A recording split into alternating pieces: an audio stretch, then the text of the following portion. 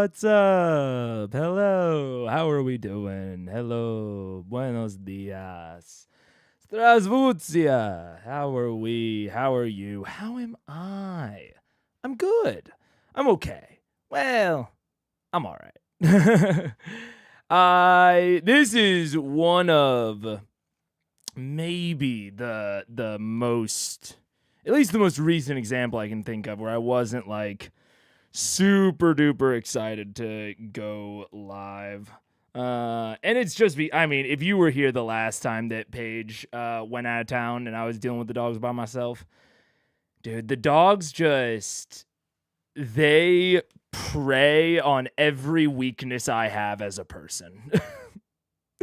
Taking care of them alone. And not just taking care of them alone, but taking care of them while they're upset that Paige isn't here. Like, they are harder to take care of when she's not here, not just because she isn't here to help, but because they get worse when she's gone. So what are you gonna do? You're early? I am early. Well, I'm 3 minutes early to the later time that I set. But people were saying in the Discord, they were like, oh yeah, like I wouldn't start worrying until where was it? Yeah, it was planned-ish. Mega didn't give a time, so I would start worrying around 2:30. That's a good, I think, if there's a day that I have a stream planned normally. Like right now it's like Mondays, Wednesdays, Fridays. Those are like the planned stream days. If it's not at the time you're expecting, it will probably still happen until we get to 2:30 Central Time. Past that, it starts getting a lot more shaky. A lot more shaky on whether or not it'll happen. So I think that's a good sometime between 11:30 and 2:30 Central Time. What's up? What's up, Beckliz? Your dogs are dictators without Paige. They're not even that bad, honestly. Like they're good pups. It's just that like the things that they do in particular, like they get much worse sleep. Like they will wake up, realize that Paige is gone, and then wake me up to tell me. And for someone who has such extreme trouble sleeping under the best of circumstances, getting woken up at least 2 or 3 times a night to get told that Paige is gone, it's tough. It's just tough. And I don't blame them. Like it's I totally understand their reactions. And for someone that has less trouble sleeping, this probably wouldn't even be that big a deal. But then for me, it is. And when I have more trouble sleeping, I have more trouble like motivating myself. My ADHD is worse. So it makes it harder for me to like do the good things that calm them down, like take them on walks and such. Becomes harder to do that, and down we go. But yeah, if I was just like taking care of them on my own and I was the only like owner that they, were expecting, then they wouldn't wake me up at night, and then it would be like more normal, But yeah, that's what are you gonna do? You were 8 minutes late last time. That's true. I'm just evening things out. Also, I just realized I hadn't even started Megamind. Damn it. Oh no. So what's it going to do? Wait one moment. I need to run the Megamind start broadcast action. I can't run it. Oh wait, yes I can. 1 second. Kablamo. There we go. Why is it not starting speech recording? Hello? Oh, it worked. Okay, cool. Sick. Awesome. That's going to be like 4 minutes late. That's going to make the chapter so much harder. All right, whatever. What are you gonna do? 3 hours of sleep, gang. Let's go. Woo! Hooray. Their environment is different. Had to move to a hotel for a few days last week before something in my home could be fixed. And my cat let me hear about how much she hated us being there. Our dogs would as well. Yeah. And yeah, that is the thing. It's like, I don't blame them, man. I get it. Like, it's not, they can only understand so much. And it's you can't explain it to them. It's tough. It's very tough for them. Yeah. Hello also. Well, at least it was turned on at the start of the stream rather than halfway through, though. That is true. That is very, very, very true. Also, okay. I wanted to discuss this. I wanted to discuss the leaderboard. Because I thought about it more. And I'm going to give like feedback to YouTube, but also like outside of giving feedback to YouTube, like this sort of system, a system for chatters to earn points, because essentially all the leaderboard is it's like a way for chatters to earn points. And right now, all that does is place you on a leaderboard by the amount of points you have. But that type of system already exists on Twitch. I don't believe it's implemented as a leaderboard, but it's something called like Twitch points. Oh, awesome. There's error rendering event. Oh, good. What the fuck is that?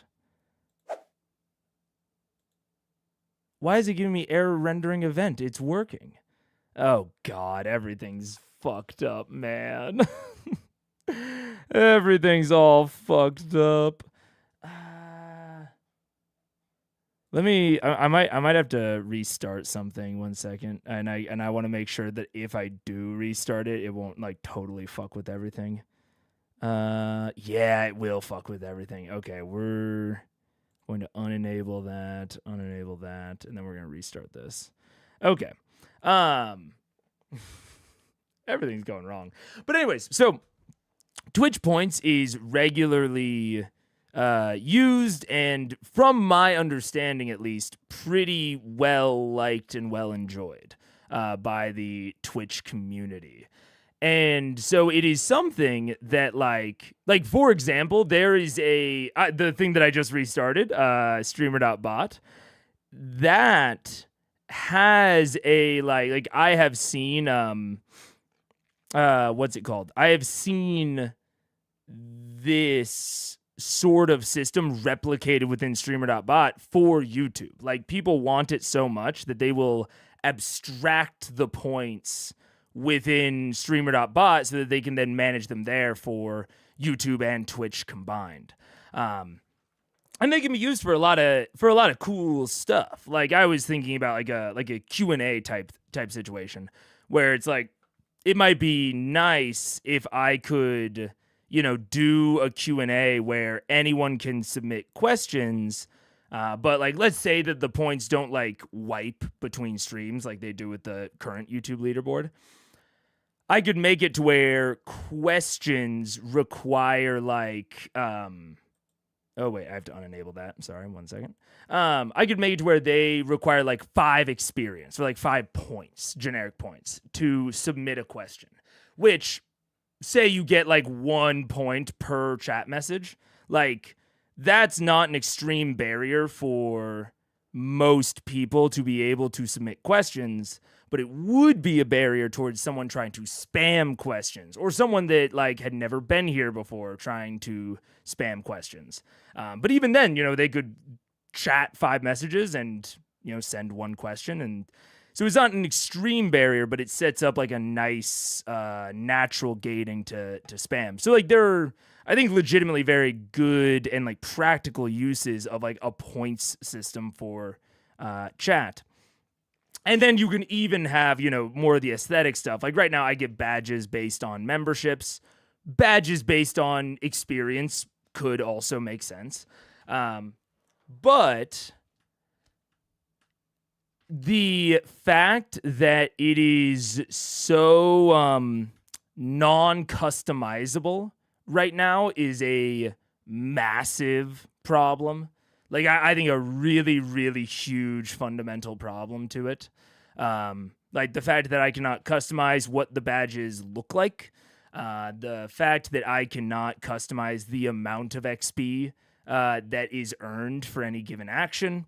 The fact that there seems to be some sort of barrier to how much XP you can get for certain actions within a certain period of time. The fact that that's not customizable.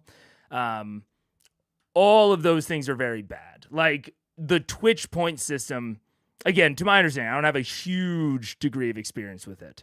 But at the very least, I know the rewards for the Twitch point system, like what the points can actually be used to do, are intensely customizable on the streamer end, to the point where like you can access them via API.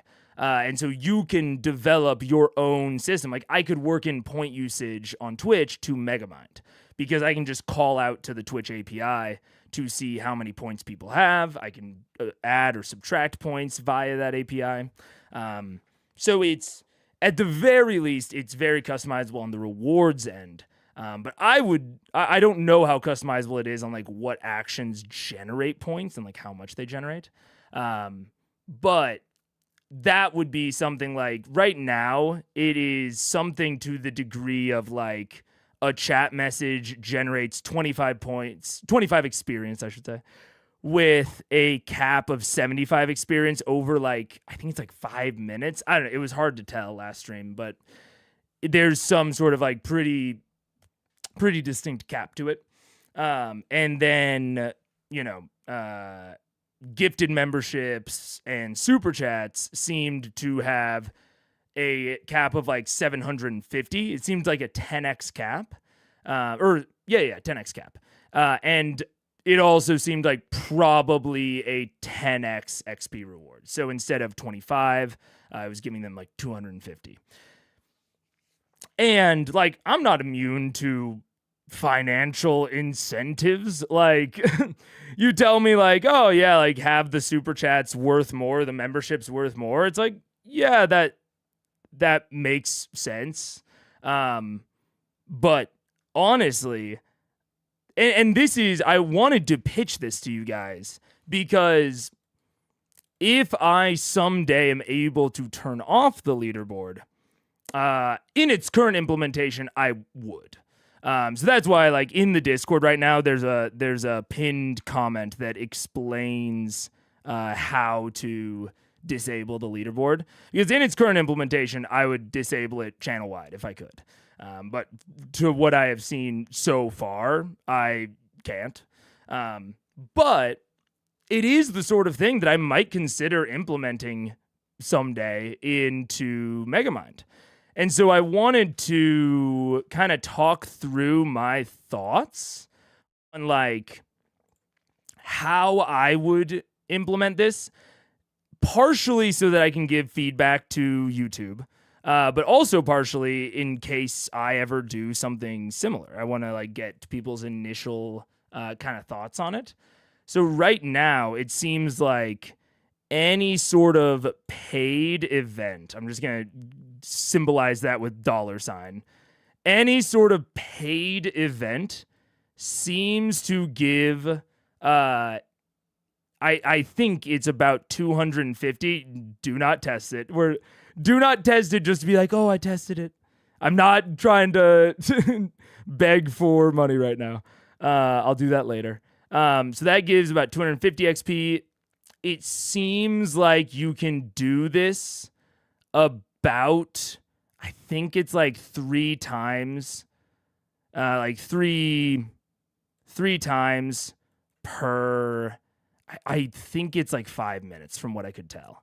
I think that this is customizable. And then there is just like a chat, like an actual message.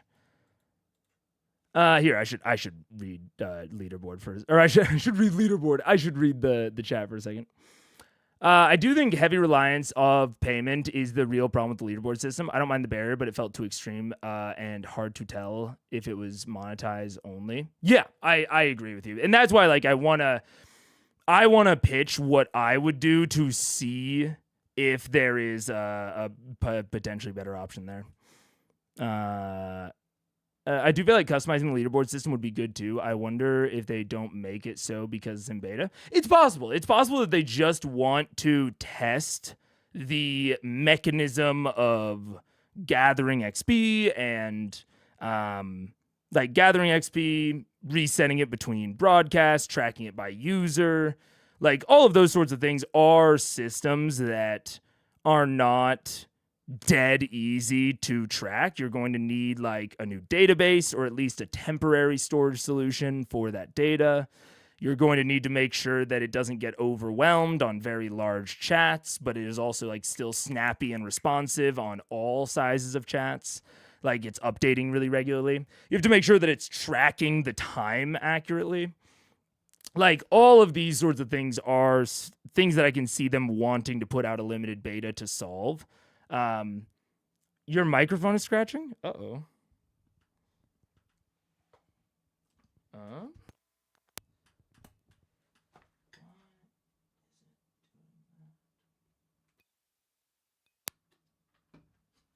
Test. Oh, so thank you. Thank you for the $2. I appreciate it.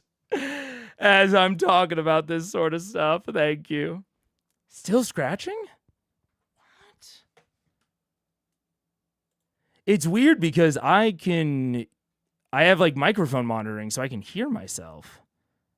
So I don't know.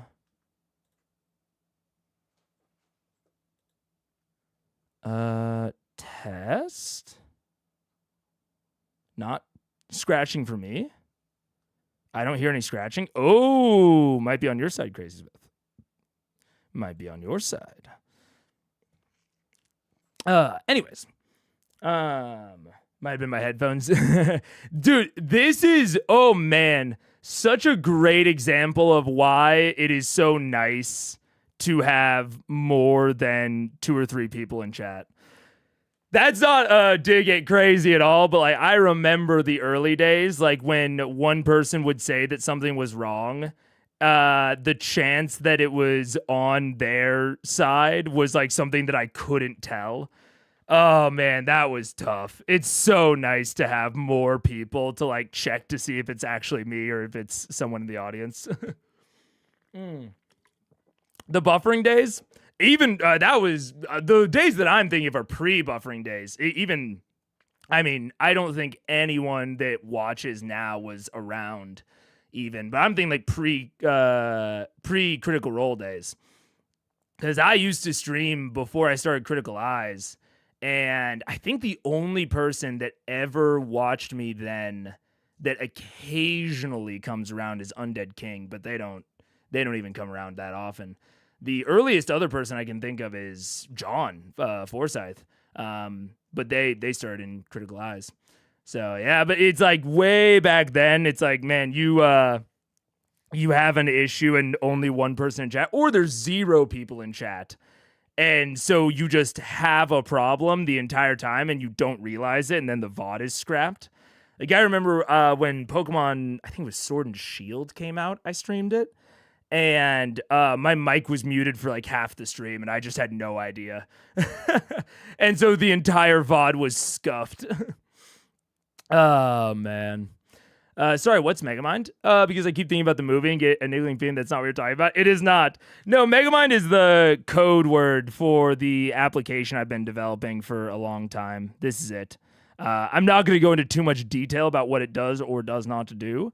But it is basically, I'm trying to take a lot of the processes that I was doing in third-party apps like Streamer.bot, or even just like, I have a lot of things that are like in a collection of Python or auto hotkey scripts, and I'm trying to put all of that functionality into an actual application. So that is Megamind. Finish the VOD just in time. Hell yeah, Valkyrie. Let's go. Fix it. We'll see if it holds. Hell yeah. Anyways, so so this is what it seems like the current implementation is. I can't be exactly sure, but this is what it currently seems like to me. is that basically chat and any sort of paid anything that would put you on the leaderboard, that those things are managed together. That they're basically managed in the same way. There's just like a 10x multiplier put on the paid events. That's what it currently seems like. And it seems like there is just a limit on how much experience you can gain within a certain period of time. I haven't noticed any sort of like decrement or like slow loss of experience, which honestly, if you're going to use it as like a quasi currency, like a point system, you don't want there to be any degradation. So I think that's fair. The way that I would lean towards handling it is I would make these the same. And also I wouldn't put them at these like massive numbers for no reason. That seems arbitrary and hostile to me. So my at least gut instinct on how I would handle it is that dollars, anything, you're spending dollars on, and chats both earn one experience. They both earn one experience. The only reason I might go more is if I was going to have a degrading sort of system rather than a like time-based system. That's the only reason I can see myself going towards having them be higher XP values.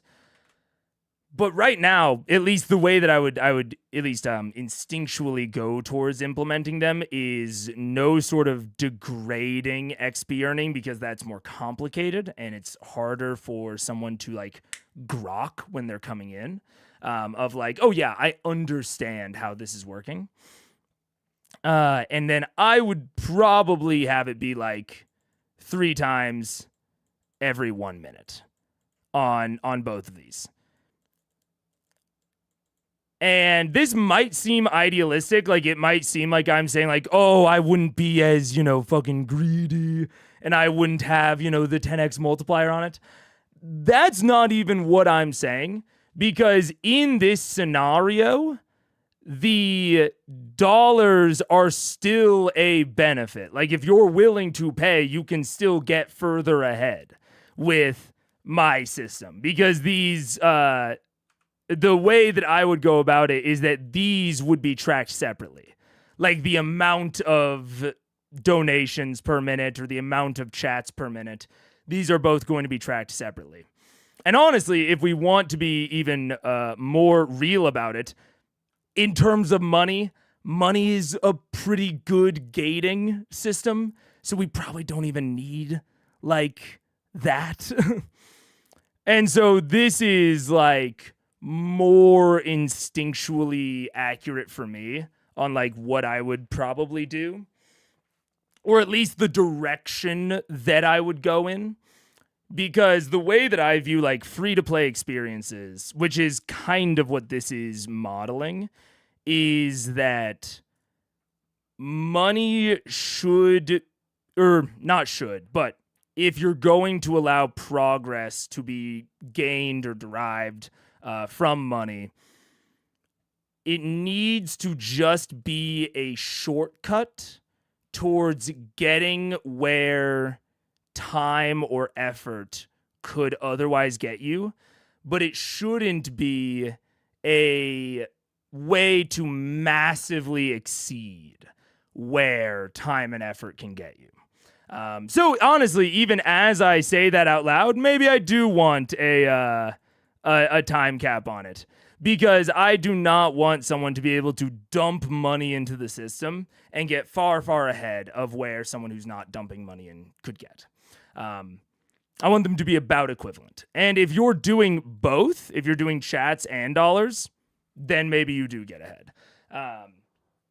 But that is kind of where my my general thoughts would be at. Alternatively, I could also see myself doing something very similar to this, where now we can just say, any event. So because, everything on this side is exactly equivalent, we could just say any event, whether that's $ or chats, is going to earn you 1 XP. And we could put it on that 3-minute decrement, or we could say it's going to earn you 10 XP, but that reward amount, we'll call this reward amount R. That reward amount decrements every time you do it, and it, say, goes up 1 every minute or every 30 seconds or whatever. So you're earning a variable amount of XP to try and dissuade chat spam, while also continuing to reward consistently chatting and consistently engaging. So we could say, like, every time this event happens, we'll call it E. And the event actually happening, maybe we'll call X. I don't know. So on X, we do R minus 1.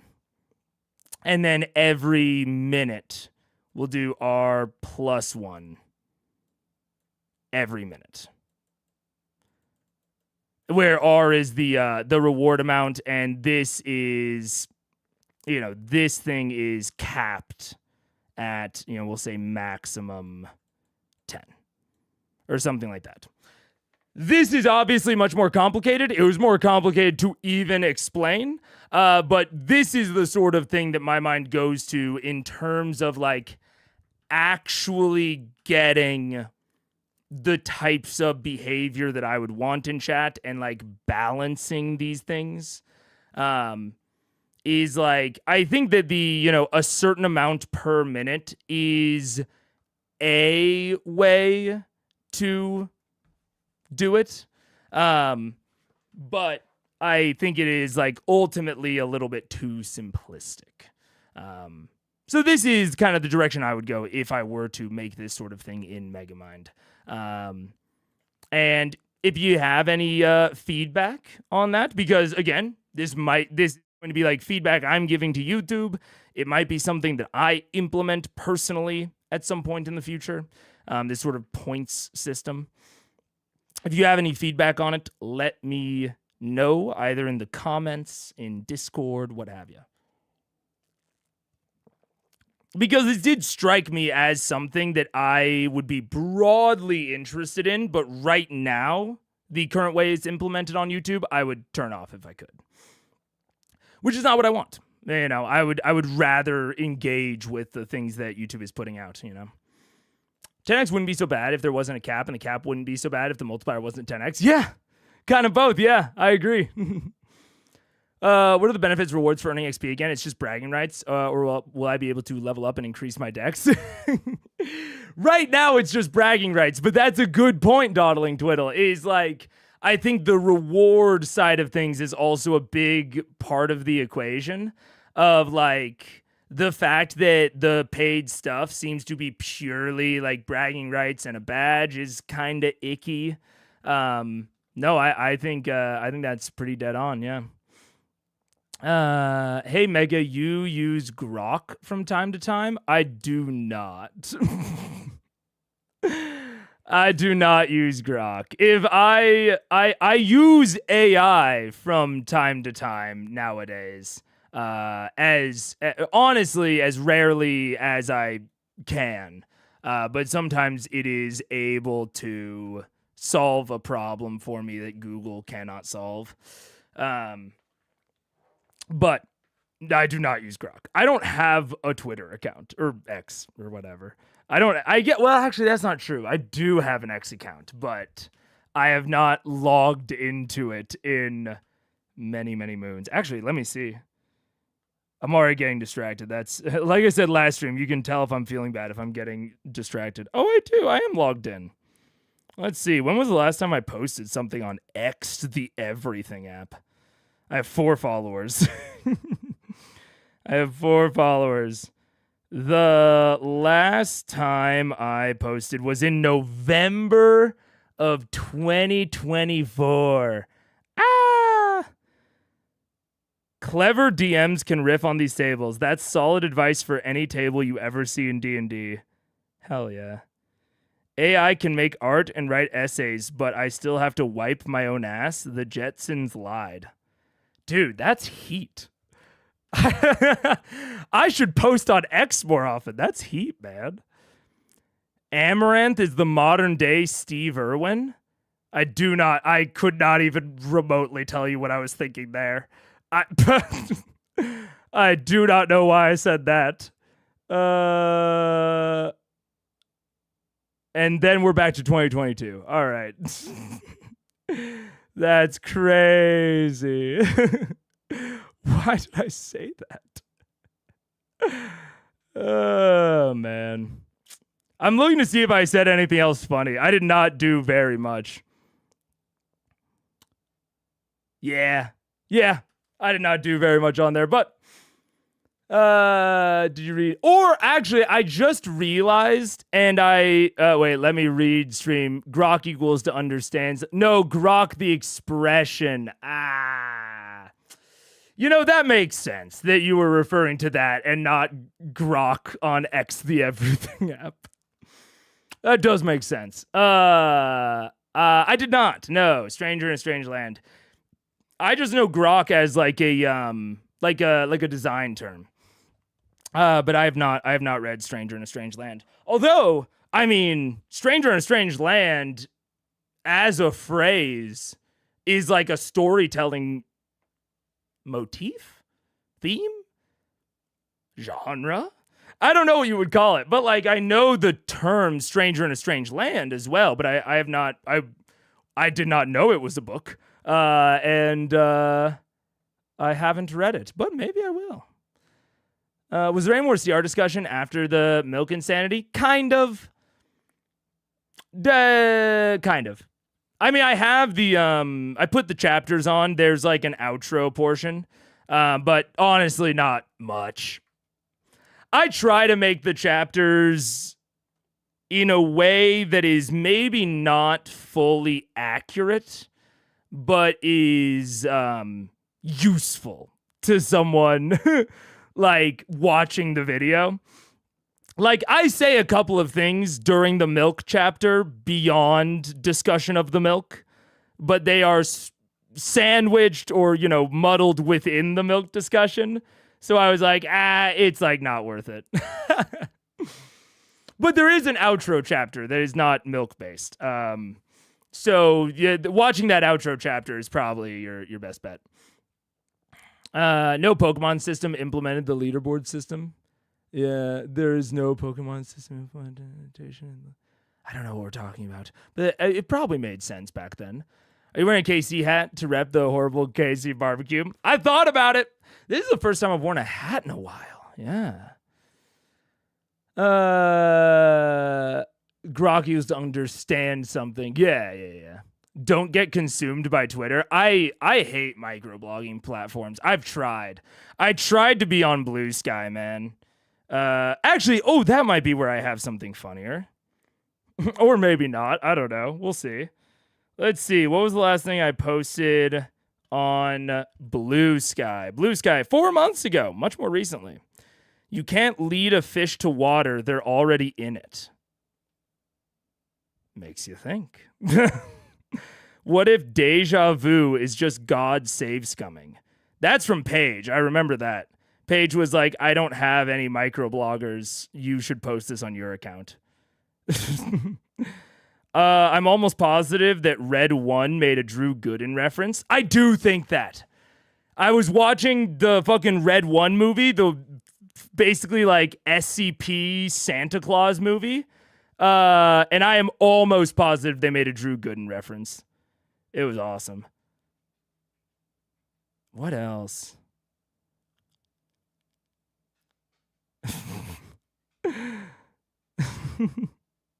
Now I'm just reading some of my own fucking Blue Skies. Oh, this is real. This is actually real. I said wait, quote unquote. Wait is a magic word in D&D. Player, I take a bite of the fruit from the cart. DM, wait. You take a bite? Player breaks out in cold sweat. That's funny. I hate microblogging, dude. I hate it. I don't like reading it. I don't like producing it. I don't like anything about it. You do not have to worry about me getting consumed by Twitter. When I was in the generation that very solidly got consumed by Twitter, and it just did not affect me. I am not naturally drawn into that sort of thing. Yeah. Man, I miss Twitter. Where else can I post shit like Jesus Christ Superstars about leftist infighting and get blocked by 3 people? I mean, I'm not gonna say it's not. I missed the latter portion of the stream. Was very confused by the chapter title and skimming through. It's skippable. It's super skippable. It's maybe one of the conversations I most directly regret getting involved in. Not because of anything in particular that happened or like any particular view that I expressed, but because it was similar to the asshole argument of like kind of like definitions of words, and like there was like a inherent amount of like how I am skeptical of health claims on the internet, and that includes from my own chat. That is very different than arguing about like the colloquial meaning of just a word, because like the whether or not asshole means X or Y doesn't have much of a bearing on anything, but like what is or isn't dangerous, especially when it comes to health stuff, is a much more, I don't want to say charged topic, but it's an ambiguous topic that has real stakes. So it's a topic that it is like a serious debate. Like what asshole means is not serious. Like it doesn't matter really. But like honestly, like what sorts of things like that are or aren't dangerous, or you know what dangerous means, or how much risk is involved in like a given activity, and how that should be portrayed or communicated to young people or to the public or represented online. Like all of those are real actual discussions that health experts actually truly need to have. And me trying to moderate that sort of thing with no experts and me is I don't want to say irresponsible, but it's not productive, and it is it has a really high likelihood to make people uncomfortable and just like not be fun. Like I think it's like a net negative conversation, which I don't often think most conversations that I have on here are. Like even the asshole conversation, that went on for too long, but I don't think it was like a net negative conversation. Like at the end of the day, it was me streaming and interacting with chat, and like, you know, we're having a discussion and thinking, and that's fine. But this one is like, I shouldn't be doing that stuff on online. I don't have the expertise. I don't have the experience talking about that sort of stuff. I don't know a lot about it. I just have my own like internal skepticism and such. So it's just stream is probably not the place for it. I still blame that discussion for cursing with me with the ER. Dude, net negatives have the hexes. You got internet hexed. I'm sorry. Yeah. That was about as deep as a puddle. My tweet makes you think how drunk was Mega when he posted that. I was probably not drunk. I was probably high. If we're if we're being real. When I am drunk, I am never wanting to talk. I'm already I'm a relatively talkative person in social circumstances. In non-social circumstances, I'm incredibly quiet. I'm a very, very quiet, introverted guy. And being drunk makes me even more so. It makes me like I think I'm a pretty fun drunk to hang out with, but I definitely talk a lot less and would not want to post on social media while drunk. The reason I drank on stream a total of once is because it like does not vibe well with like performance and and high energy interaction at least. But when I'm high, I think of some heaters while I'm high, and I want to talk about them. The vomit convo wasn't as funny as the KC barbecue combo anyway. Yeah, like it wasn't even like funny or entertaining. Yeah, exactly. High was my first thought, but I seem to remember you saying you almost never do that. I don't do it often. I never did it. I think I did it like a total of 2 or 3 times when I lived in Kansas because it's illegal in Kansas. But when I moved to Chicago, it's legal here. And so I have engaged in it on occasion because it doesn't give you a hangover, which I like. I like the lack of hangover. And like drinking is really rough on your voice. So for like vocal recovery, drinking is really tough on it. So if I want to get inebriated, weed is I would say my vice of choice now, but I don't do it super often. I am an introverted, he says on stream to 27 people. Yeah, man. Well, here's the great thing about stream is if I suddenly decide that I do not want to be socializing anymore, I tell you all goodbye and then I log off and I'm immediately alone. And that's powerful for an introvert. That is powerful. Plus, you guys are just text on a screen. I don't have to like. Being in a social situation is really like just tiring. Being in an in-person social situation, like reading people's faces and body language and like understanding their emotions and, you know, wanting to keep up the vibes. And like, you know, I care about my friends. I want them to have a good time. So I'm trying to like avoid anything that might make them have a bad time and focus on things that might make them have a good time. And I don't know any of you. And I can't look at your face and tell what you're feeling. So it's a much less exhausting experience chatting with chat compared to interacting with several actually real people. Interacting with real people is much more exhausting. Although it is way better also. Like it's kind of like I think that social interaction in any form is pretty good, especially when it's close to real time.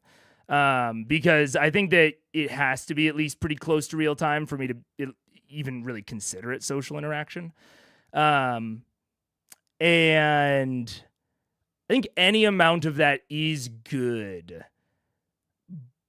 But the abstractions that make, you know, stream chat less exhausting also make it much less rewarding. You know, it's like having a like really well balanced breakfast with like, you know, proteins and good carbs and good fats and like all of these, like this really well balanced meal versus a protein shake that like has a lot of the stuff in it, but like maybe not all of the variety, and you're not chewing anything, and you know, all of those sorts of things. It's like the protein shake is good, but it's not as good as like the well-balanced breakfast. And that's kind of how I think about. But also the well-balanced breakfast takes cooking and potentially preparation and more shopping and, you know, might probably isn't, you know, as expensive, but requires a lot more mental effort to actually do. So I think that's kind of how I think about like socializing. is going out and socializing is the equivalent of that well-balanced breakfast of like I have to like put a lot more into it and it makes me tired. But this is like I get some of the socializing, but it's a lot easier. Yeah. Maybe I'm just lactose intolerant because it happens every time I drink milk and I shouldn't have eaten the cheese more than a curse. Or maybe lactose intolerance is a curse. That's also fair. One can be a sociable introvert. Yeah. I mean, I think I am like very naturally introverted, but I grew up with two parents that are incredible extroverts and really, really like rebound from that. Especially my mom. And so like I do like socializing. It just drains me. It's so tiring. Yeah. Yes, glass streamer, they'd agree to being introverted. Well, yeah, I mean, streaming is like, especially most streaming, is a very like solo endeavor. You don't have to like rely on other people. You don't have to work with other people unless you're collaborating. There's a lot of benefits to the introvert for it. Yeah, the screen changes the dynamic, changes it drastically. Yeah, real people better than chat. I'm so offensive. Yeah. Running into Mega on the CTA platform was harder for you to escape. Dasha, still sorry for doing that to you as a fellow introvert. Nah, it's cool, John.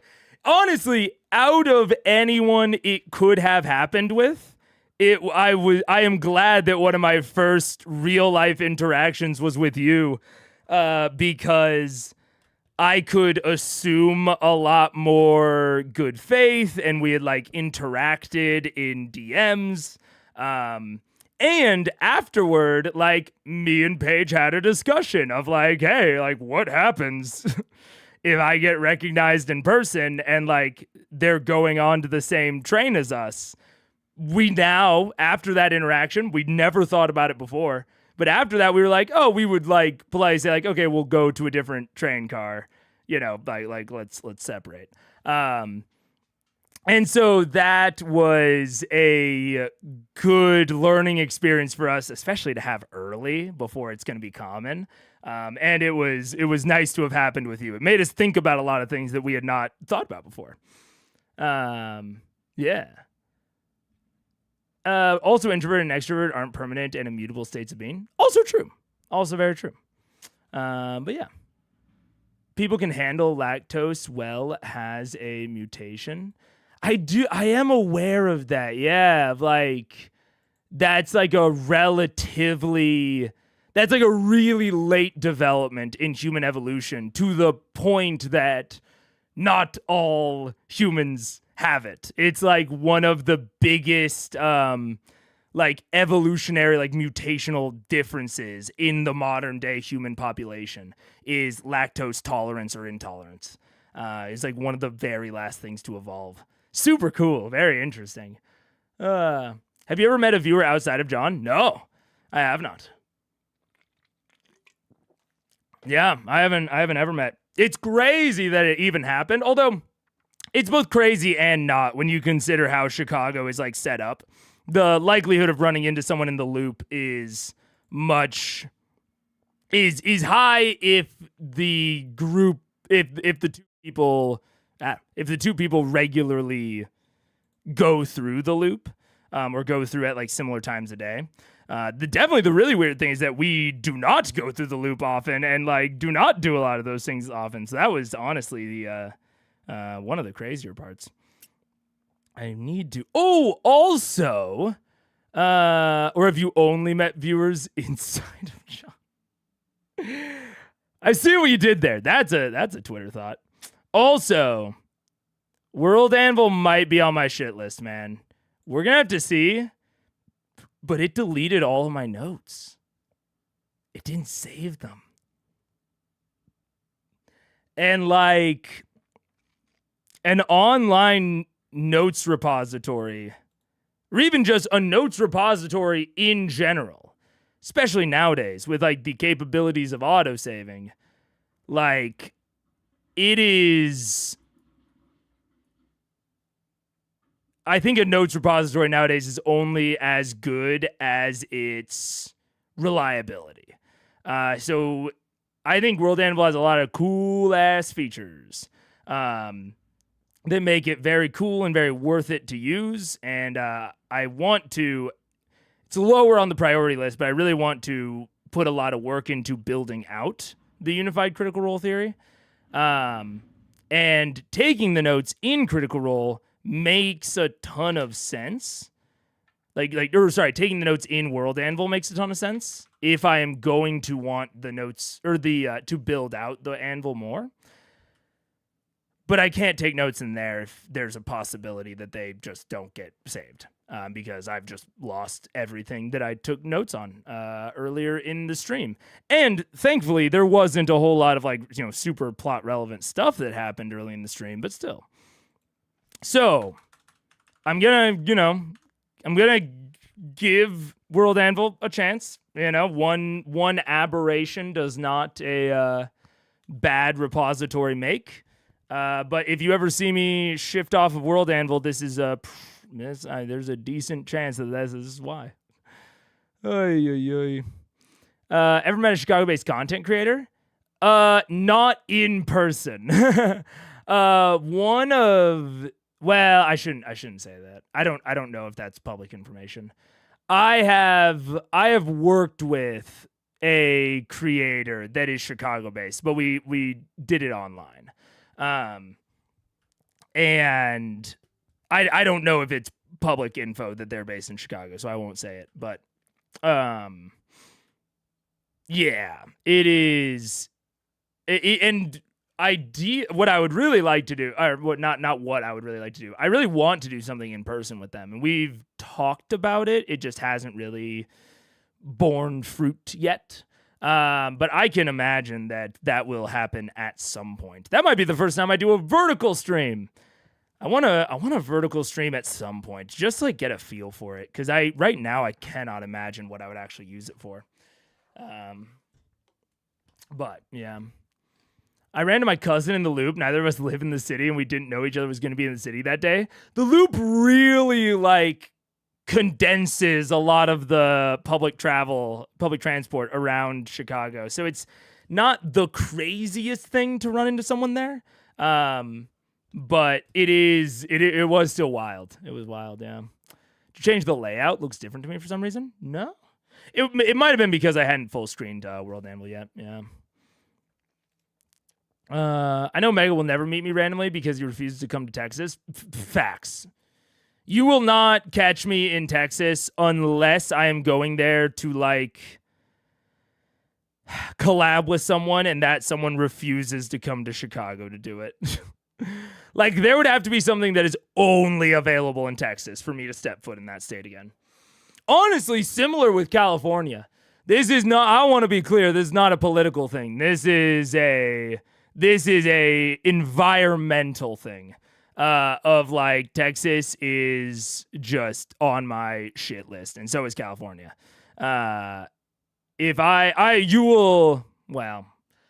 I guess never say never, but if I really hit it big, I do not predict me making the content creator, move out to LA sort of move. I do not foresee that in the future. The only reason I would move to the Western Seaboard is to be in Pacific time to make collaborations easier. And if I were to move to Pacific time, it would be Washington or Oregon. I like the weather so much more there.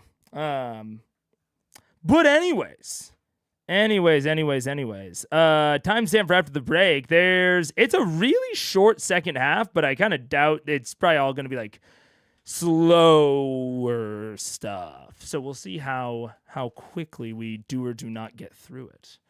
Let's see. So 27:41 is our post timestamp.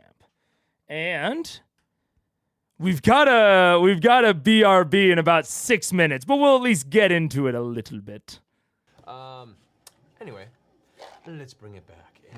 It is so quiet. Oh my god. Having returned to the ship, the fog lifted and the path before you now clear. The rest of the open, cloudless sky before you. You continue to head in the southwestern direction towards the islands of Amen, which is where Vestra exists. But I wanted to see the prison. The islands of who now? The islands. I remember him describing the locale of the Vestra. You know, it's this big coral reef, but I don't remember the islands of Anamnen. Vestra exist in the islands of Anamnen.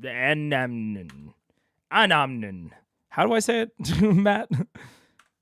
Before you, you continue to head in the southwestern direction towards the islands of Amen, which is where Vestra exists. But I wanted to see the prisoner. Yeah, the Are they prisoner. okay? I mean, did I check them out while I was? Yeah. Getting to that right Bring them now. back. Okay. We want to Well, talk I mean, to I them. had him on my lap as I was flying back. I wanted to Right, make so sure you they come were back okay. to as you bring the prisoner down, you lay him down, and it is a man. Early, mid-30s-ish, maybe. Looks grizzled, kind of a half-beard growing in. Kill him. He is drowned at the moment. He's dead? He is not breathing. He is waterlogged, and even at quick glance, you can see he has scars all over his body. His no. clothes are Like- tattered. Any residual control water left? You're still, Yeah. I'd say, yeah, you're still I roll him concentrating. on his Can side. I see if I can pull any water out of his lungs? You know what? Make a wisdom check. Out come the lights. Yeah. Oh, and he's dead. That's through the port. That's good. Just straight wisdom. Yeah. Straight wisdom. What has Deadman never done? 21. 21. Just straight wisdom. Yeah. So you get down low, and you reach out and grab the shoulder, and using the last few moments of your control water spell, you focus and begin to just draw like a siphon the water out of the lungs, and immediately the body kind of convulses, the throat opens up from the outside, and you can see the water just projects outward as the chest pushes inward, expelling the rest of the liquid from the lungs. Immediately, Vax, help. Yeah. Pat, pat, pat, pat, pat. I do pat, pat, pat, except I cast lay on hands when I do it. Yeah, well, I cast Cure Wounds while that happens, so go fuck yourself. That seems oddly competitive in this moment where we're saving a man's life, but all right. what last murmurs of this man's life that remained as he began to fade to the drowning, you both managed to just bring him back from the cusp of death, and coughing profusely over the next 30 or so seconds, turning onto his stomach and kind of gathering himself, taking breaths, spitting out whatever seawater still remains in his lungs. He looks back up at you all, and you can see he has kind of ragged mouse brown hair on top, and it's shorter on the sides, around the ear. Rather large ears, kind of square jaw, but very scrawny. And yeah, once again, like from the tattered clothes and just scars all over his body, some fresh, some old. Looks like he's undergone a rough recent weeks. I feel like we're finding Percy all over again. No shit. Kind of looks up at everyone. Where am I? On a boat. Different boat. Ship. What do you want? How long have you been in that cell? Who are you? Sorry. We're your Leans back, saviors. falls onto his palms a bit and just kind of laying back, too exhausted to move away, but trying to just back a bit. Can I insight check him and make sure? I just don't trust anyone. Sure, inside check. Ooh, natural 20. Oh, shit. It's Otis, it's Otis, it's Otis, it's Otis. So do my Otis on the ocean? Guys, feel free to keep What do you got? What do you got, Grog? tweeting those pickup lines to at Tor Books. They like them. I do anyway. Guys, I'm gonna make a Torbix run. Does anybody want anything? Curse you, Travis. Grande fantasy novel. Don't worry. Your captors have been defeated. That's You're good. safe. What's your name? He kind of leans forward and sits up and looks at you. He seems to kind of soften a little bit, though he's still guarded. Thetan Gruz. The first mate of the ship Tempest Fang. Yeah, Tempest Fang? Tempest Fang, yeah. I was taken by a bunch of bastards, and they kept me in that cage for a few weeks. Tempest thing. Where do you hail from? Who wants to know? Keyleth of the Arashari. I'm around. From around? I'm a businessman on the seas. Not a sailor type, then. I'll sail a bit. What were you doing on the Ultimate Sea? We're making a shipment across to Lemon from Assyria. And this group of thugs decided to go ahead and ransack us from the side. Took our ship down, most of the crew. Kept a few of us alive underneath. Seems like I was the one who lasted the longest. From Iman to where? From a series. From a series. Oh, from a What was your cargo? It looks at you for a second, reads you up and down as you kind of step into the conversation. General goods, a few fancy textiles, some silks, some furs. Inside check. 18. 19. Oh. No. Again. Lots of whispers, guys. Hey, In the future, Travis, what do you think about this? Don't shake your butt. Yeah. That's disgusting. Get it, Levi's. Yeah. What if we? Here's my pitch. What if we have? We haven't had a sequence with a ton of whispers in a row. I don't know if we must have in the past, but it's certainly not been recently. And something I don't know that I've ever clocked about the whispers, and like kind of one of my aversions to them, is how much it slows down the process of natural roleplay. Like, it puts a hard pause on roleplay, and and everyone else just kind of has to sit there trying to like remain and maintain their mindset within the scene, and the other person, because like one of the benefits of the whispers is that you are giving one of the players in this sort of analogy, one of the writers, a lot more like in the moment writing power to control the scene and how it progresses as essentially a mechanical reward for the way that they've built their character. If they have, a high insight, this is going to happen more often for them. But even someone gaining that additional kind of story and narrative power is also going to slow down the plot a little bit. They have to think about how to utilize that, right? Everyone is not processing it all at once. If it's something really huge and they have to like take a moment, everyone else is sitting there not taking that moment because they can't, right? If there's a big piece of information that's revealed on insight and then whispered to one player, and that player has to like take a moment to think about what they are going to do with that, that is an additional period of time that none of the other players are role-playing within the scene, because the scene might not be able to like progress, or the person that got the whisper might not want it to progress because of this information they just learned, but they're a human. They have to like think about it for a moment and react. And in order to get that really good behavior, right, in order to like get those fun experiences, in order to get the fun, writing benefits out of the whispers, you have to slow the pace even more, especially for everyone outside of it. The best case scenario is that it doesn't slow the pace that much, but it's never going to speed up the pace, right? It is either going to stay neutral or it's going to be much slower.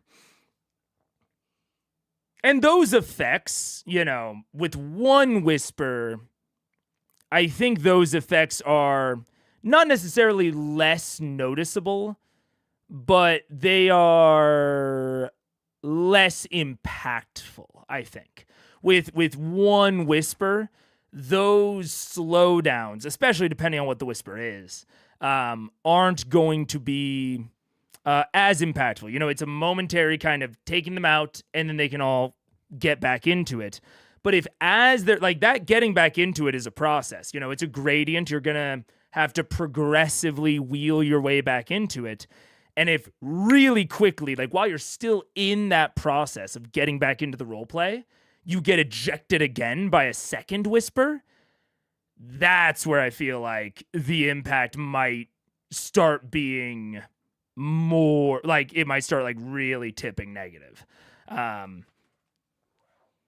Yeah, it's something I've never really clocked before about whispers, but I do think that is one of my problems with it, is like the nature of it removing people largely from roleplay is interesting. Yeah.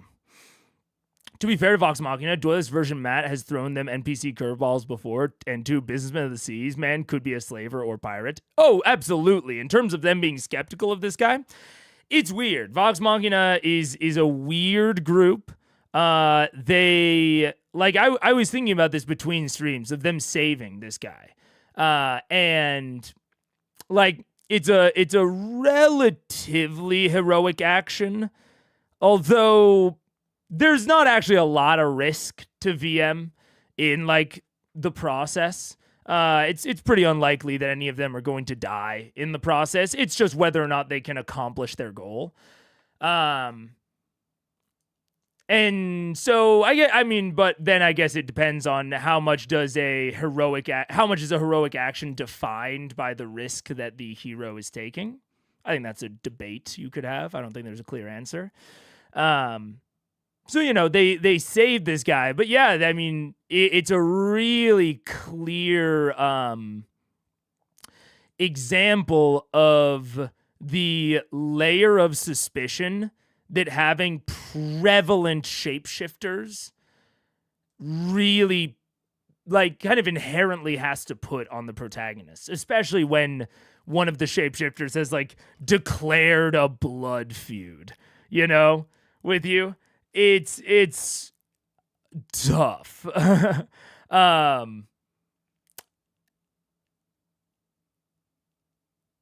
And so I don't blame them as well. And Businessman of the High Seas is a little bit vague, but also this guy just like woke up on this ship. He doesn't really know how he got there.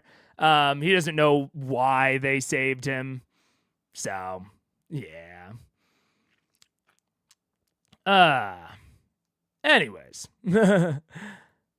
I would be sus of anyone being Raishan, even though they killed her. I could believe she faked it. Yeah, absolutely. Hey, prisoner, you just nearly died. Tell us everything about you. Yeah. Oh, we're running ads. Apparently the ad runner is just 7 minutes late, but we've got ads in a minute. Yeah, that was a really close one. I don't mind the whispers, but when they're so close together, it slows down the pace a lot. Yeah. Yeah, like I have a lot of problems separately with whispers, but them being this close together, I think presents a new issue that I had never really identified before. Yeah. Personally, I'm a big Ring of Power Season 1.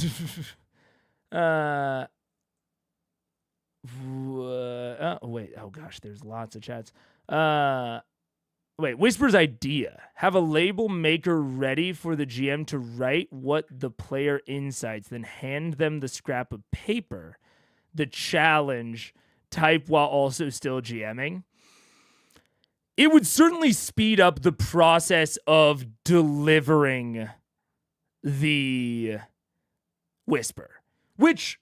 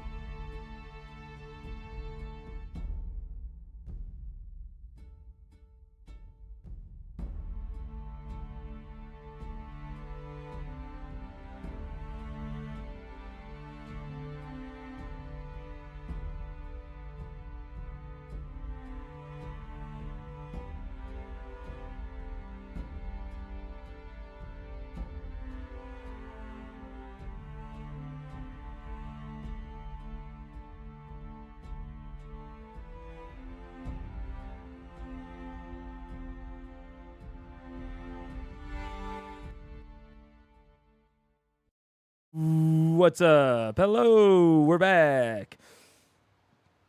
And we're going to watch some Critical Role. I feel like I talked through that topic pretty thoroughly. Let's do it. 2 tin cans and a string that just goes to Matt, and we can do like one of these things. That's Great idea. That would be so cool. Yeah, I'm just glad you came along. Tell me, friend, why did they keep you alive? That's a good question. It is. I don't fucking know. What did they ask you? Can we get some food? I think that's a great idea. Immediately his eyes I widen. was talking back to Captain Adela, one of the crewmates, not you, Gronk. Yeah, but as soon as you see that, Camilla goes, I don't get food. No. You get food! One of the other crewmates. Oh, right. And he immediately jumps down below the deck. I'm gluten free. Well, we saved your life. How else can we help you, friend? Oh, just drop me off at the nearest port you get to, please. That's going to be a while. Yes. That's fine. That's fine. You sailed frequently before. What was your exact duty on this ship? First mate? Oh, right. You already said that. So you sail a lot. Fair bit, yeah. Yeah. Any tattoos on him? Yeah, actually, a handful. Any I recognize? Visibly, I was on a boat for quite a while as well. It was a long time ago. Make a history check. All right. Let's say 18. 18. Okay. None of the symbols you recognize necessarily. However, the arrangement of them, the placement of them, and the general design are not used as. There's tattoos you can see that are decoration. There are tattoos you can see that are meant as they mean something to the person. These tattoos and their placement seems intentionally to intimidate. Huh, okay. Is he a pirate? Mr. Thetan Groove, where is anyone looking for you right now? I don't think so. My crew went down with the ship. What was your captain's name? He kind of looks over at you. What? I was just curious how quickly you'd answer it. That's fine. Carry on. You will be getting food. Don't worry. This is not us being threatening. We're just... It's odd finding a man in a cage in the bottom of a terrible ship full of awful people. That alone makes us like you, but you're a bit weird. That's true. That's all true. It is true. Yeah. You forgive us, we have to be a bit wary. We've seen a lot. We don't mind if you're disreputable. We just would like to know if you're our kind of disreputable. If I may, new companions. Oh, God.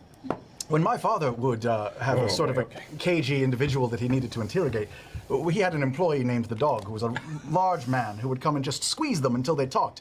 Why don't we just do that here? It seems like it would be much quicker than talking in circles like this. Do you have the dog with you? Well, we have this guy who's pretty big. I bet he could squeeze. I mean, I second that method, but I'm just seeing if anybody I else... feel like that's deeply premature. It's deeply immature. I Yeah, would immature. never do All something right. like that. Plus, he's so frail right now, I'm afraid Grog would just break him in half. Probably. He's noticeably is looking nervously back and forth between Tyrion and Grog, and I mean, after all, we saved your life, right? You wouldn't be hiding nothing, would ya? no. See? Honestly, this is how we treat people we like. God, that's also true. Does anyone have any water? Yes. Oh, yes. Fresh water? Oh, thank you. He pulls the lemon and starts drinking thirstily from it. All right, so we've cleared a few things, right? You seem untrustworthy and broken, so therefore we like you. What else can we learn about you? I don't know what you're talking about. Look, I have business contacts. I can get you paid. Just get me safe somewhere.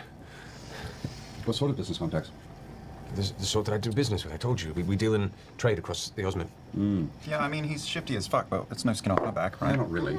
We got any cages on this boat? Oh, we're not. I don't need that yet. Where's he going to go? Do I see any, like, class Question markings might on be him great, at but all? I think we're all Nothing Gotta class. sleep at some And point. you kind of glance over and look at the middle of his Even shoulders, asleep. and his shirt is kind of billowing and torn. No symbol of a clasp. Those scars on your body, were they from before you were captured? Or after? Some, both ways. The cages don't really protect very well. What were they doing to you?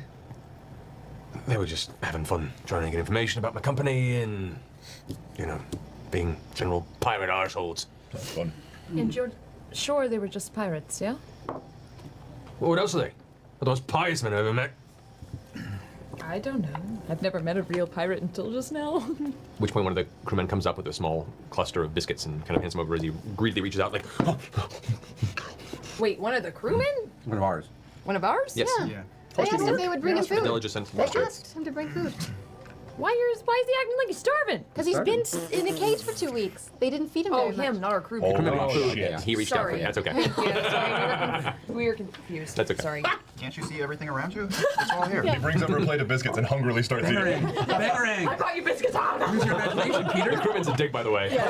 just wait. These are good biscuits, starving guy. To be fair, that is kind of your style. Fenton, you'll forgive us if we don't give you free reign of the ship while you're on here.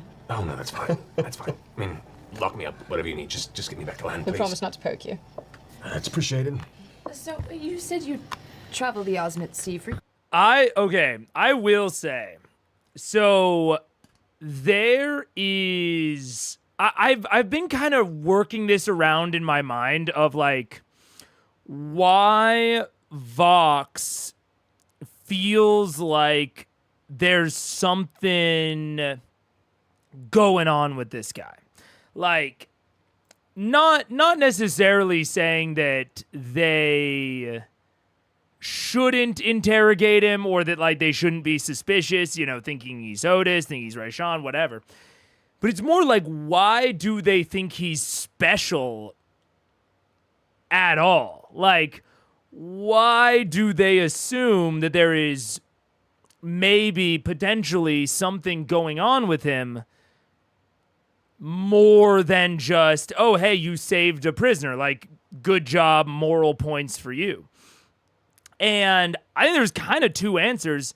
Number one, there is no concept of moral points in D&D. Like, that's a purely, you know, social thing that a DM would have to implement. That, like, a DM would have to, like, implement the idea of reputation or moral points. And, like, two, like, make it really explicit. Get ready for your Blades in the Dark mention of the day.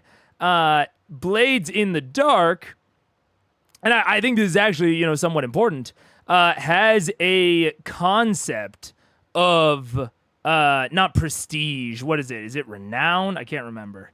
It's been a little bit since where's the payoff? Rep. Blades in the Dark has a concept of reputation. So in the payoff for any given score, a successful score generates both rep and coin. Now, saving a prisoner is something that is, yeah, street cred, Fat Yoshi, exactly. Yeah, like, street cred is a functional mechanic in Blades in the Dark. It's not in D&D. At least compared to if you are, say, not using the variant rule from the DMG. Because there is, I believe, some sort of alternative renown kind of rule in the DMG. Let me grab it really quickly. To show you the types of things that you could do. Like, this is something that you have access to, you know? Is it in DMG Workshop? No. Where is it? Experience points. I think it's around the same place that they describe madness. Let's see. Because madness is like one of the examples of like something that you could do alternatively. It also might be in the DMG, in the Dungeon Master's Workshop. Let's see. Because I do want to show it. Random encounters, types of play, elements of a great adventure, running the game, other rewards, marks of prestige. I don't actually think that's where it is. Recurring expenses. Is it in here? It might be in adventuring options. I'm almost positive there. Fear and horror. This is it. Wait. Rest variants, firearms, explosives. Oh, it's gotta be in here. Plot points? Dude, maybe there's not. These are initiative variants. Action options, climbing onto a bigger creature, hitting cover, cleaving through, injuries. I really thought there... no, that's morale. Oh, damn, maybe there's just not. Well... I'm not going to spend more time looking for it. I was pretty sure there was, but I could just be wrong. But this concept of reputation is something you can mechanize. And when it has a mechanic, then this makes, I think, more instant intuitive sense to a party. They're not going to look at it this hard. Mega reads some chat. I don't know. There's not that much chat relevant to read. Whatever, lay on the turf. Are you a narc? I don't know. Yeah. Chapter 1, factions renowned. Oh, okay. Thank you, Nosy Eye. I knew that there was something. Factions. There we go. Creating own factions. Renown. Thank you very much. Renown is an optional rule you can use to track an adventurer's standing with a particular faction or organization. Renown is a numerical number that starts at 0, then increases as they are in favor and reputation within a particular organization. Now, I will say, this is slightly different than the Blades in the Dark. And I'm glad that I found it, or I'm glad that someone in chat found it more accurately. I don't want to take credit. Because that difference could matter in whether or not you want to use it. So Blades has simultaneously, like both, this kind of concept of gaining favor or gaining sort of reputation with a particular faction. They also separately have this like broad reputation metric. So reputation is not relationship dependent. It is purely a measure of essentially like your notoriety, like how well known would you be, or even like can you be. Whereas then there is a separate measure of your relationship within a particular faction. But both of these sorts of things. So we can call, the relationship to a faction renown, and we can call the broad, like, kind of notoriety or street cred reputation.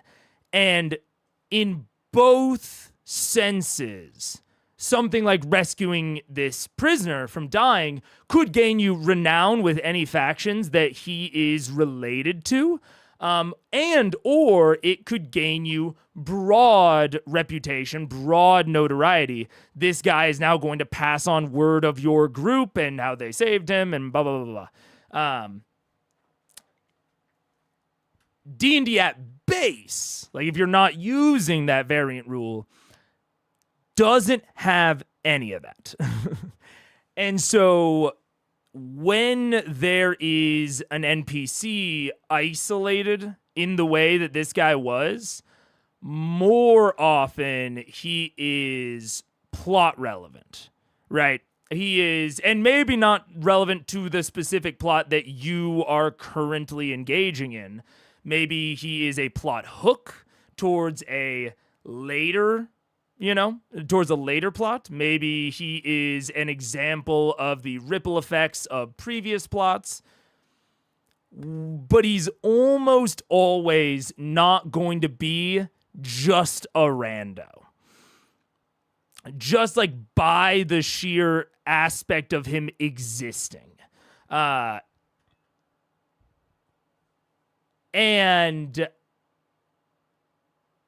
if I had to guess, I would say that this guy probably is just a rando.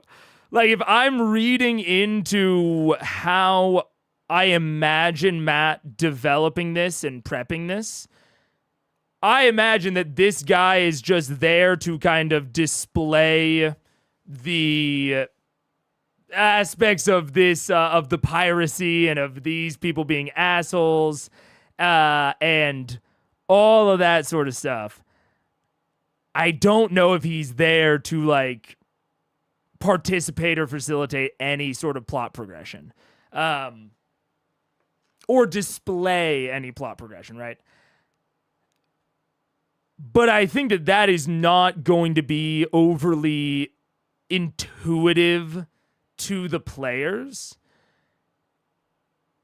the players are going to assume that he's there for a reason, because unlike, say a magic item or even information in a ream of papers, right? You can put a dollar value or a gold value in this case on that sheaf of papers, depending on what that information is and who it might be valued or valuable to, right? There's a GP value that you can put on that, and GP can be transferred or transformed into progression and power, etc. Mechanically. But reputation kinda can't, or at least the way in which you would do it is much softer. Like, if this guy likes you, it's really hard to see mechanically as a player how that would transform into benefit and power mechanically for you. Because there's no street cred, there's no renown. In Critical Role, at least. If you're using the renown system variant rule, then there might be.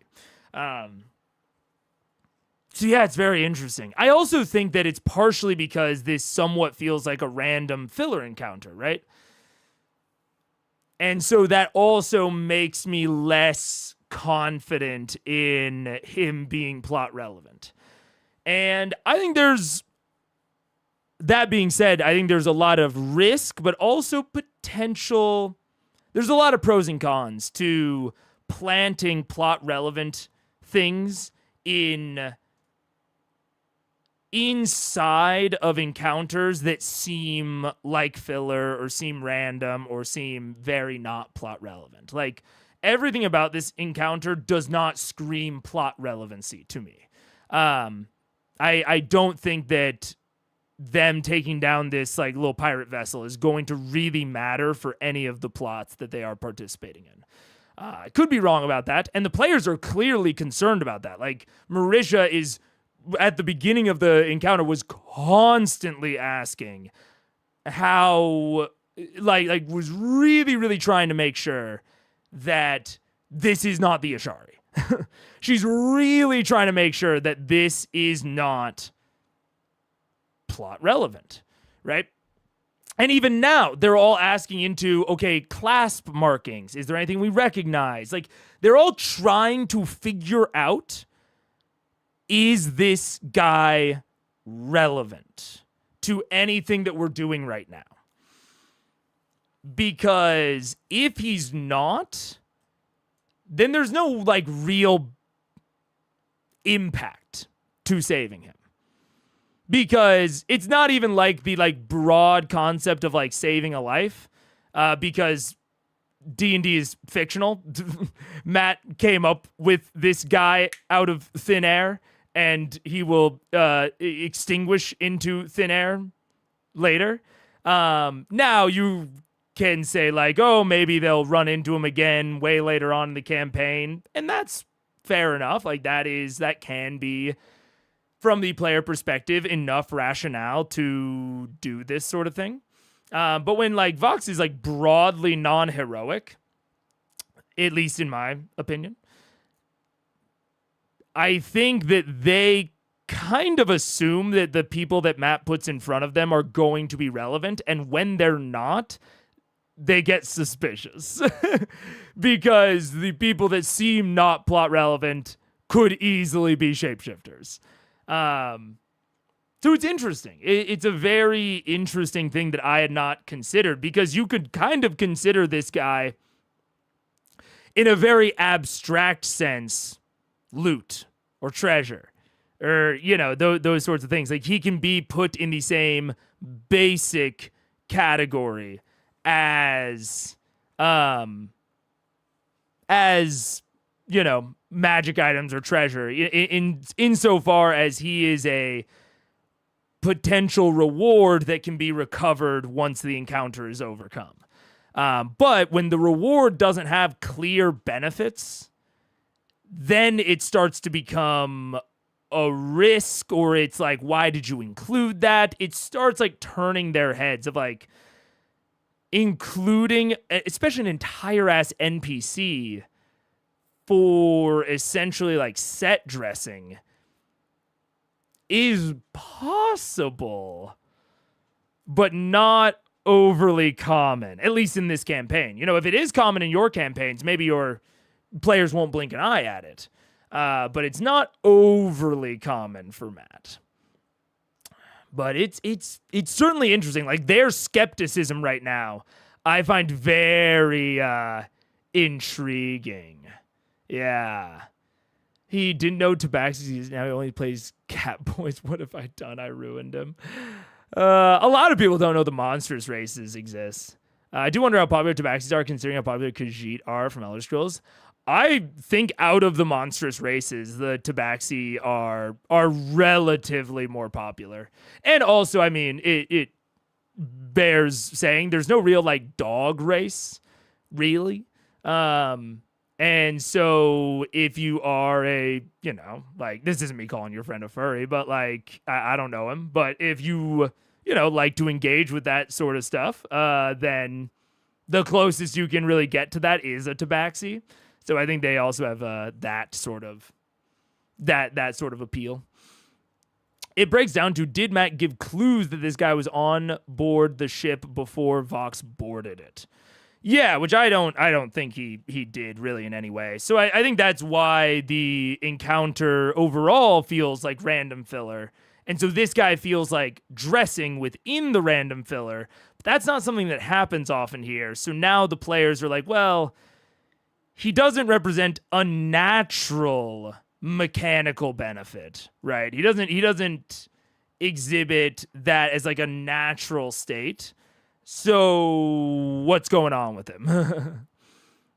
You guys start a YouTube community for people to post stuff? It is started. I don't know why it doesn't show up on the desktop, but it's on there. It's just it's in the mobile app only. I don't know why it's a mobile only thing. We fought a war over that, people. Yeah. Look, I'm just saying within the abstract context of the game. You got a bunch of hood people into D&D. No, he ain't a furry. Look, I got no problem with furries, man. I got no problem with furries. You wanna, dude? Those fursuits I've tried on just a head. They are hot as shit. If you believe something or like something enough to wear a full fursuit, I have nothing but respect for that. I wish I liked something that much. Because I am not willing to be that hot. Ever. Dungeon Meshy was so real for making kobold dog people. Ooh, I don't want to get into Dungeon Meshy kobolds. They made me feel some kind of way. I don't know that I loved Dungeon Meshy kobolds, but maybe they're fine. I don't know. It's tough. I don't know. That's not what this stream and conversation is about. I'm not going to get into it, but Vox telling old poor prisoner, yo, where are you from, where are you going, what you doing, diabolical, literal hood behavior. I mean, yeah, I've talked about how, just like broadly suspicious Vox is, but they don't do this to like every stranger they encounter. They only do it to certain people that they encounter.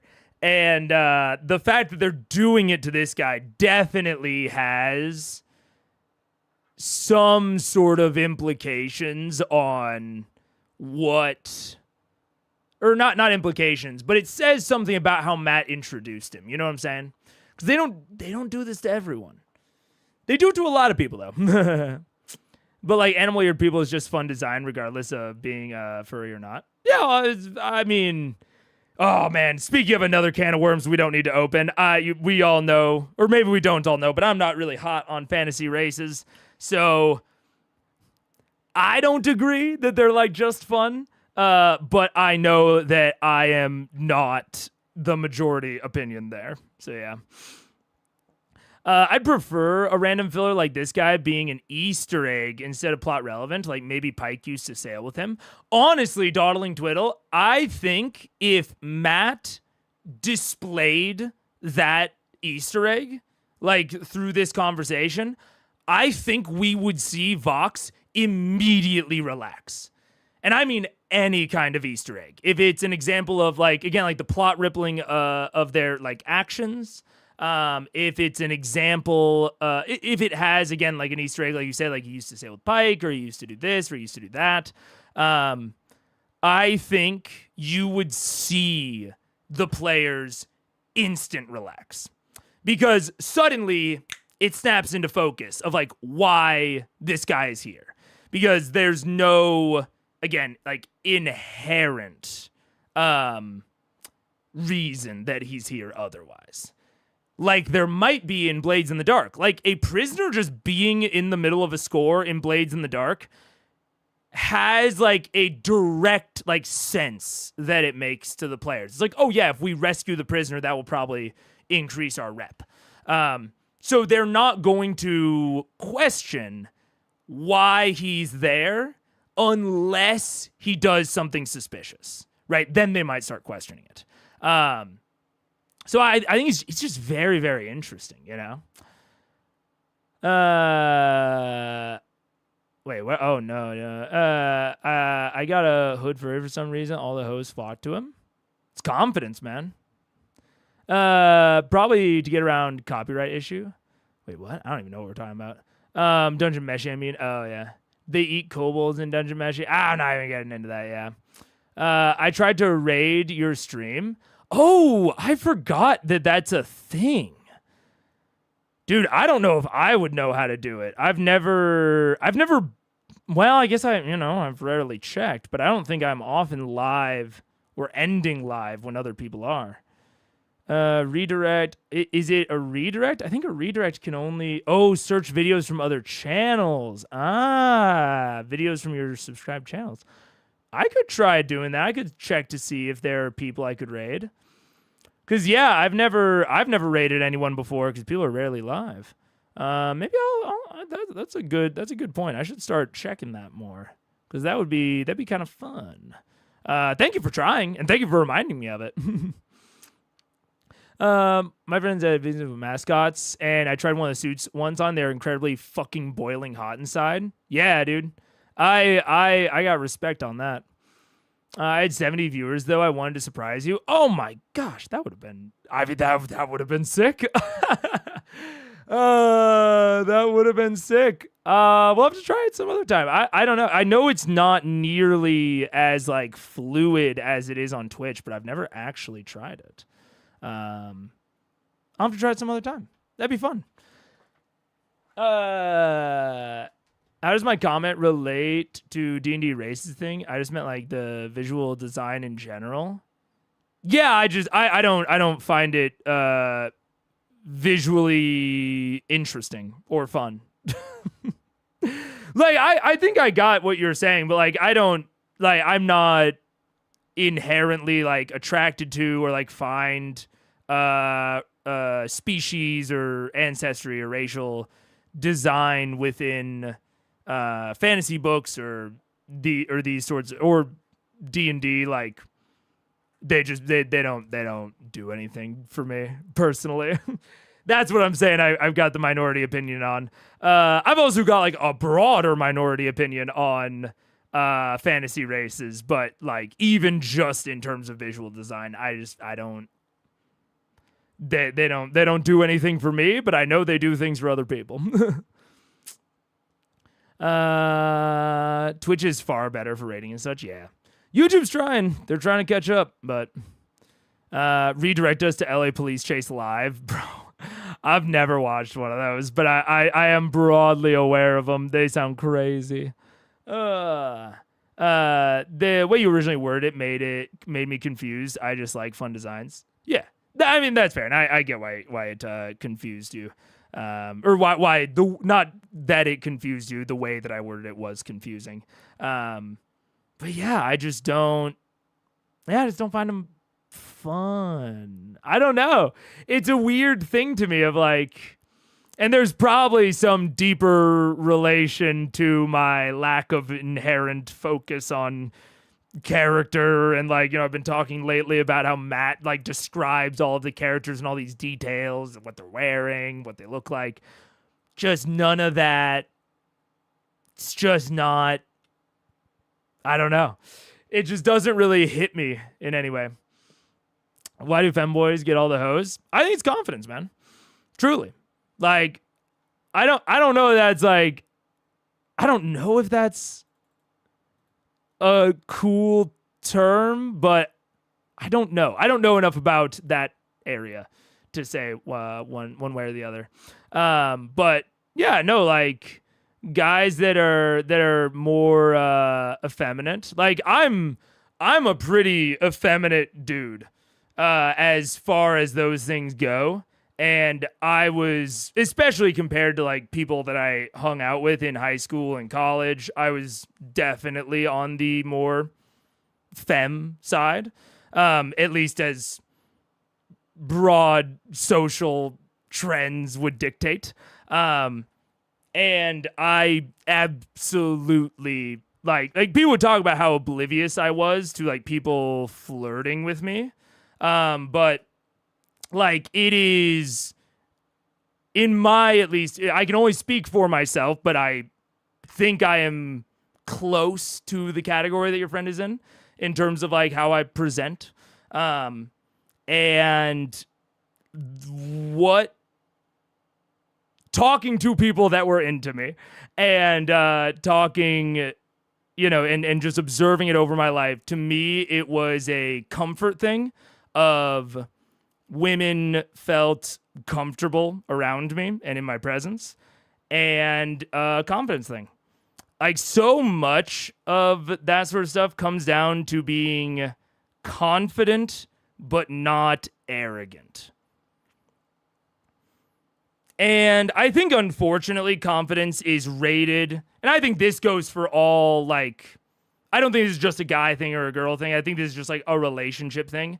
I think confidence is more of a positive than arrogance is a negative, which is why you have like a lot of manosphere types that are pushing confidence irregardless of how arrogant you come off.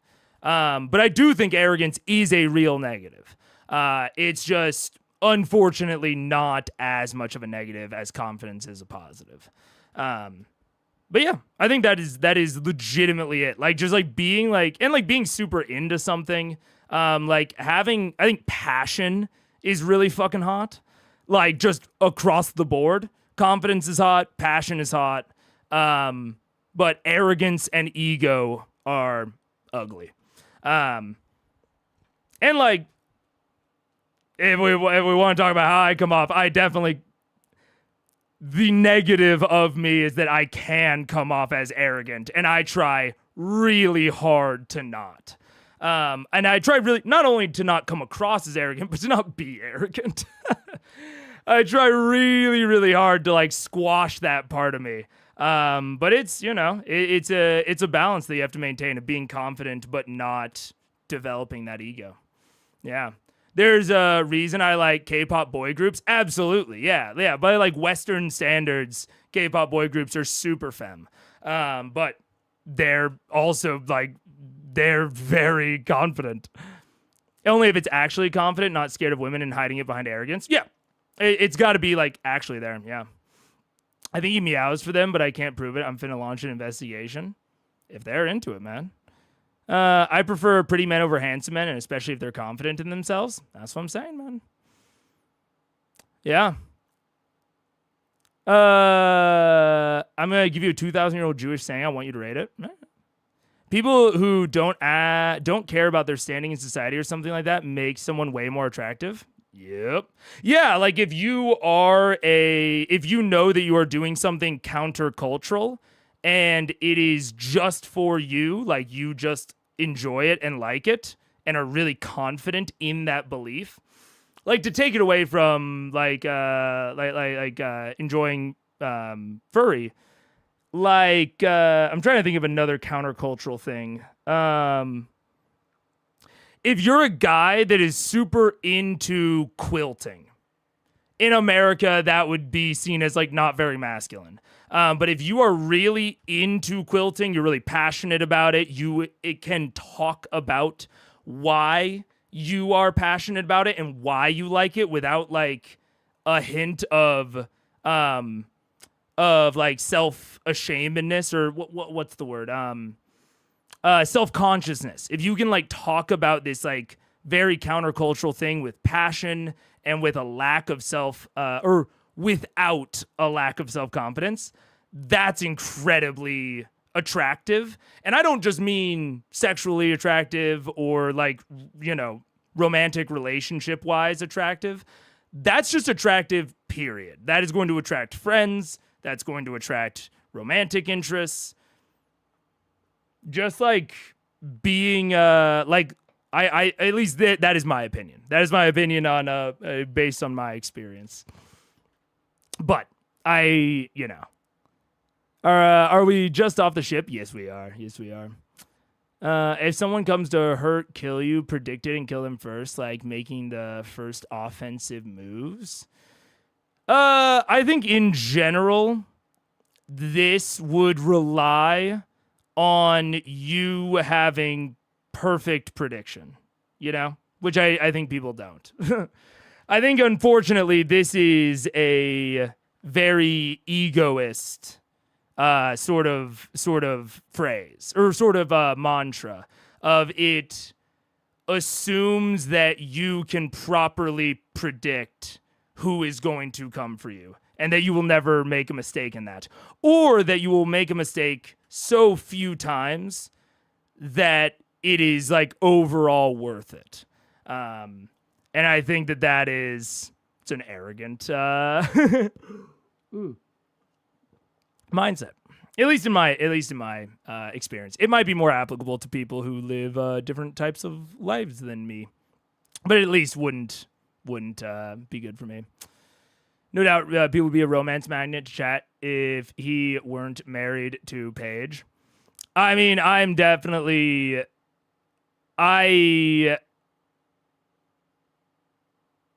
will occasionally get comments that are a little bit like, that's a little close. It doesn't often happen in chat, but it happens in the comments sometimes, yeah. My best friend's husband knits and he's good at it. She got a great man, not just because of that. Yeah, hell yeah, man. Going back in the closet as soon as I finished 12th grade army, not finna find out. I used to be a femboy homie and I'm proud of it. Anyway, side note, who stole my cheese sandwich? Yeah. Yeah. People tend to think I'm flirting with them when I just like, oh, you're interested in what you have to say. Info dumping time. Yeah. Yeah, just like being like passionate or being interested in things that they're passionate about is super attractive. I mean, like, I don't know, just acting authentically and being like co-interested in things. It's a huge bump up. Anyways. Whitney, yeah? Yeah? Have you stumbled upon the island of the Vesra, the Ashari people of this ocean? Of the Ashari. The Ashari. What you're referring to is the islands of Amen. Generally stay clear. Too many reefs. Of almond? Almond? Almond. It's A-N-A-M-N. Joy. Almond Joy. Sorry. The island. A-N-A-M-N. A-N-A-M-A. On men. On them. Well, we should introduce ourselves at least. Yeah. We are Vox Machina, a traveling group of acrobats. And Defeaters of dragons, no Yep. big deal. I do Van Damme splits just as he finishes that sentence. Trinket gets up and starts dancing around like he knows what to do when we say we're performers. And I light up my fire hands. we do have two smaller members that are not here, Scanlin and Pike, but maybe you'll see them later if you stick with us long enough. She's a sailor too. Yeah. Great. Percival, am I misreading the scenario here? Can I please just pour acid on him until he talks to us? It seems like he's holding back. Am I misreading here? No, well, sort of. Not really. Sort of. It's complicated. We don't pour acid on people. Well, that's not true. That's a lie. We don't just pour acid on people. I feel like that's reasonable to say. We don't just pour acid. There's Context usually is key. context All involved. right. Things are complicated. I am following your lead, but When it is time to pour the acid, we will undoubtedly make sure that you're on the front. Not yet. Okay. But you're good. all right. Hey, Captain. Adele's behind you guys. Yeah. She's kind of watching this whole thing with her arms crossed. One of her crewmates are currently at the helm. I mean, the closest place to us right now is our destination, most likely, right? We're not going to be able to dump this guy before we arrive, do you think? Yeah, no, we've got maybe a day and a half travel till we reach the island set, so... That's all right. You can stay on the boat. Yeah. You got an extra room for him? Oh, we can throw him in the brig. We can make it very comfortable. Yeah, we'll give him food. Yeah. It's all right. Right, Benjamin? We'll set up one of our men at guard. All right, pick him up. Throw him in the hole. Do the Megamind, pick him up and kind of lean over the shoulder. He's like, thank you. Thank you very much, all of you. And he gets dragged off down below into the ship. Bye. Captain, have you heard of the Tempest Fang? I've heard a thing or two. Oh, really? Yeah. This is a parody vessel. Yeah. I was gonna let him finish his whole diatribe before we had a conversation, but yeah, no, he's one of 18 working companies out of the archipelago. So I believe it's archipelago. Sea diarrhea. Jot this down.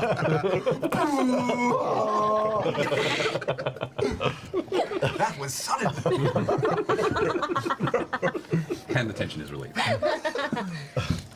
So, wait, if he works for the one of 18 companies of the archipelago, that means the archipelago has Say it again. pirate 17 other archipelago- companies. 17 other pirate ships? pirate companies. It's a very some of them have alliances. Some of them have very, very deep-rooted rivalries, and yeah, The companies themselves have more than one ship, if I recall. some of them do, depending on the size. Wait, did we just sink one of the other 17 companies of the archipelago? very Or possible. archipelago? Quite possible. Wow. There's only extensive damage to our ship, but we're still pretty good, other than the railing getting ripped off. Looking around, my crewmen tell me we're doing all right. So we'll do some repairs when we drop off in your location. And once you do your business, we'll have some time to go ahead and do a once-over of our ship. I may have some charts that I stole from the other ship as well. Oh, yeah, I Might be put them in the something bag useful. of holding for the time being. Pull out apps and stuff. Oh, that froze. Okay. Glancing about, a lot of them are maps of portions of the archipelago, the Hesped archipelago portion. Some of them are markings of various pirate headquarters, various places of parley. A lot of them are waterlogged and soaked and like damaged, but you can see elements there. A lot of them are hand-drawn notes and sections. The leather tube that you finally pull it open, and there is a very, very immaculate piece of Villium paper that appears to have a number of glyphs scrawled across it. Oh, shit, do we understand? May I see that? Sure. I will identify it. Okay. What? Much easier this way. You can identify things? How many times a day can you do that? I think all. Scroll of Programmed Illusion. The scroll allows an arcane caster to use an action to cast the 6th level spell Programmed Illusion. If the spell is higher level than the caster can use, they must make a spell casting blah blah blah blah blah. Are you an arcane user? I think I am. Yeah. It's like, is this basically like the thing in Superman 2 where Lex Luthor's playing chess in the In the prison Kind cell? of. Okay. It's just like you can have it. You have to look up the spell for the specifics, but yeah, it's got some interesting uses. Are So you basically, arcane? it's you. You can use it. Am I the only arcane?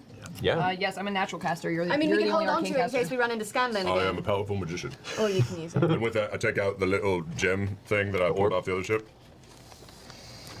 Oh, Oh, yeah. should I identify that? You should identify You it. should. Can I more than once a day? Look at the ability. It's the spell. I have to look. It's It's still the identify spell. yeah. It's a first What level can you do? spell. All the papers. I are imagine important. It's a first sitting level here going, spell, so as long as you have a first level spell I slot still. I didn't even need to ask for It's a Captain. ritual, though. Is that mine? Oh yeah, I think you use ritual and won't use a spell slot. You can do You that. can Okay. just do it. It just takes I will time. ritually identify that. What's that all about? That is a it's a fog marker. Dude, it's so funny. This is maybe one of the best examples. I'm gonna have to like file this away in my brain. One of the best examples of why starting at a higher level can I want to say not guaranteed, but can be disorienting for players and can lead to a lot more mistakes, even for experienced players. Like, Sam is playing a caster that is at a lower level than Scanlan was. Like, theoretically, less complicated. Big asterisk on that, theoretically. And, like, this is a really simple situation of, like, this is just spell casting. He's like, how many times a day can I do it? It's like, bro, you had spell slots. You had spell slots. You know how spell slots work. And then he's like, oh, but it has like the ritual tag, which are bards not ritual casters? They might not be. So like maybe the ritual thing is kind of throwing him off, but like even if it was just the ritual tag, right? That should theoretically be something that's pretty easy. Like on its face, we would look at that and say that, oh, that's like easy enough for someone who is really experienced with casting in 5e. Like at this point, he's had like 2 years of experience playing a caster in 5th edition. And it is still incredibly disorienting for him. He's like kind of, are you sure bards can't ritual cast? I honestly don't know. Off the top of my head, I do not remember if bards can ritual cast. Let's check. Because if they can, then that's even more of a thing. Bards can ritual cast? Well, even more. So yeah. It's like this. Well, are we sure? Jack of all trades, Song of Rest, Spark Inspiration. Wait, where is it? Ah, there we go. Ritual casting. Yep. So yeah, it's like nothing has changed for Sam, theoretically, but just the position of playing a new caster. Honestly, it's better for my point if he could have ritual casted before. Makes it even more clear. But I didn't want to assume without looking it up. Like so little has changed for him, and yet it is just disorienting. Because so much of D&D class design is kind of this exception-based model. I kind of talked about that in the BRP interview with Jason Dural. But like broadly, like D&D classes don't just make you better at things, but a lot of times they give you things that a standard person can't do. And so this is just a like radically different experience. And this is one of the reasons that I am so not prone to, but I think it is broadly better to start at lower levels, especially for new GMs. Because this is mostly a problem with just like people not knowing rules. Like that is the like real core problem that presents itself when you start at higher levels, kind of no matter how much experience you have, is that you don't know your rules very well. The other players don't know your rules very well. And the GM doesn't know your rules very well. The benefit of starting at lower levels is that there are far less rules to think about, and you can develop intuition as a GM and as the other players for what everyone's rules do. Like at this point, people can help, say Liam, know when he's supposed to use his sneak attack. Now, how often do they do that? Who knows? But like we even saw it with like, Taliesin is like, oh, I know you use Gust of Wind. We saw that earlier in this episode. Not this streamed episode, but this episode 87. Like, he knows the capabilities of Keyleth. And so you can help remember each other's rules and how things work. Because you have time to develop that intuition. But if you start out later, can't do it. It's a lot harder. So with newer GMs that might have less familiarity, less instinct when it comes to the rules and the specific abilities of the classes, I think it's really useful for those new GMs to start out at much lower levels. And I think I've seen recommendations for newer GMs to either run a one-shot, and if they're running a one-shot, to run it at higher levels. Run it at like level 5 or level 10. Rarely people advise like 15 or 20, but like level 5 or level 10. Because at those levels, you can make more interesting encounters. Like the player characters will have more tools, which is not bad advice necessarily as far as things go, but I do think it presents this really high negative of players are going to be less familiar with their abilities, and there's going to be a lot more rules discussion. As opposed to if you start at, levels like 1 or 2 or even 3. I've said I don't start at 3, I start at 1.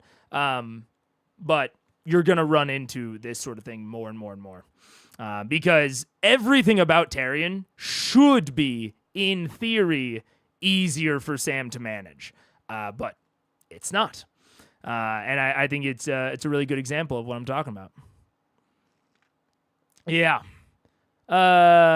They did start at lower levels when they started, but they were playing Pathfinder, so different spells and abilities. Oh, I'm saying even like starting as low as possible. This kind of goes for anything. Is like starting as low as possible, but now he is starting to he is starting at a higher level in this like brand new class. Yeah. Looking at the Bard's spell list, I don't think Scanlan had any Bard ritual cast spells, so it has never come up for Sam. Fair enough. There you go. But yeah.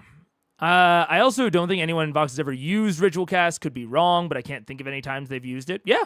It's all just like, it's all kind of exemplary of all of these various mechanics. Oh, also, I'm going to run ads. I forgot that I was going to try to get the timer closer to the actual like run time. So let me run that. It'll still have a minute before it goes off. So we're going to run ads now. There we go. Ads incoming. Take cover. But yeah, it's harder to play any other class. Because even like, with what you guys are talking about, like ritual casting never coming up for him. That is also a factor of like, even if the classes share some similarities, it might just not have come up for one character, but it does come up for another. And all of these things make it harder, make there be more rules discussions. And if you're not confident in managing that sort of thing as a GM, I really think you should try to start at lower levels. And I think it's a bit of a shame that lower leveled adversaries are not more interesting. They are kind of boring. And so I really try. I like the monsters know what they're doing, which adds like legendary actions, some layer actions to like lower leveled adversaries. I think that sort of thought process is really good at addressing the reason people don't want to start at level 1. A lot of people will claim it's because the PCs can't do much.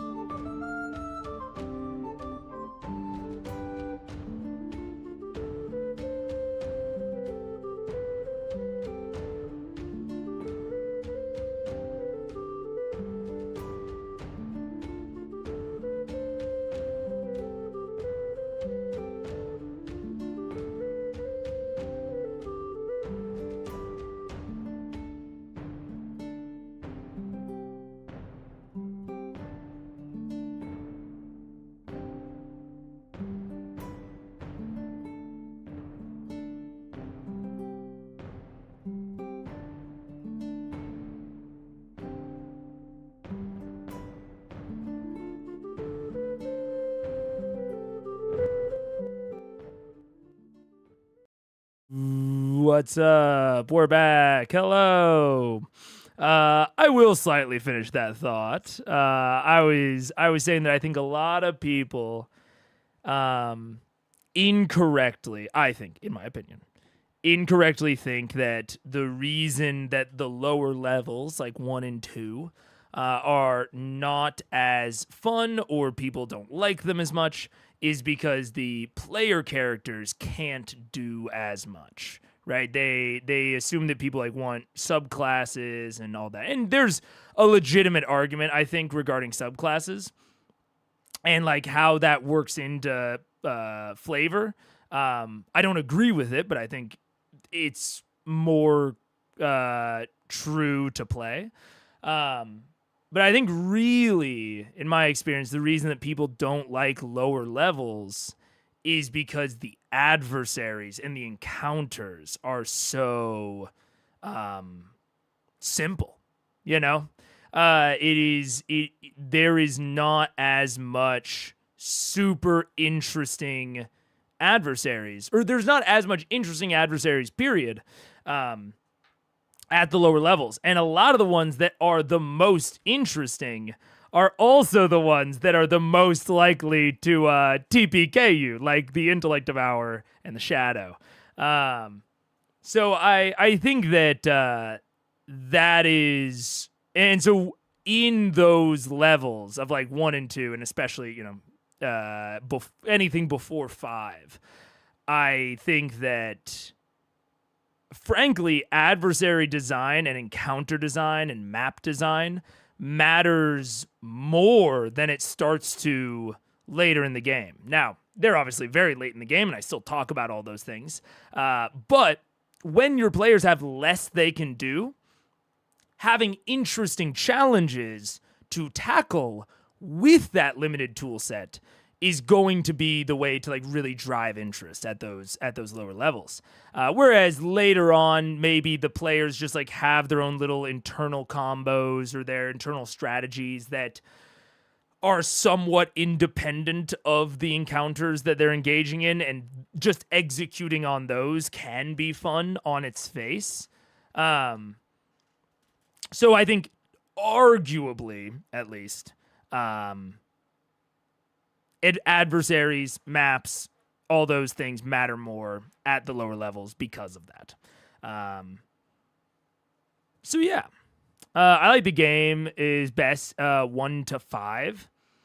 It's an argument. I think 5 is where the game really turns on for a lot of players. I think it's where a lot of players like start to feel very powerful. Which in a heroic kind of power fantasy is good. But I also think that power increase needs to feel earned, which is why I would never start at 5. 1 is tricky. 1 is tricky. 2 is a little tricky because separately from everything that I just said, the way that AC and health and like the die sizes that are used makes level 1, people often say, more deadly, and I think that is true. That is a way to describe it, but also just a lot more risky. I often say, like, you know, take big swings, make things that are interesting, and then build in levers to potentially mitigate, like, runaway power that you didn't anticipate, or, like, runaway weakness that you didn't anticipate. Those sorts of in-stream modifications, what I've often called fudging, are a lot harder at level 1. Or at least they're a lot harder to like make convincing at level 1, because the health pools are so low that it's incredibly easy to not have time, essentially, to pull the levers. If you make something that is super interesting but accidentally far too powerful for level 1s to take on, it's more likely to like down half of the players before you have a chance to reel it back, like you might at level 5. Like when they're all level 5 and they have those higher health pools, it's way more likely that you will have a turn to sort of recognize that the thing you designed is poorly designed, and to reel in a lot of the difficulty or the power. So I think that's why level 1 feels more deadly. Is just because the like time to kill is much lower. Kind of asterisk, but we won't get into the math. But yeah, so I think that's one of the reasons that people are really iffy on level 1, is because the adversary design is more important, but if you try to do something weird or interesting, there's less of a chance of it being able to be like handled well in the moment. Yeah. There's no limit to imagination. You just got to tweak the monster stat blocks. I'm totally with you. Yeah. Yeah. I think it depends on how fast you earn your levels in a game and how long you play. Yeah, I mean, I agree with that. I am also a proponent of, and I tried it in this campaign, in my Saltmarsh campaign that I'm running right now. I tried giving them double XP it was triple XP at level 1, double XP at level 2, and then dropping down to like normal at 3. So I wanted them to play those levels and to experience it and to get that familiarity with each other's abilities at a base level. But I also thought that it would be good to move them through that faster. To be able to get us to the levels where you can start being a little bit more flexible with the types of challenges you present. Yeah. We started our Pirates campaign at level 3 and went to 10 in Arc 1, then 10 to 13 Arc 2, and then up to 20 for the last session of Arc 3 over the course of 2.5 years, and it was the most fun I had in a campaign. Yeah. I think that's fair. And that is, like, all of this is to say, this is a good point that Joshua is making. When I am talking about starting at lower levels, it is purely from the perspective of familiarizing everyone with each other's rules. And that kind of has two factors to it, right? It has the factor of how many rules are there, and how much time do you have before new rules are added. And so if you start at a higher level, like 3 or 5, but you're leveling up much slower, then the players have that time to learn it. Now, that first couple sessions where everyone's at 5, those are going to be a lot more rules discussions. There's going to be a lot more discussions of like what you can and can't do, because you're introducing a lot of additional rules all at once. But you will eventually get past that if you're going slow enough. And so that's why I worry about it for like new GMs being recommended to do like one-shots at 5 or 10, because you never get past that, right? That singular session at the beginning when all of these rules are added is going to be the only experience, which is not delightful, I might say. Or maybe not that it's not delightful, but it's not going to, it has this negative sort of consequence to it.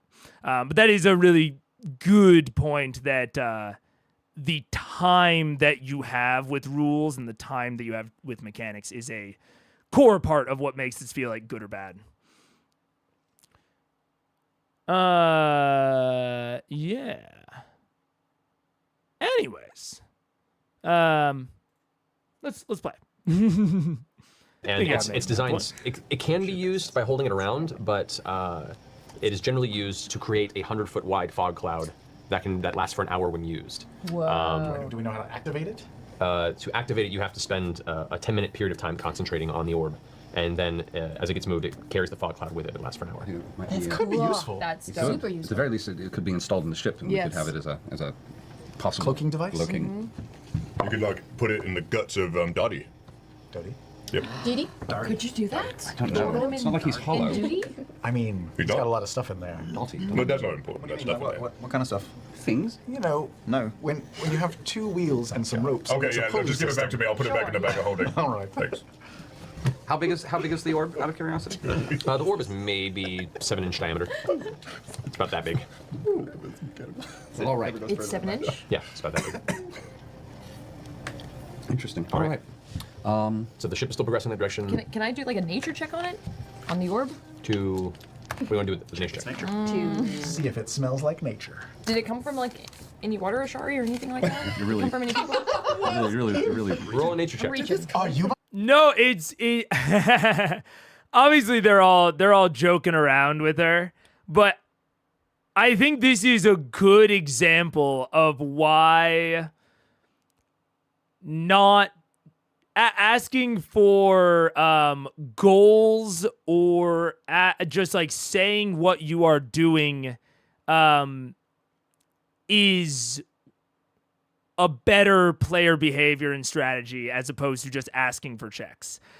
Because they're all kind of joking around with her of like, you know, when she says, I'm trying to see if it came from the water Ashari. But that's like a reasonable thing. Because before, when she was like, can I do a nature check on it? It's like, well, why? Like, we just identified it. What do you mean, a nature check? Like, what are you trying to do?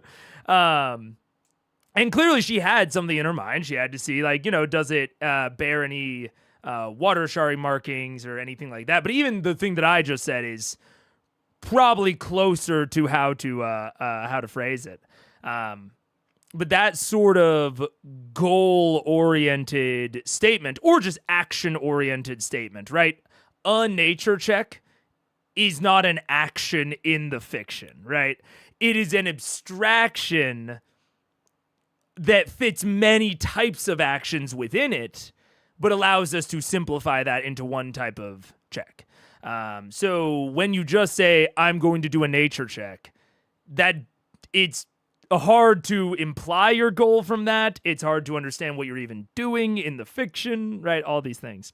And so even though they're giving her shit for it, I like that she switched to, can I tell if it came from the water Ashari? And there's a lot that you can do with that as a DM. You might do an investigation check to try and find like water Ashari markings that are like embedded within the surface. You might do a nature check. You might do Arcana. There's a lot of ways to interpret that, especially if you go kind of goal-oriented. So they're joking around, which is obviously fine and funny. But I like that she switched it off of just like a nature check. Hi, brother. Are you like 14? hello? Looks like a magical item. That's awesome. That's cool. Does it have like smoke inside when you turn it? Yeah, when you turn it, like, kinda like those like weird balls filled with like weird sand. Yeah, actually, it kind of looks like that. As you shift it, it swirls on the inside. When like, activated, it spin it, causes all the air, like intense condensation that perpetually drips from the outside of it when it's activated. Could be its name. Outlook cloudy. All right. Sources say. So as everything rests down, the ship continues. You have about a day and a half travel till you're supposed to reach the islands. Can I post up outside of the brig where stabbed in the body McGee is sleeping? Yeah. As I'll you, forego my room. I just want to like sleep sitting up. okay. Yeah. So It was like Hammock City on this. Oh, No, we have rooms, Yeah. but they're like combined. yeah, they're clustered. You have many people per room. They're like bunks. So you post outside of the brig. As evening comes, the night passes. Is there anything you want to do? You just rest in there. Yeah, just keep the other guard company. Okay. Just to give them a little expert We, help. we've been tinkering on the ship, so. Okay. Well, what have you been tinkering? Science bro stuff. Science pro stuff. It's, do we have to tell you what it is, or do we have to just, let's just tell 'em what it Tinker it, so I can give you DC. Yeah. So he's got this really cool. We tinker something really cool. Yeah, dude. Fuck yeah, Matt. Tell him. Do we have to tell you what it is? I don't know. Do you want it to exist in the fiction and in the game? Yeah, you do. Like, unless it is purely flavor, like purely flavor that you want, that you do not care if it has zero mechanical impact, yeah, you gotta tell me. Yeah, I don't see what the problem is. I love Sassy Matt. I'm fully in the Sassy Matt corner right now. You gotta tell the GM. And Matt, like, really quickly, even me, like, saying, like, oh, it's got to exist in the world, like, that's a little bit of an abstract la-di-da statement. But Matt is even being much more practical about it than me, of like, bro, I gotta set a DC for it. Like, yeah, you gotta tell me what it is. I can't just see broad tinkering and be like, oh, DC 15, I don't know. Oh, it's taking all of the mirrors on board the ship to make a space laser? Maybe that should have been higher than 15. Or it's also a question of, like, do you have the facilities, the raw materials, all these sorts of things. Yes, you have to tell me. God. That's the worst player brainworm that I'm also not gonna call, like, problem player behavior, because I've experienced this brainworm at every single table I've ever been at. And and I 100% get it. I've talked about it before. The players wanting to surprise each other, but also especially the players wanting to surprise the DM. I fully get it.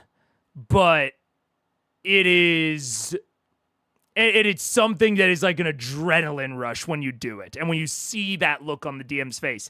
And I love giving that sort of look. But it's gotta be for something that does not require any mechanical interaction. Or where you know all of the exact mechanical interactions and you don't need any sort of input from the GM. And this is not one of those times. Science bro stuff is a valued statement. I don't see what the problem. Yeah. Oh, man. Is amazing Terry's character portrait or not? I can't remember. They flashed it for a second. I remember thinking that he looked old, but that's about it. Oh, man. Are you trying to build an Archimedes death ray with 10,000 mirrors? Yeah, exactly. So yes, Taliesin, you have to tell me. God. If you want it to do anything, if you just want to say, I think it would be totally acceptable. You don't have to tell me what you're doing. If it's just like, we're working together on some like silly little projects, it's more of a bonding thing than anything else. If that's the case, you don't gotta tell me shit. That's fine. If you're adding like cool shoulder pads to Dodie or something, that's all good with me. But if you actually want it to do something, you gotta tell me. Go back 5 seconds. The full sentence is worth it. I think I got it. Did I not? Terry's old. He's 28. Terry's not old. So Okay. Well, what have you been tinkering? Science bro stuff. science pro stuff. It's do we have to tell you what it is, or do we have to let's just tell To him what it tinker it, so I give you DC, yeah. So he's got this really cool. We tinkered something really cool. Did it work? Well, Sure, it succeeds. We you built were very cagey. Voltron. You were very cagey about knowing what it was, like while we were on break. So I didn't know if this was a thing or not. Oh, interesting. You were very cagey about knowing what it is while we were on break. Oh, a rare, like, display of proof that they're talking off screen. They try to avoid this at, like, all costs. Interesting. Why was Matt cagey about knowing what it was on break? Oh, man, maybe I'm not on Sassy Matt's side. Huh. Now this seems like a setup for a fun stream clip.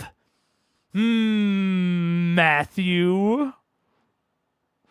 I don't know. Who knows? We will never know what he said or what cagey means, but maybe I'm a little bit more on Talison's side about this.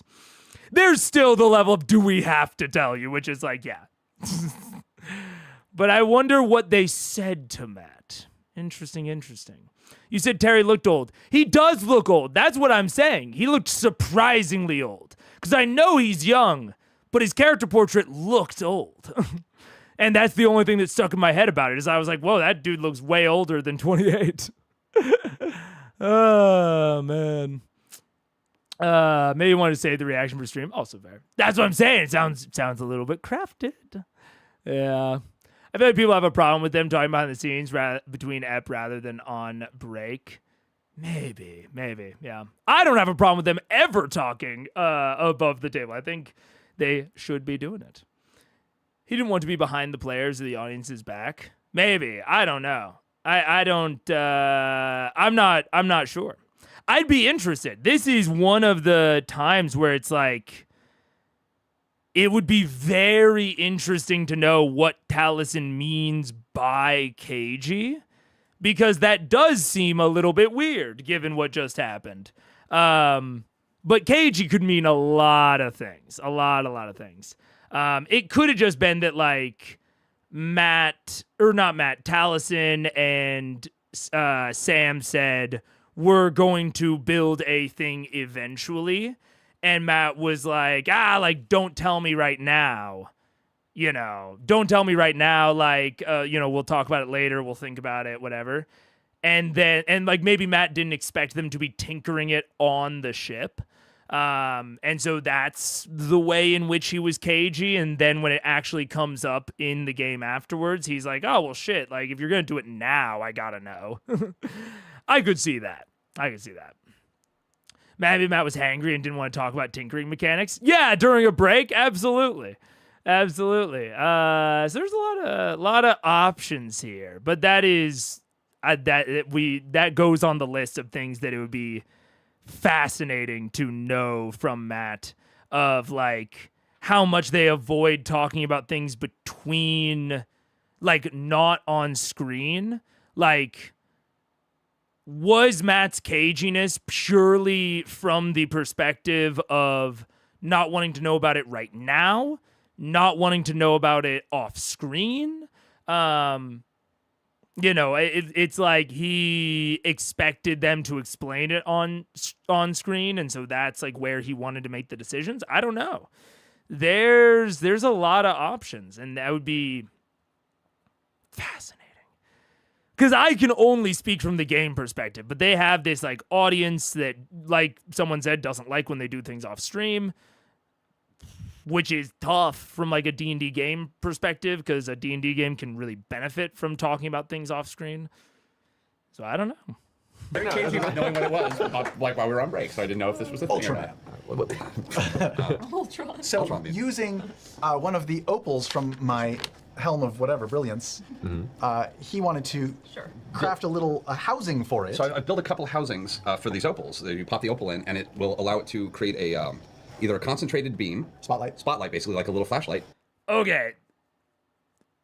Despite everything I just said, this is something that Taliesin will consistently do that has bothered me since the Underdark, of saying, like, I have done these things. I have created these housings that will focus the light and blah, blah, blah, blah, blah, blah.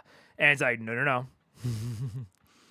I want to create those things, or I'm going to try to create those things, or my plan is to create those things. There's a real consistency from Taliesin in, like, these things are not hard to build. I, Taliesin, the player, could build them. And there's magic in this world, so it should only be easier. I think this is actually one of the things we talked about during the Mirrors episode, about, like, the difference between, like, yes, there's magic, but physics works differently, and just because even if those two things equal out, access to materials is different. Just because you're in a big city back then does not mean you have the access to materials that we have nowadays, and facilities and a ship, on a ship, whatever. So I don't want to harp on it too much, but it is, I guess, the every arc reminder of say what you are doing, especially if it has a risk of failure or challenge. Not just what you have done, assuming that it is possible, you know. Taliesin is over 1,000 years old, so everything is trivial to him. That's so true. A radiant beam like a torch or like a floodlight, or while it's in spotlight, it's got like a little railroad thing. It's got like a little slot that will go in and give me a little bit of a red vibe, so we can have like a low light, red light. Ooh. And I'm also gonna make a little clip so I can stick it on my gun, so I can have a little spotlight on my gun. Oh, but then and you know, this is the kind of thing that goes in and out of, like, right there. He was like, I'm going to make a clip, which is I'm going to. I think that's a perfectly fine way to phrase it. I want to. I think those are all perfectly fine ways of phrase it. Of like, I'm going to make these things. I'm going to make those things. That at least implies a process that is in progress that the DM can provide a check to. Yeah. It also ensures you cannot get a prom date. But a flashlight is fun. That is true. Percy doing okay. I don't know. You've been tinkering a lot lately. Oh! Okay. So that's doable. And the opal doesn't perpetually glow. And I don't know what Matt is doing right now. Let me see if I can clock what that book is. I'm assuming that's a DMG. Like a floodlight, or while it's in spotlight, it's got like a little railroad thing. It's got like a little slot that will go in and give me a little. Maybe it's a player's handbook? I don't know. That red on the back. While it's in spotlight, it's got like a little railroad thing. It's got like. That might be a PHP.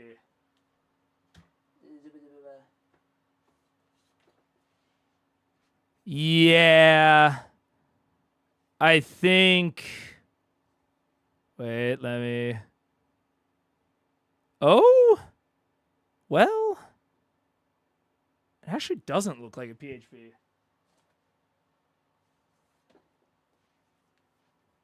Wait, let me try to position it accurately in the camera. Oh, it is a DMG. Yeah, that's absolutely a DMG. So that absolutely goes into a compliment. What I assume Matt is doing here. Now, this is purely an assumption. I cannot guarantee that this is what is happening, but I think Matt is either going to page 284, which is Dungeon Master's Workshop, creating a magic item, or he is going to Chapter 7, Treasure, page 135, to just look at other treasures. So there's a bunch of treasures in here, and look at other magic items. So if you go to like the magic item list here, where is it? There's a table that is very useful. That's mixing potions, that's scroll mishaps, that's treasure hoards, cursed items.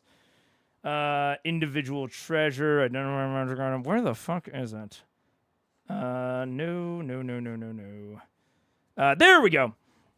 This is a table that I use often, which is page 135 of 2014. Oh god. It is magic item rarity. So it tells you the rarity, the character level that is like appropriate for that rarity, and the value. And so what I will often do, I don't really use the like creating a magic item rules that much. I use it if I have a lot of time to think about it. Or I'm doing it like well ahead of time. But especially if I'm improving something, I'm using the magic item rarity. And then I go and find another magic item within the existing rules that does something that feels on a similar power level to me. So if I think about a flashlight for the gun, or like a little like low light red thing, whatever, I'm thinking about like, okay, let me look up something that feels like a similar level of power or benefit to that. And I will use that to judge the rarity of this. And once I have the rarity, I can determine if it's appropriate to give to that character. They're high enough level to where it's basically always going to be appropriate. But I can use that to base the cost. And the cost is not necessarily what they will pay for it, but it puts me in the right ballpark, you know? So I think that is what Matt is doing, or he is at least doing some version of that. He might also just be going to the explicit rules for creating magic items, which are also in here. I just find them harder to use on a dime. I think that's just a me thing. I don't think that's a I don't think they are harder to use. I just find the comparison ballpark method much simpler for me for some reason. I don't know why. But yeah. So, kudos to Matt, man. That is exactly the thing that I would be doing right now if someone is describing a magical item to me that they want to tinker, they want to craft. I would be trying to judge the effective rarity, and then I would be pricing it out based on that. So yeah. Do you think a player should always inform the DM of doing something that could have a profound mechanical impact on a future action, reasoning that it was a minor thing that didn't actually take much effort? Of doing something that could have a profound mechanical impact on a future action. I mean, I guess I do appreciate that you're trying to abstract it into a more like general heuristic or advice.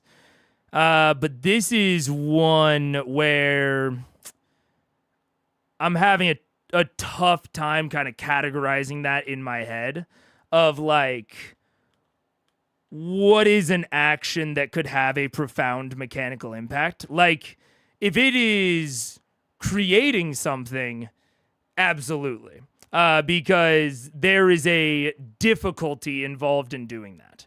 And I think that, in my head at least, most, if not all, things that will have profound mechanical impacts are going to involve something with some level of risk and thereby require like an action roll with a DC that the GM would have to set. So I guess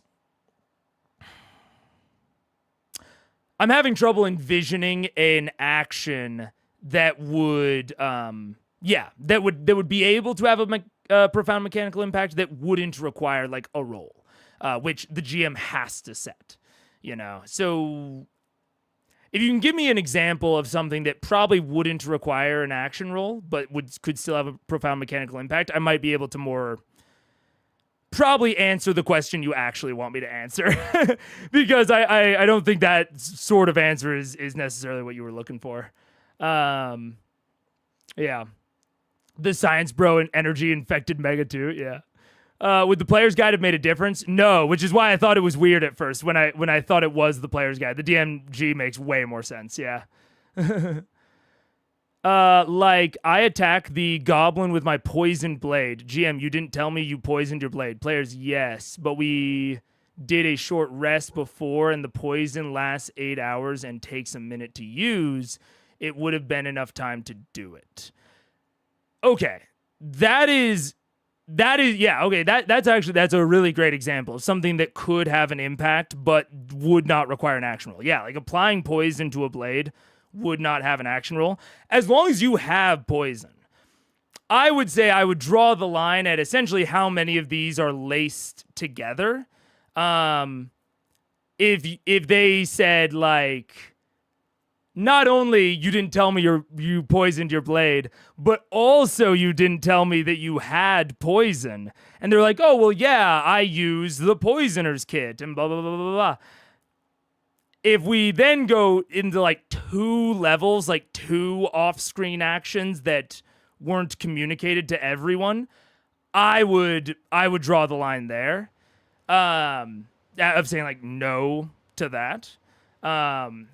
However, in this situation, you are very, very, how do I say it? There's no DCs that need to be set. And all of the mechanics that are kind of at work here are very explicit. Like, I'm sure that the poison has rules for how it gets applied to a blade. Like, a short rest gives examples of the types of things you could do during them. I think this is absolutely appropriate. Poison lasts for 8 hours. Like you said, it takes a minute. All of these sorts of things are very clear, and you don't need any sort of GM interpretation on how to handle that. Or how to let that exist in the world. So I think it can be okay. The only thing I will say, really, is that it does run a trust risk. If you do all of this during the short rest, that's fine. You also need to, like, make sure that you are appropriately, like, managing all of your resources. So, like, if you do this during a short rest, I better be able to, like, double check your sheet and, like, see that the poison was marked off, like it was consumed. And the moment that I check that and you're not managing those resources appropriately, like you're doing these things off screen, but you're not self-managing the resources for those, it sounds kind of parental, I suppose, but you kind of lose the privilege of, like, doing those sorts of things off screen. That's like, because that requires a level of trust. Whereas if you say it out loud of, I am doing this during the short rest, then there's less trust needed. I can be like, all right, yeah, great. Like, mark that off your sheet. So it's, I would say I wouldn't recommend this, but I don't think there's anything actually wrong with it. It's just risky for, I think, not a substantial benefit. Like, the benefit to not saying it aloud would be pacing, right? It would be a pacing thing of, like, you know, I don't want to slow down the short rest. Or it would be, I forgot. Like, that is something that I would have wanted to do, but I forgot to do it. Now, in the forgetting aspect, that's fine. As long as this isn't happening often, like, as long as you're not forgetting often, totally chill. Like, if this happens occasionally, I'm fine with that at my tables. Like, oh, you did that during a short rest? Yeah, I forgot that I would have wanted to do it. It's like, oh, okay, yeah, that's fine, whatever. But if this is just, like, how you're operating, like, really, like, on a pattern of behavior, not you in specific, you in the player, if this is how the player is operating, in general, that's having a really minor benefit of, like, a slight improvement of the pace, and I think it poses a huge trust risk. So I wouldn't recommend it, but I don't think it comes to the point where I would, like, say, like, hey, knock it off, you know? Yeah. Like, if the DM forgot he gave the person poison 30 sessions before or something. Yeah, maybe. For the poison, why are you designed to poison the blade now? If you didn't think to do it during the short rest, why did your character? I think there is a valid, not mindset, but saying, like, hey, I just forgot, but it is the sort of thing that I would have done. And if everyone agrees that it's the sort of thing you would have done, I think that's fine. It should be an exception. Like, I don't think that should be happening often, like I said. Because if you are consistently forgetting that sort of thing, then it's not, then I think it's not something your character is remembering. Like, I like to treat characters with competence in, like, player exception case. Like, if the player's just having a bad day, they're a little spacey, they forgot about something, and they say, oh, my character would have remembered, and I believe them, like, that's a convincing, like, oh yeah, your character probably would have, then we're fine. Because that's not happening often, that's not a pattern. Once it gets into a pattern, we have to start asking some questions. The player could have decided to not tell the GM about the poison blade, because then the GM could maybe have made the BBG play differently to avoid the poison. If that's why you're doing it, I think that bespeaks bigger problems at the table. If you think that because then you are trying to trick the GM, and that's not good. Like Ross said this up here. That sounds like the player trying to beat the GM. And I was like, I don't know if I'd go that extreme.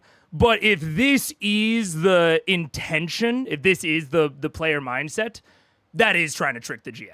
And that speaks to an adversarial nature at the table that should not be there.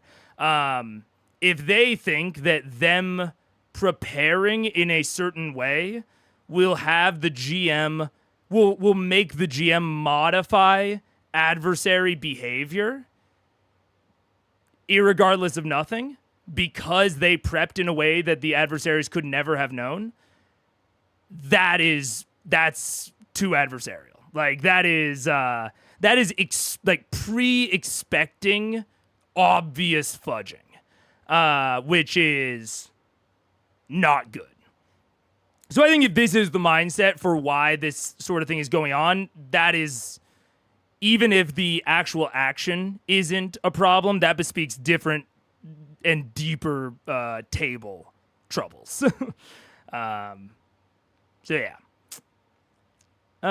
Wouldn't know a simple dagger can contain the, I don't know, killing, but yeah, obviously exaggerating, but no, I appreciate the exaggerations, because it's making it much more clear as to what you guys are, what you're saying. And no, I know you're definitely being hyperbolic, yeah. Yeah, sounds like a DM with low trust from the players and a poor playing experience. Yeah, very players versus DM mindset. Yeah, you guys are on the same page as me, yeah. If the player's really worried about the DM altering the BBG like that, there's other problems. Yes, I agree. The players should not be worried about that sort of thing. If your players are worried about that, you're probably doing something wrong as a GM. I won't say you're definitely doing something wrong, but I think it's possible. Or they have like very different, they have like bad expectations coming into the game. Maybe that sort of thing happened at a different table. And at that point, it's somewhat on them to sort of fix, but also you can help that process along as the GM, like try to rebuild that trust actively. That's where I would focus. Because yeah, a player shouldn't be worried about that. It's either something going on with in my opinion, either something going on with the player or the GMing. Yeah. They avoid retconning too much. Precedent could be seen in the wrong way at home. Go ahead. I mean, yeah, I think that retconning, again, any kind of retconning should be an exception, not a rule. But retconning broadly, I think, is seen pretty negatively. So I understand why Critical Role would avoid it. And even at your own table, if you're retconning too much, that is going to present some problems, but I think it's fine for exception cases. My character drinking a gallon of milk during the short rest. No! As player versus DM wholesale bad, or is there nuance to it? There's nuance. There's certainly nuance. I think like a player versus the DM mindset is never a mindset I would ever recommend. Because I think the people that are going to enjoy it broadly are a minority of players.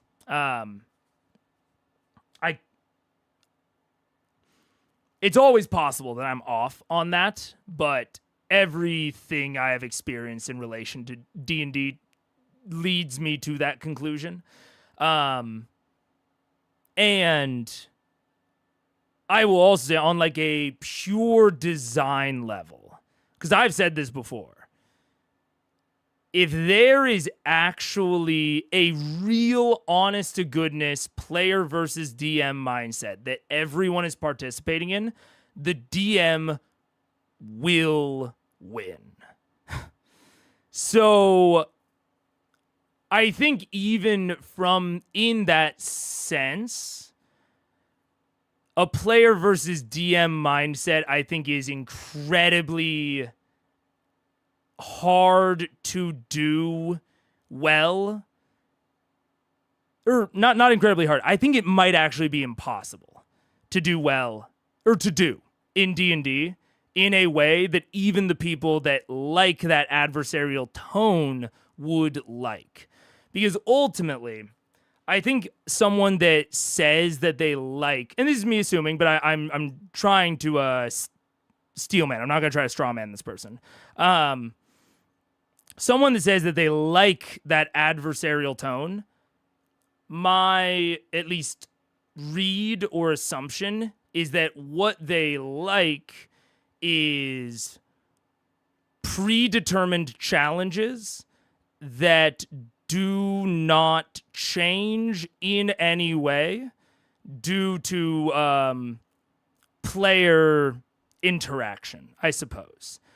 And having a DM that produces something, a pre-planned something, that is meant to be very difficult ahead of time using the guidance, but that in theory they could defeat. Like when you're in the prep, even within that kind of table, the DM can't be inhabiting a player versus DM mindset because the DM would win. So they have to still prep something that is not within that mindset. And I think what then the players might want is for the DM to try as hard as possible within that prep that was prepped without that mindset. They want them to use that prep to try and win as hard as possible. Because the DM can always prep to win, but they can't necessarily always play to win with the prep they have. Well, I would claim they can, but I think it's more reasonable to... I understand why someone might think that they can't. And I think that's where you get, modules like Tomb of Horrors, Tomb of Annihilation. Both of those strike that goal of that meat grinder goal. But it's wanting to encounter a really hard puzzle where the puzzle was not designed to win, but whatever forces are controlling the puzzle as it goes along, those forces are playing to win. So the player versus DM mindset can kind of only exist within runtime at the table, which I think it could be argued that CR often embodies this mindset at runtime, like when they are running the game at the table. But Matt does not have this mindset during prep. And that's one of the core sort of issues / distinctions with Tiberius, Orion, is that Orion, I think, might have felt the player versus DM tone at the table without recognizing that tone didn't and kind of couldn't exist during prep. If the DM forgot the player had the poison, do you really think he wouldn't have been like, oh, the BBG cast shield to avoid your stab? If the GM forgot the player had that poison, do you really think he wouldn't have been like, he shouldn't, unless there is some visible distinction that the PC has a poisoned blade that the adversary could pick up on, they shouldn't. Maybe this is Hard Knocks mega moment, but yeah, if you are a GM that is like, yeah, I would change if my BBG is casting shield based on whether or not I, as the DM, know that blade is poisoned, stop. Restrain yourself. Restrain yourself, because that sort of behavior is absolutely going to create trust issues at the table if your players can pick up on it. Don't. Stop yourself. Learn from Matt's restraint during roleplay sequences and let the player stab the BBG with the poisoned blade.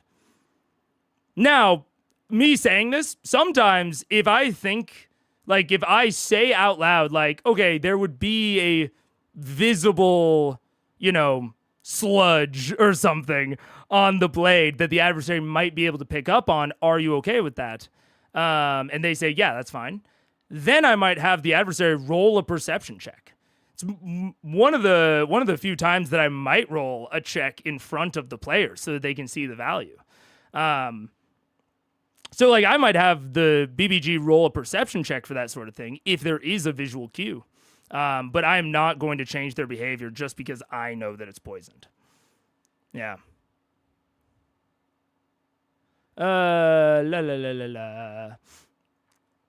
It could say almost kill the BBG, and the DM would really treat that dagger like any other, knowing what it will do to their creation and story arc. Yes, they should.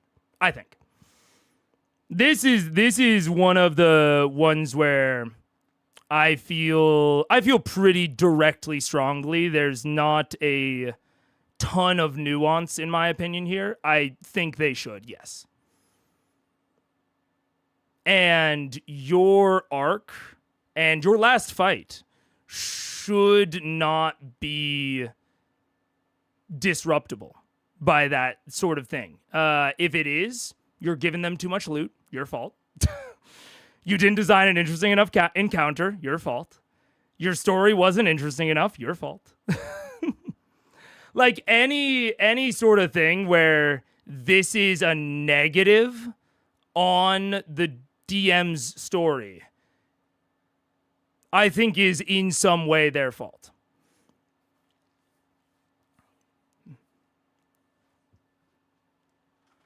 So yeah.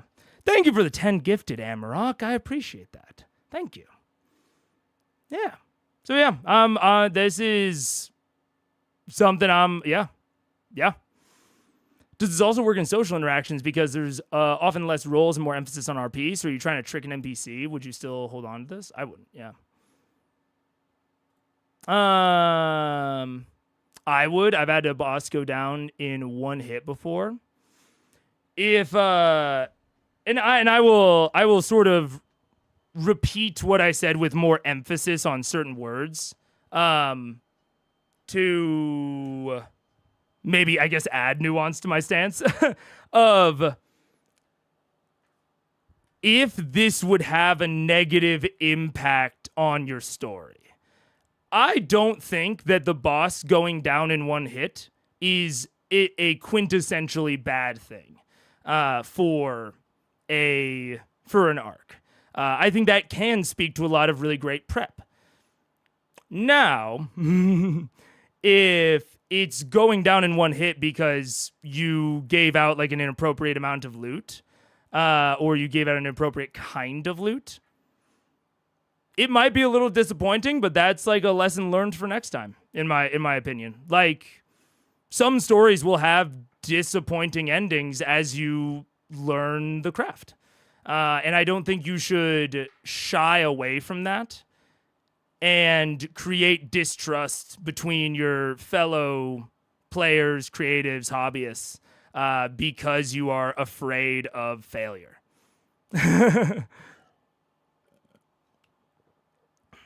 This is maybe one of the most like maybe hard knock opinions I have, but I think you should just let it fail.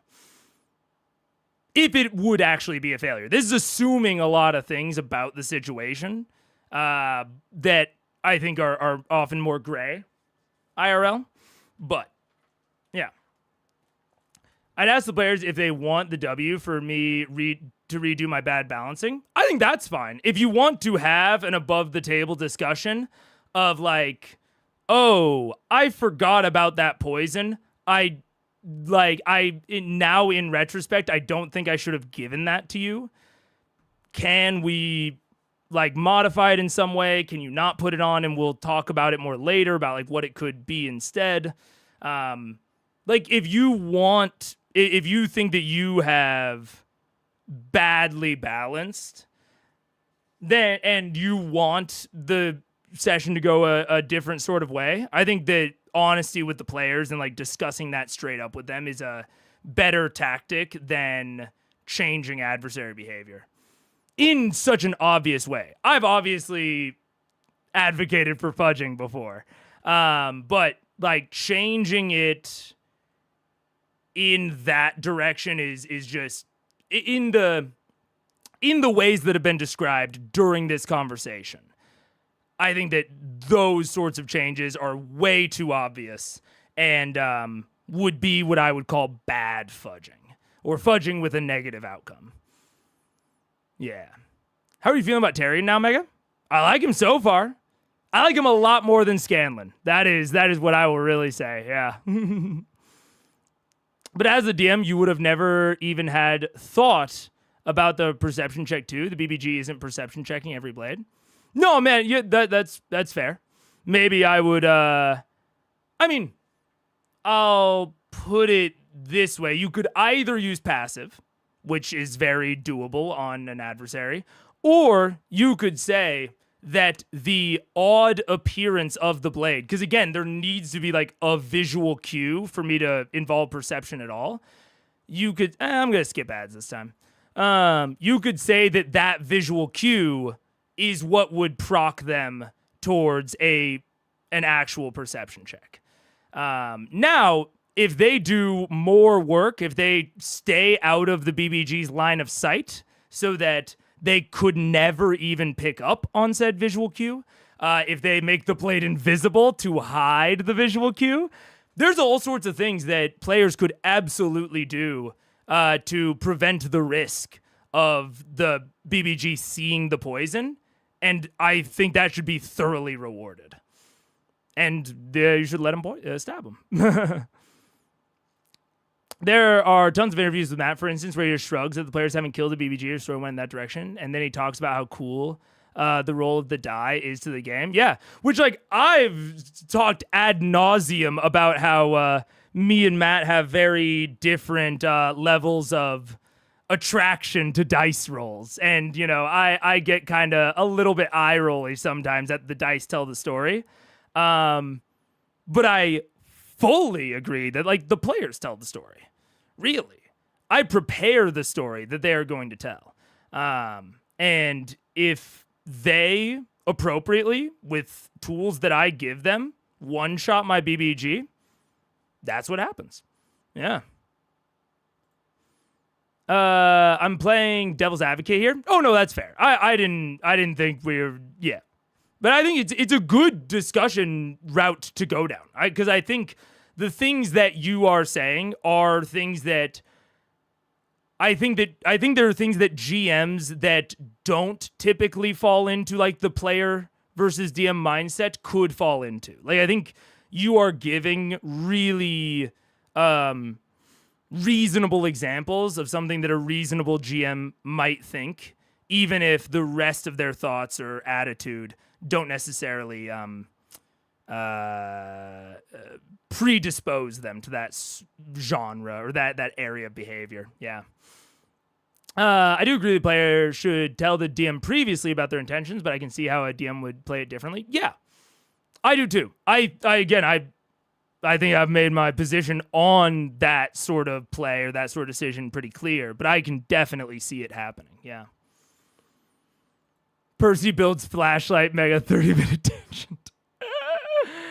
That's why I love this show. Yeah. It falls more into gave you too much good loot category of DM mistake. Yeah. And to put myself in this category directly, I've absolutely done this.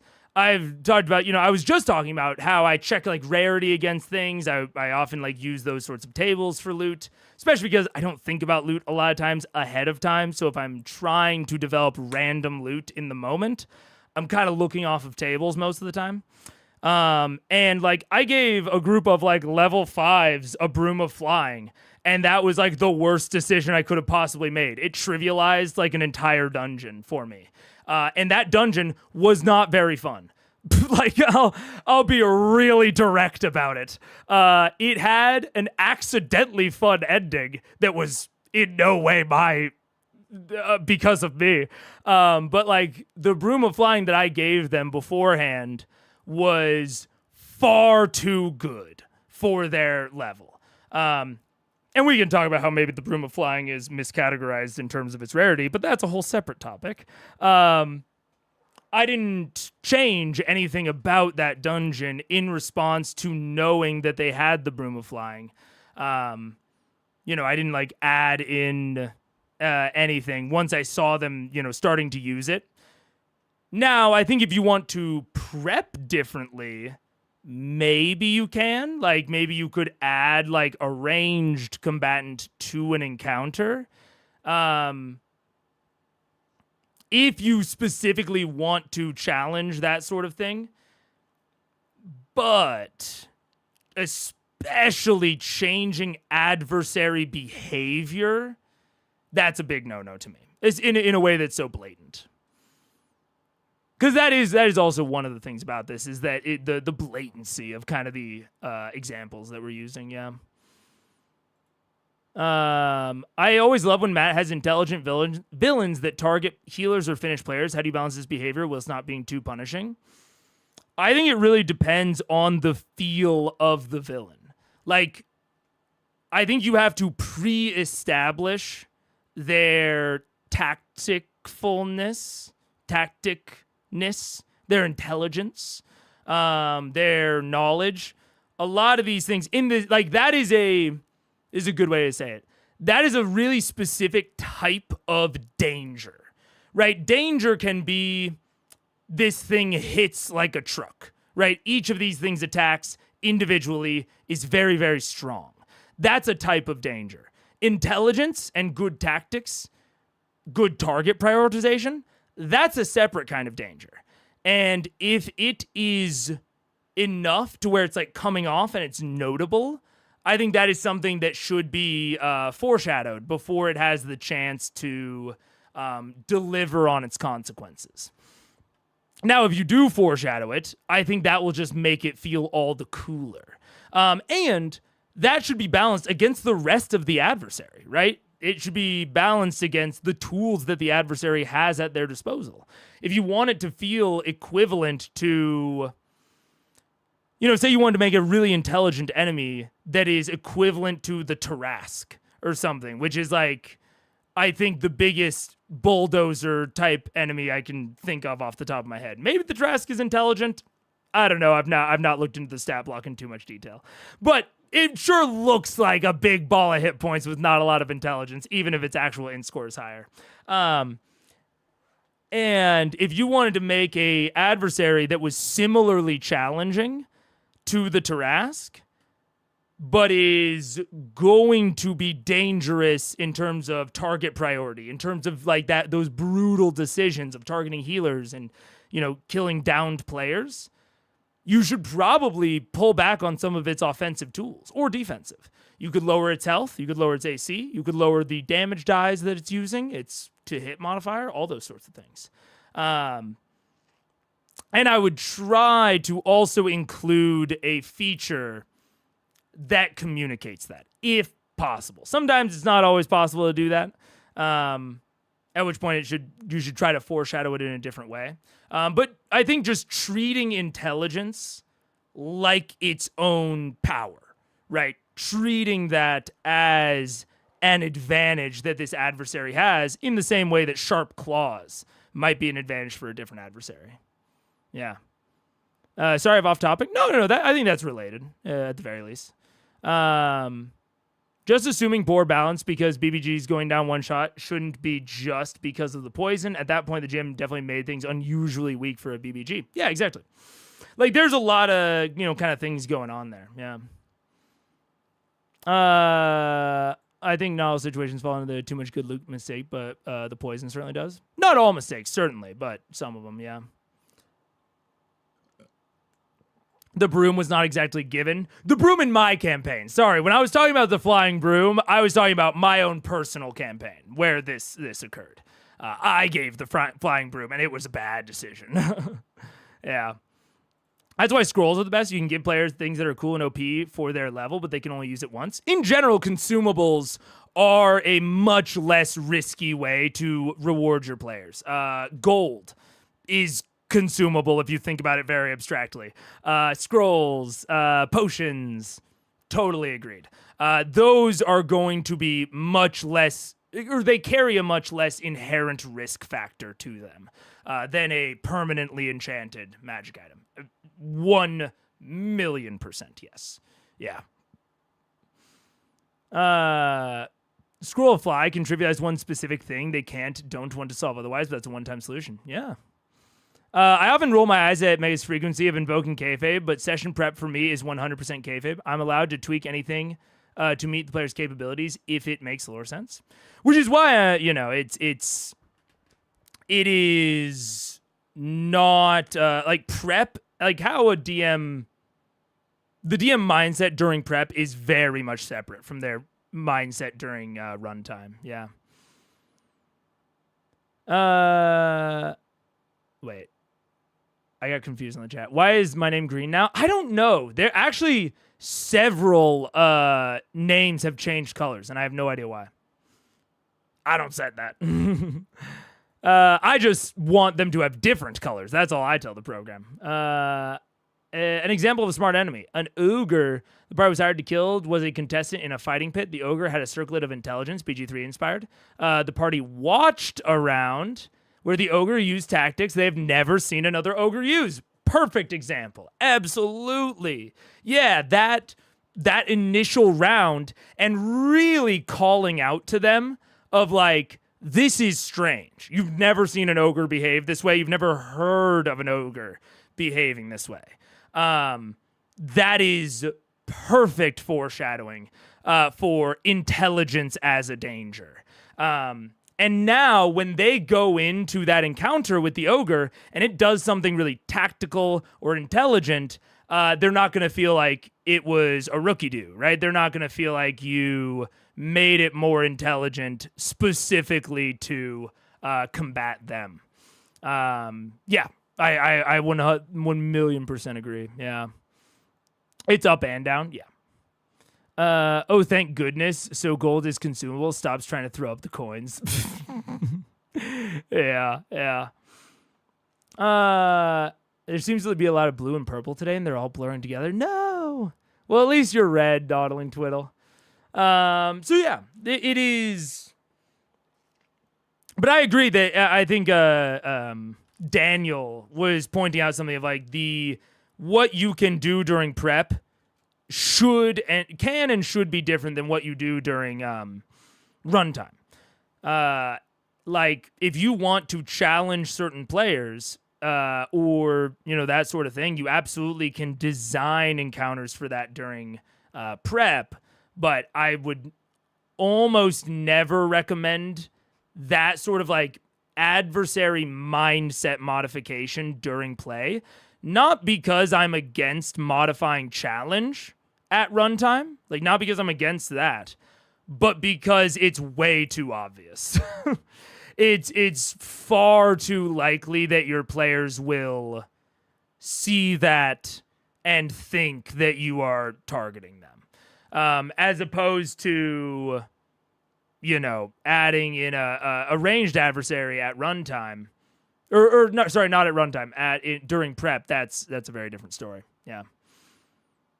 So yeah, it's a complicated area of discussion because I will say like I'm generally like not that opposed to like retconning, like I talked about. But if the retconning becomes a consistent behavior, it's like, okay, what's going on here? Like, we gotta figure out why is this happening so often? That should be an exception. Now, if you really want to do this sort of thing, where the mechanics are, where the system supports it, holy shit! Let me tell you about a system called BitD. Blades in the Dark makes retconning an explicit mechanic. So. If you have players that are like, yeah, I just don't want to think about what I'm doing during rest, but like when it actually comes up, I want to be able to have prepped in a way that was really intelligent for this situation, but I don't want to try to have to like think through and predict all that sort of shit ahead of time. oh man, Bit D's your system. There's flashbacks. The way that equipment works is that you just decide how much equipment you're bringing in, not even which equipment you're bringing in to any given encounter. You only decide what equipment you're using when you use it. Like, this whole, like, you know, potentially problematic behavior that we're talking about in D&D, it's built into Blades. So if you've got players that really want to do that, I've got a system for you. Yeah. Anyways, guess what Mega's favorite system is? Look, I'll be real with you. Daggerheart's catching up. I like Daggerheart quite a bit. Yeah. I don't mind the idea of tweaking on the fly in theory. My biggest reason I don't is it's too easy to mess things up when you don't have time to think your changes through. Absolutely. I agree with that, yeah. I was pretty proud of that ogre. One of my players laughed at me and said I shouldn't have shown them. Oh, no. Yeah. That's awesome. Because that's so interesting. I guess, you know, it depends on the vibes. I'm reading this. I'm assuming the vibes were good of like, oh, shouldn't have shown us that. And like that feeling of like, ooh, now we know its secrets.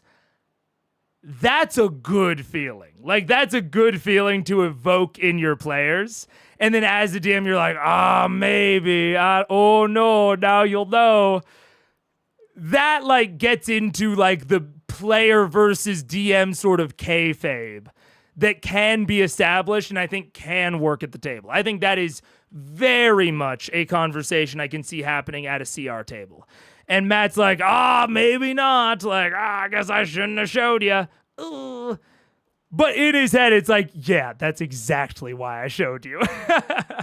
Absolutely. That I showed you that so that it doesn't come out of nowhere, it doesn't make you feel bad, and also makes you feel like, ooh, we've got the upper hand. Like, that's a super fun way to go into an encounter that's going to be really hard. Like, especially if the ogre's going to be very hard because of its intelligence, because it's going after healers, it's confirming kills. Going in, thinking that you have the upper hand, and then not getting surprised by any tricks, like just watching it do exactly what you expected, and that being a huge challenge, that's incredible. Like, that's like a really good sort of feeling to evoke. Where you can evoke this sense of dread and of overconfidence that is hard to evoke in a good way. Like, if they go into it and the challenge is harder than they thought, but only because they were underestimating challenge that you told them about ahead of time, they can only blame themselves for that one, right? They can only blame themselves, and that is like a feeling of like, oh man, we were overconfident. That is so hard to get in D&D. So incredible. Yeah. That's an incredible example of like why I am so on the like foreshadowing danger train of things. Yeah. Oh man, check it off your bingo card. Check it off. Bitty counter needs a return. Something. Well, we'll see. We'll see. Yes, Daggerheart. Look, man, Daggerheart is... I need to play it more. I've played Blades, and there's a lot of things about Blades that I thought I would like more than I did, and a lot of things I thought I would like less than I ended up liking it. So I can't fully get on the Daggerheart train yet, but I'm close. Daggerheart wins me over with the overwhelming amount of collaboration tools. There's a lot. I will say, just looking at it and not having it as much experience as something like, as like the level of experience I have in Blades, from that perspective, it's really won me over. Like, I really want to try it a lot more. Yeah. Anyways, back to CR. Let's do it. A little slot that will go in and give me a little bit of a red vibe so we can have like a low light, red light. Ooh. And I'm also going to make a little clip so I can stick it on my gun so I can have a little spotlight on my gun when we're going through it. It also ensures you cannot get a prom date. Hey, no. I'm doing okay, just saying. Percy doing okay. I don't know, you've been tinkering a lot lately. Oh! Okay. So that's doable. And the opal doesn't perpetually glow. It's Yeah. So it lasts for an hour. Is that doing? something that we can turn off and on, and it lasts for an hour like a battery, or is it just an hour? It's off. And then we have to pop a new opal in. generally, you have to pop a new opal in. All right, no problem. But it's like, yeah, you crack the opal, you put it in, and it's like 1 hour of like either flashlight and then a little blinder to turn it on and off, and then a little. It's basically like a little train lantern. I was gonna say like an old school Go ahead. lighthouse. Go ahead and roll a tinker check. Do it together. Can I help Train them? lantern? Yes, with you'd be giving him advantage as you attempt to do that. So you just roll twice per person. That's That was that was pretty good. Did we get Drawing, two 16s? I got a 19. Oh, I got a 16, but I get plus 10 with my Tinkerer's tools. And then mine's proficiency bonus and dex bonus on top of that 19. So that's 21, 25, 30. Between the two of you guys, it is not an issue. Even with your limited materials, but your travel, tinkering capabilities, you managed to definitely create this seamless, beautiful. You can sell it on the street. Ooh. So they get tapped or they can tap. We may even make a little headband so we can pop them on. Sure, like, sure. Yeah, You guys are so cute. it's gonna be great. All right. I spend my evening reconnecting with facts. Okay. Well, the Hallmark card way of saying fucking. Well, there goes our sponsor by Hallmark. Thank Yeah. you. Thanks. Sorry, It's a Hallmark. couple days. You said you've been traveling for a while, right? It was 3 days before this encounter. You have a day and a half before. And has a day passed since that fight? no. No, this is that night. This is at the evening afterward. Let's see if I get my charges back. I don't want to say I feel like I'm being replaced. You know, it's not that. It's just Percy has kind of found like a new friend. You're losing some. We're not like hanging out all the it's time. not We're being that. social. I'm a good friend, right? hi, Percy. I was gonna say we're being Sorry, I social. wasn't- You guys are there. I got distracted. I got distracted. No, you guys are busy tinkering. You two, That's you, right. two are having a conversation where Vax is trying to console Keyleth's sudden friendship crisis. Got a little smudge right there. I A little smudge. You're missing your friendo time. I I understand. can't fulfill every need. We that hear he them has. laughing from their room. In the distance over It is a very thin wall. Yes. And it was the metric system.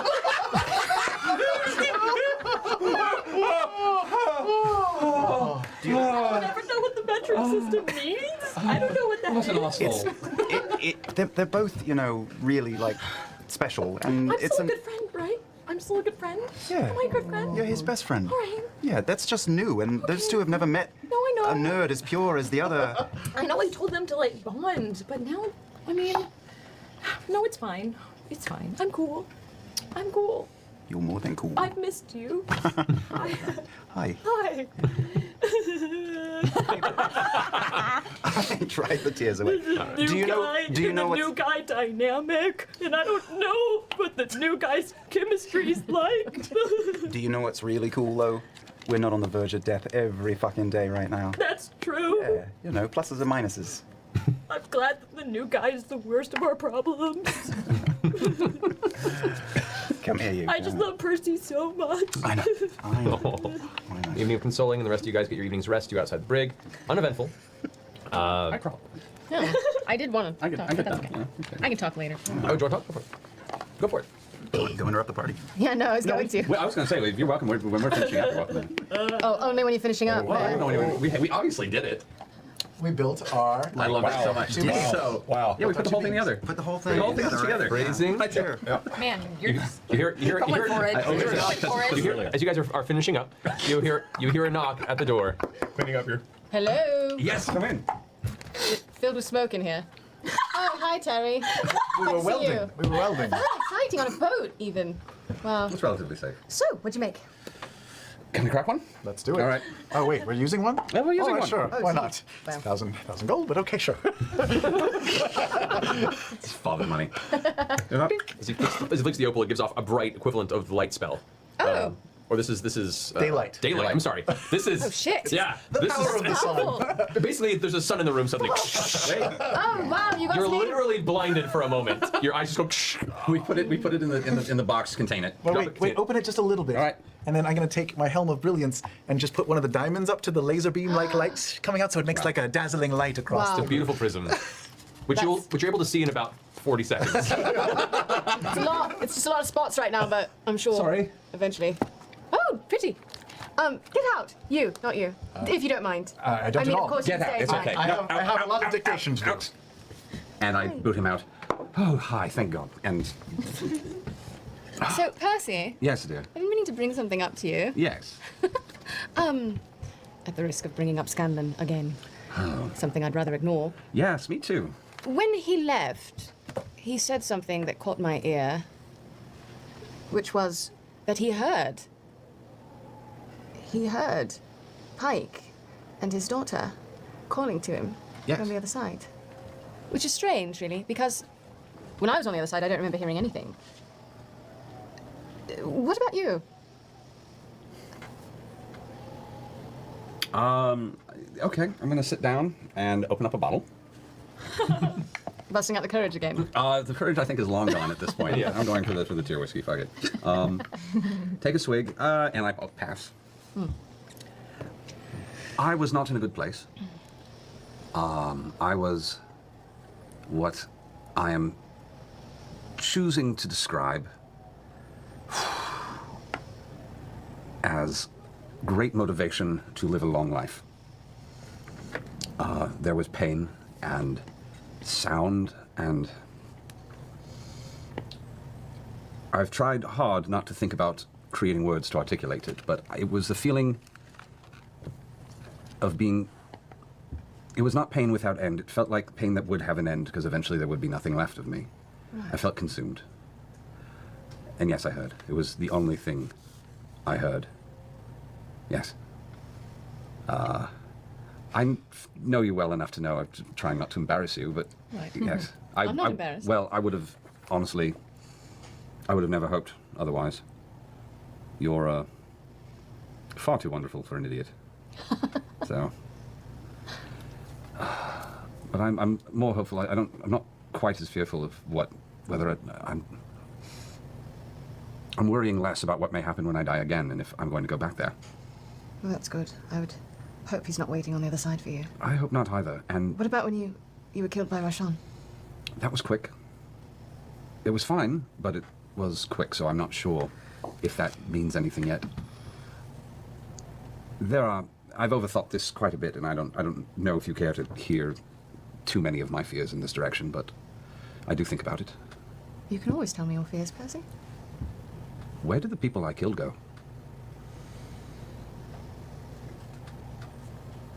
I know you don't have an answer. I don't have an answer either. I But- don't. I suppose it depends on them, doesn't it? Does it? Or does it depend on me? Or does it now depend on this thing? You don't think they were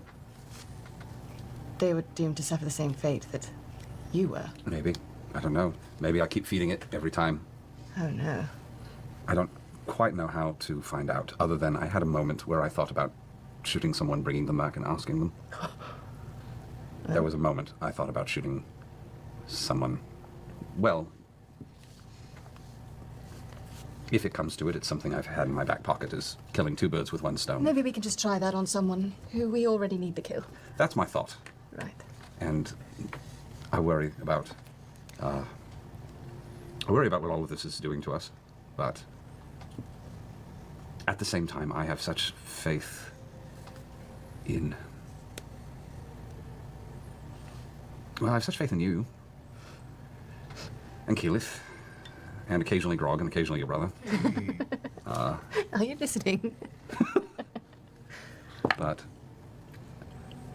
I'm starting to wonder if this is what all those heroes I read about when I was young, if this is what they felt, is just a lot of getting very comfortable with not knowing and being nervous and wondering if you're really just the villain of someone else's story. I'm sure that's how they feel. No one's ever sure they're doing the right thing. But I did hear you. Sorry I did hear you, and sorry that I didn't say. No, it's all right. Takes the pressure off, really, knowing that you know. I treasure every minute. And you remind me to not be so serious. Yes. So serious. I'm not saying that you're not serious. You can go play with Terry some more if you like. I'm done with Terry for the evening. Right, then you can play with me. And crossing the whiskey off. Yeah. All right. Oh, good conversation. Oh my goodness. Really hitting at a lot of the stuff that we've been talking about in terms of Percy. I think it was just last stream we were talking about, like, you know, Percy's arc is kind of different than it was before. He's like, before it was cycles of vengeance, and now it is like the relative morality of actions when seen from different perspectives. I mean, it's super fucking cool. And I have, long theorized that Orthax eats the people's souls that Percy kills. Debatable if that still happens with Animus. I think they de-magicked it or de-cursed it or something, but maybe they didn't. Like they did with the list, at least. Yeah, man. But I think this is especially the ordering of how he asked it. It was quick, it was fine. I'm not sure if it means anything. I've overthought this quite a bit. And Vex says, you can always tell me your fears, Percy. And the immediate, where do people I kill go? At least to me, there's a level of implication there that Percy didn't feel like he could tell her his fears. That he had to keep them inside. And her straight up saying it to him, it, like, actually kind of unlocked something. Because this is something that you would be I can't imagine it wasn't ever on his mind before. But especially on his mind after he died. But that was a while ago that he died. Like, that was still in the Chroma Conclave arc.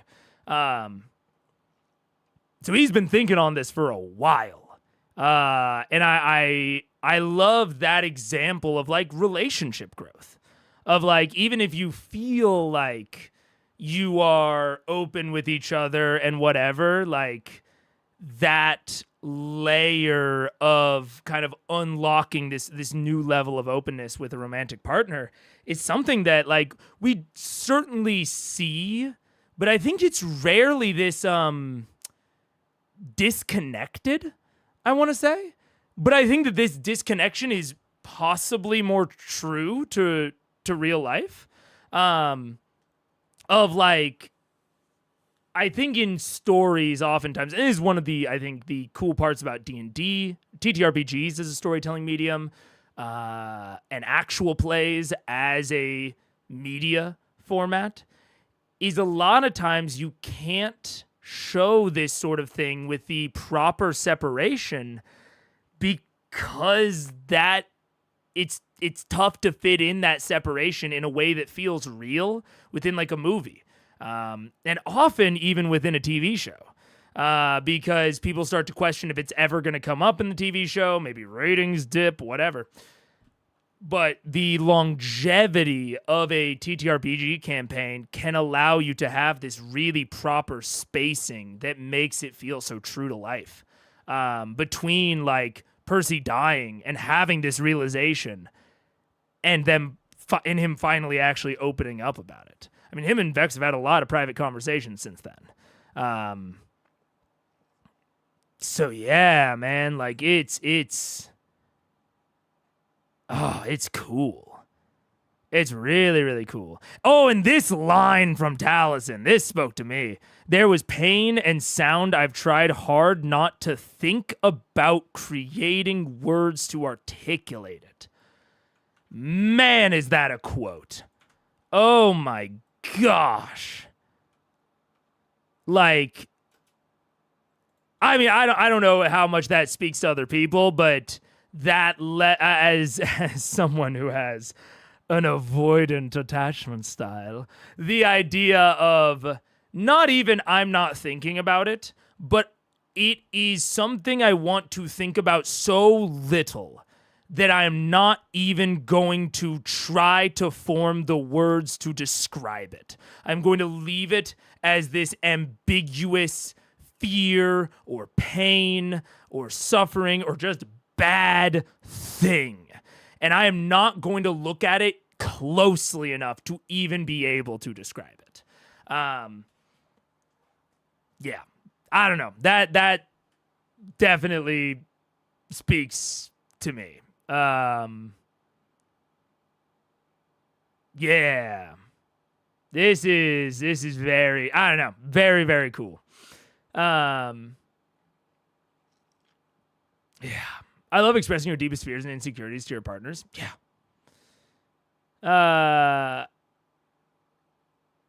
Oh, we're talking about Speak with Dad. Gotcha. I think Percy was talking about reviving Chat Bravo Speak with Dad. Yeah. I don't know. And I mean, honestly, regardless of how he would mechanically accomplish the thing that he just said, he's not a magic expert. And regardless, honestly, to me, someone that might normally be like, oh, I wonder how he would, mechanically do that. I don't think I don't think that how feasible it is for him to revive someone or not to ask them. I don't even know that it's necessarily important to the scene. Not to say that like you shouldn't think about it or debate it. Obviously, again, I think about all sorts of things that are quote unquote irrelevant to the scene.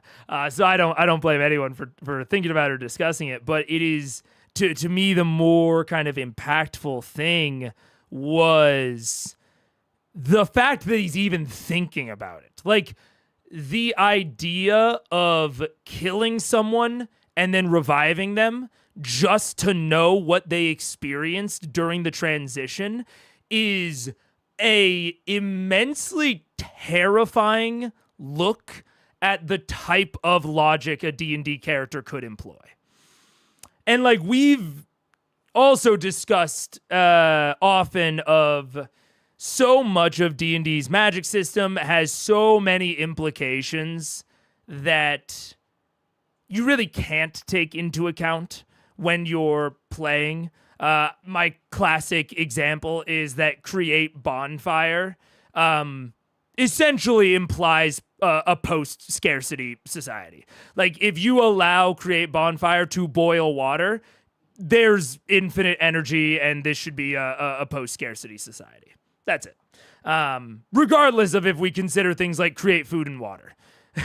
That cantrip alone. That's it. And the fact that elves and many humanoids broadly can just know cantrips as an inherent part of their existence.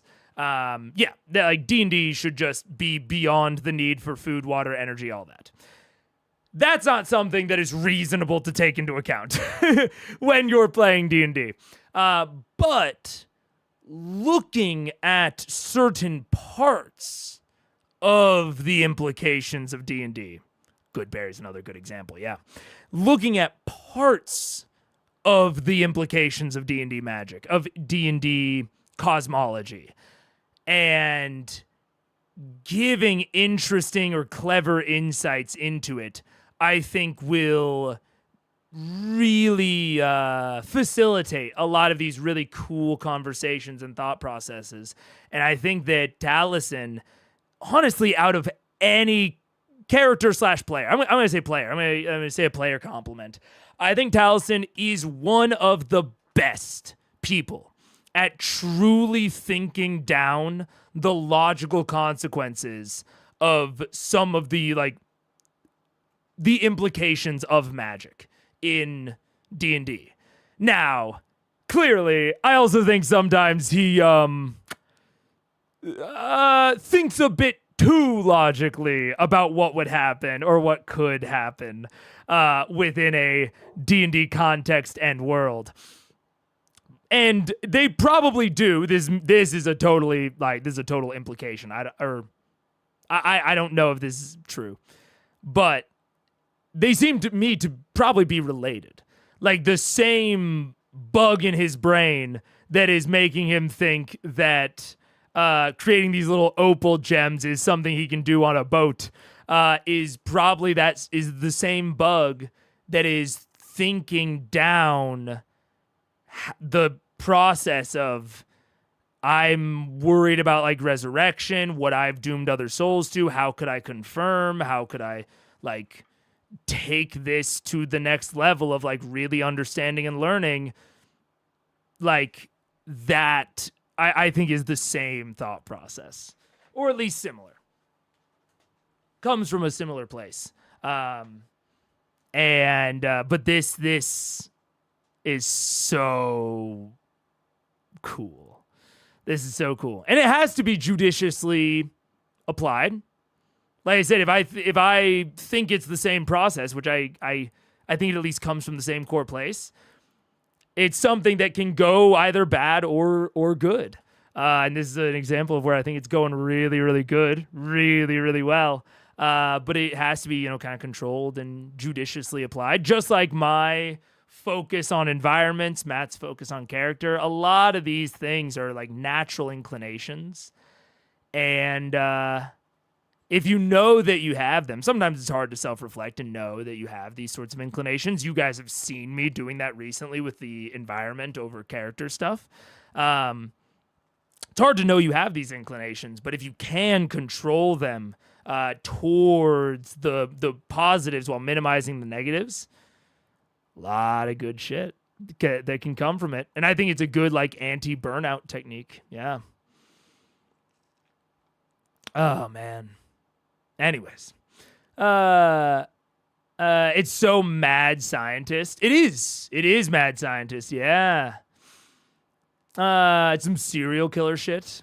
A little bit. Are you implying that magic does not work with the laws of physics? I am saying that for magic to exist, the laws of physics cannot exist in the way that they exist in our world. Or that if they do, all of our D&D worlds are inherently inaccurate to how they would actually be. So we should treat the laws of physics as if they do not work how they work here. Because if we are to take the laws of physics seriously and just add in magic on top of that as like kind of a separate system, all of our D&D worlds are wildly inaccurate. So we should just pretend as if the laws of physics don't work how they work here. Because that will create a much more sensible world.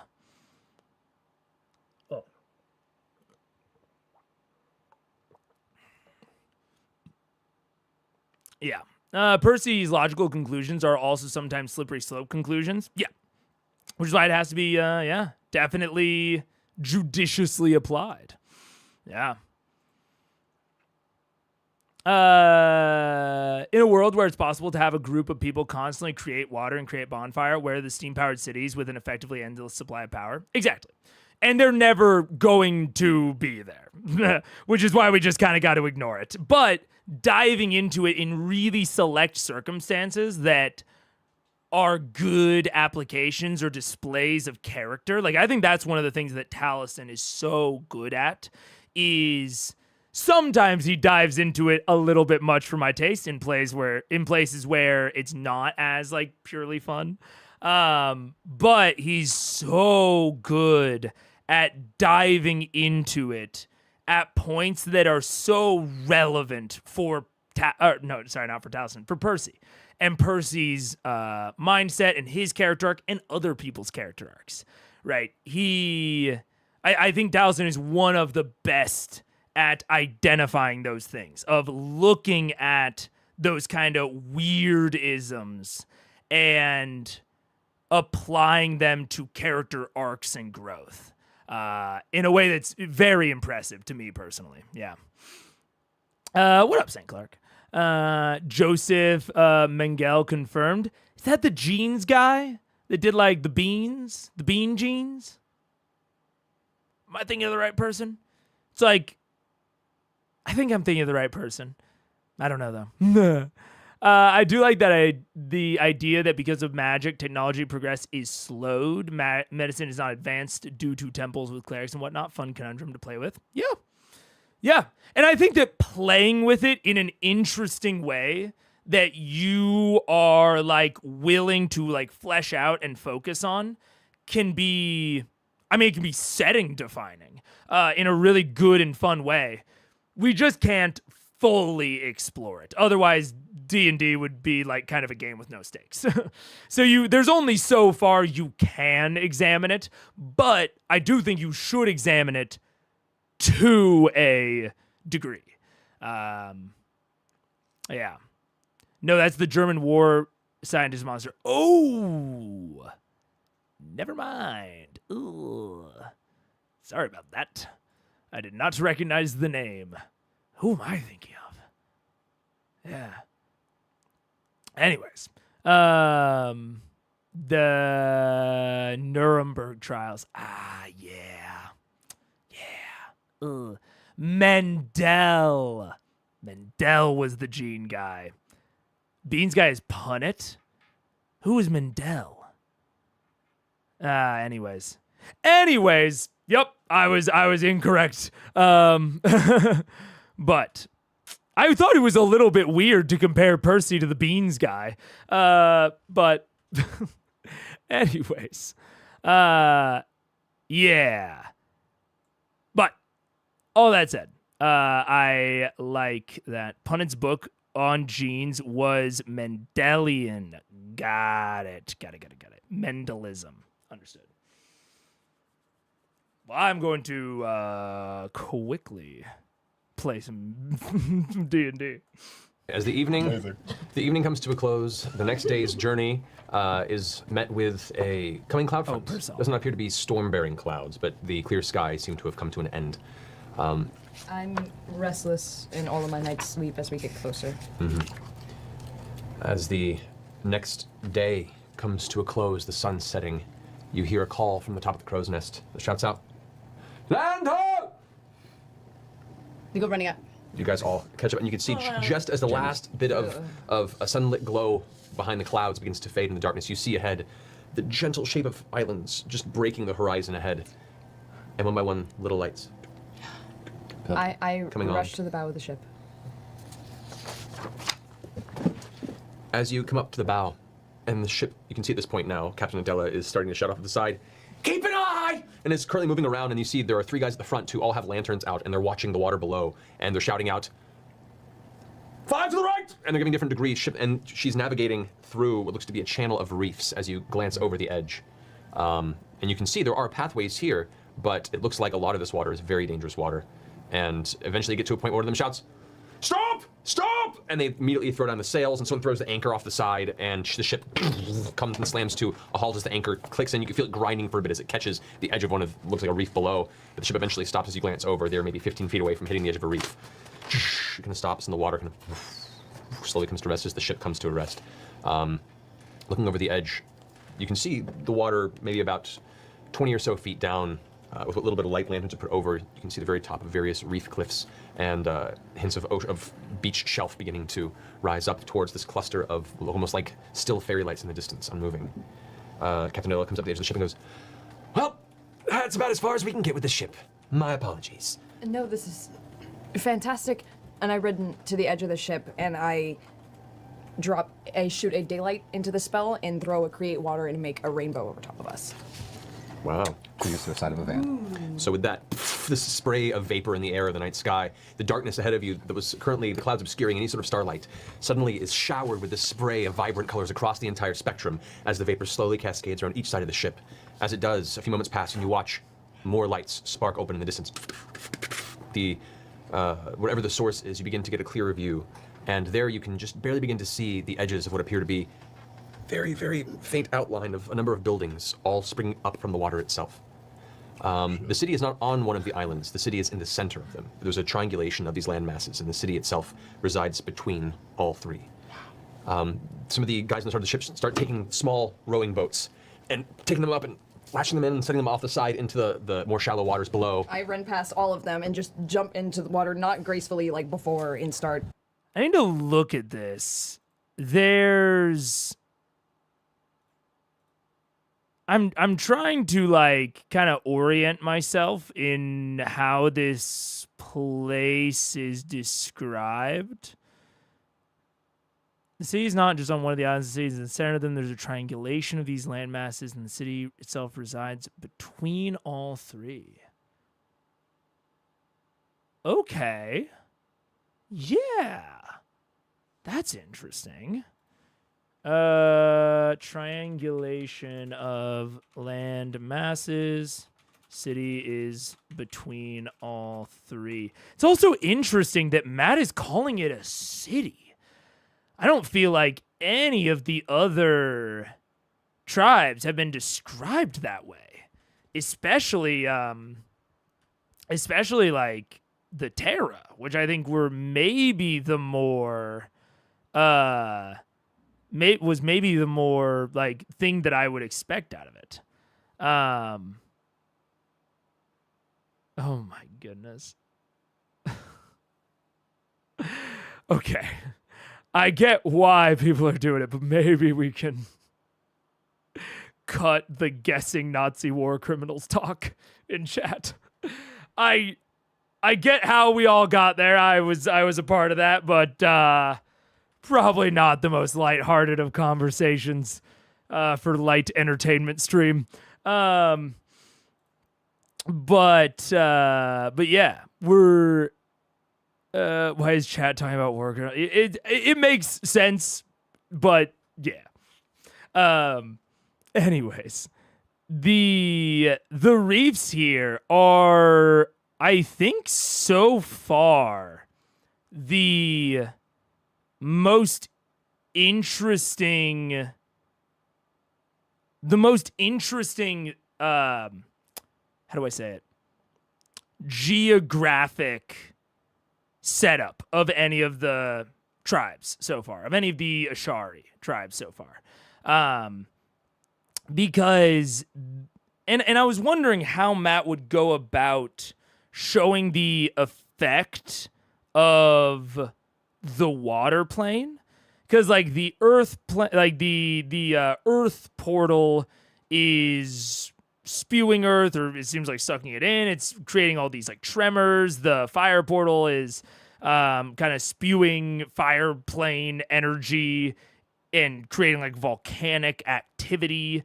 And I was like, okay, what is... The air Ashari has just this big rip that just blows wind out. I was like, what is the water one going to be, especially if it's in the middle of the ocean? That might be one of the most difficult things to display, unless you just make it like the Terra, where there's like you represent as like seismic events or like rippling wave patterns as like water is progressively pushed up. But I like the idea of these reefs that seem to have formed around the water plane portal.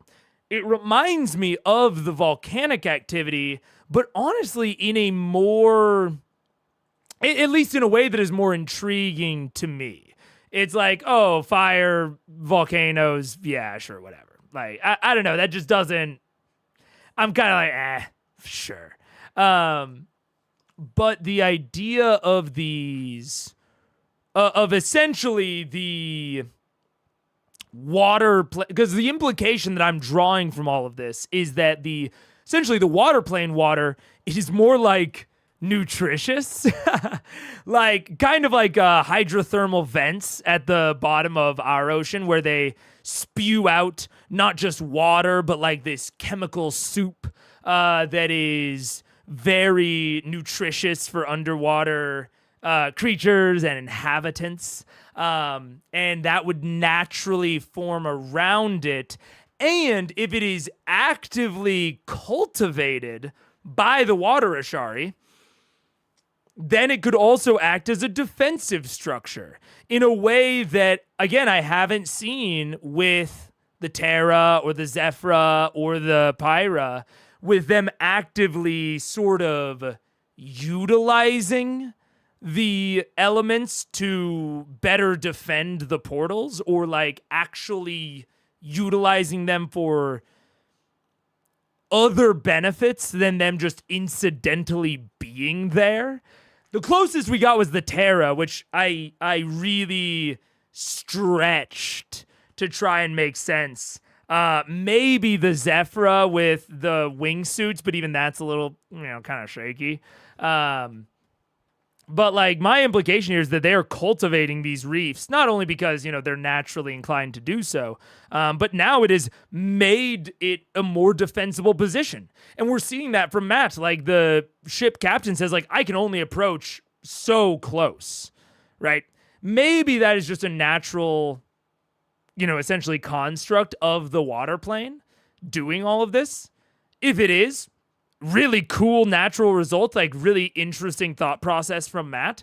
If the water Ashari have actively cultivated it to like spread the reef as far as they can, Also cool thought process from Matt. Like, I like both of those options as ways that the Ashari have been interacting, or in which the material plane has been interacting with the water plane portal. Super, like the most interesting Ashari tribe just off of that so far.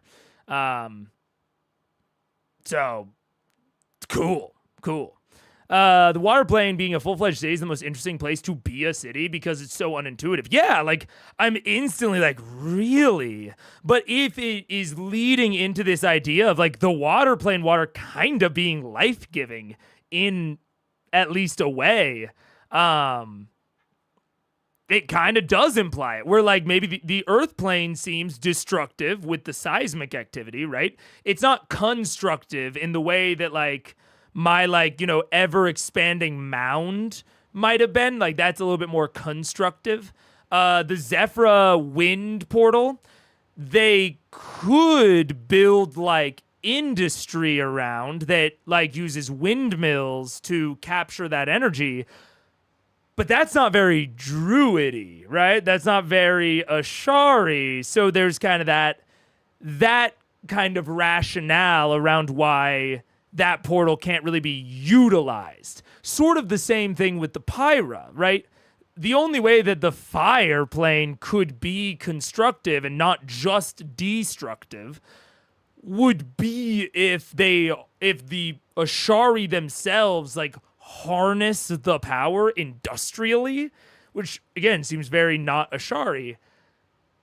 But this water plane one, the water doesn't seem to be destructive, right? The water plane seems to be naturally constructive to the surrounding environment, which then allows the natural Ashari tendencies of, like, this druidic bent to take over and really, like, self-reinforce that process of, like, oh, the water plane is allowing the natural flora and fauna to flourish.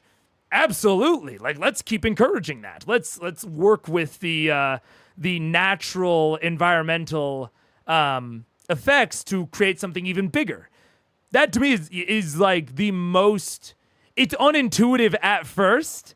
And then, like, if you start thinking down through it, it's like, oh, maybe that is the most intuitive one, which is the best kind of world building, or at least some of the most fun, is when something seems unintuitive until you are presented with it, and all of a sudden you're like, oh, maybe that is intuitive. That's my favorite. I guess world building makes sense for cities since coast cities and islands tend to attract commerce. Also true. Yeah. I feel like the water plane having less dangerous creatures close to the surface and more dangerous deeper you go makes sense in my mind. That's also true. Like, there's that level of intuitive nature. Also, just like water in general, we have a much more positive relationship to than a lot of the elements. You know, the sea absolutely can hide things, but also water is life-giving, just inherently, in a way that, like, wind, stone, and fire isn't quite. We don't need fire. Like, we do if we want to, like, cook things, but we need water in a very different way. So I think there's also that intuitive nature of, like, the water plane being the least dangerous one. Yeah. Oh, man. Fire industry is especially not Ashari since it's usually very metal-centered. Yeah, absolutely. From last episode, we talked about the Earth portal inching along Exandria. A watering water portal would also be interesting. What if it rose in the sky, making a high waterfall? That could absolutely work. And I think that would be, if you wanted it to feel more chaotic, like more similar to how these other ones are going. I think having it wander and be kind of this, like, yeah, like wandering water spout could be interesting towards there. If it made the surrounding area very, like, stormy, like its additional precipitation encouraging more rainfall and storms and maybe even hurricanes. that could all go towards it being this more chaotic and less constructive force. Also, like we talked about the Earth portal, like eating Earth from the material plane, like sucking it in rather than extruding it. You could do a similar thing with the water portal, making it a whirlpool. And the water Ashari are on like a rotating island that has to like constantly keep itself at distance from the whirlpool, but also needs to stay close to protect the material plane from anything that might come out. And so there's this constant like tension where they need to orbit it in concert with the whirlpool, but not get so deep that they get sucked in. Almost like a space station above a black hole. I think there's a lot of ways to make it destructive. And to make it more in line with some of the other portals and like how we see them implemented. But this is it's an interesting direction to take it, to make it so seemingly constructive and like kind of peaceful almost. Yeah. Oh man. The mega whirlpool. That's what I'm saying. Yeah. When comparing other planes, yeah. Fun fish fact. I'm just seeing everything there. So yeah. Interesting. Very, very fascinating. And I like that Matt, at the very least, went, to me at least, in my opinion, went down a more interesting route with the water plane and the water Ashari tribe than some of the other ones. Yeah. Anyway, Make perception check. Perception check? Yes. We're at a reef. On a reef. 9. Oh, There it is now. is it just a dexterity check? No, perception. Oh, perception. 28.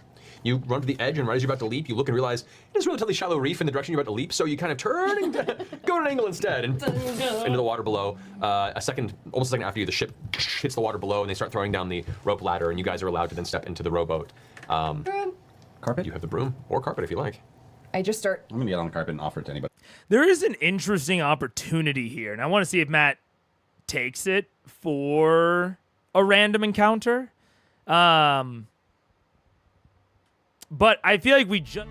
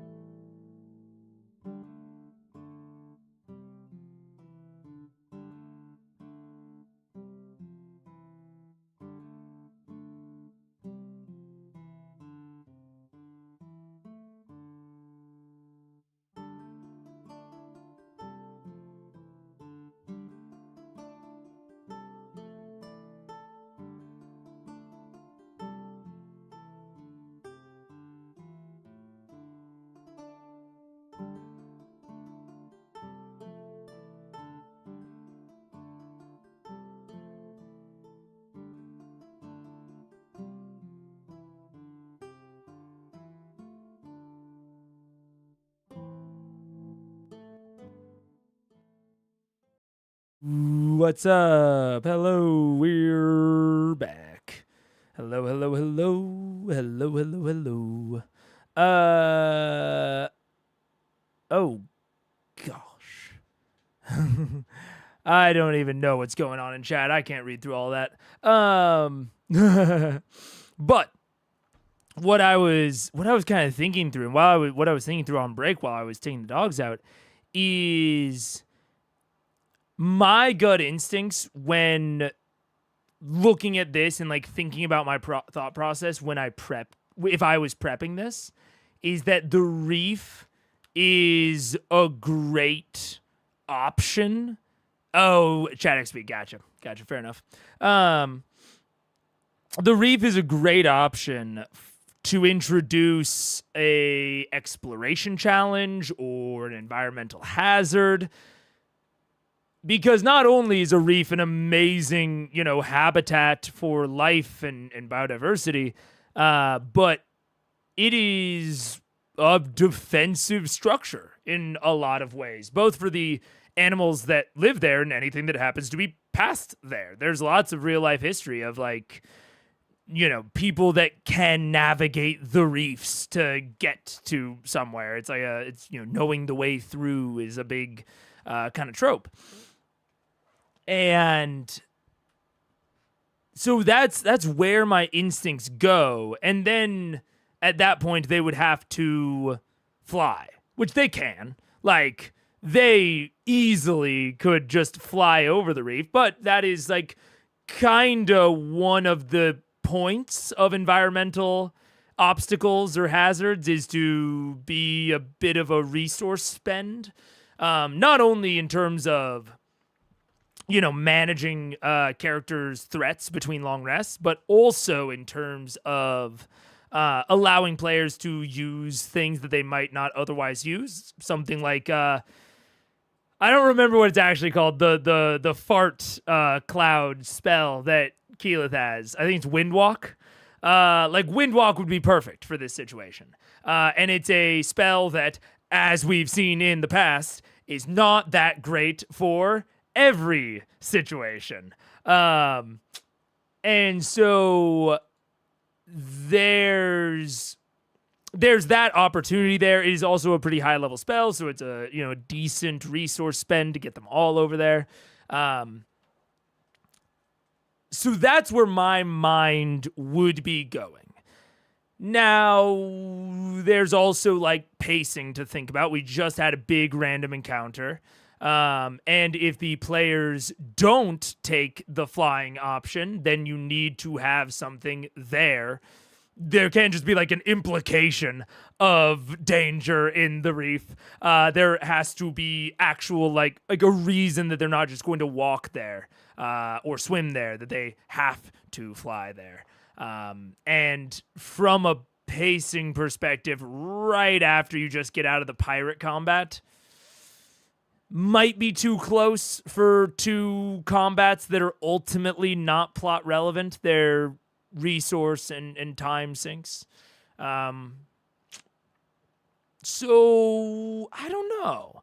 I'm interested in how Matt does it because I'm sort of I'm of two minds on it. I'm not exactly sure what I would do. I'd have to think through it more. And it would probably kind of depend on what the Vesra's overall disposition will be as to whether or not I would go this direction. I might not have enough info, but that's kind of where my mind goes when I start thinking about this.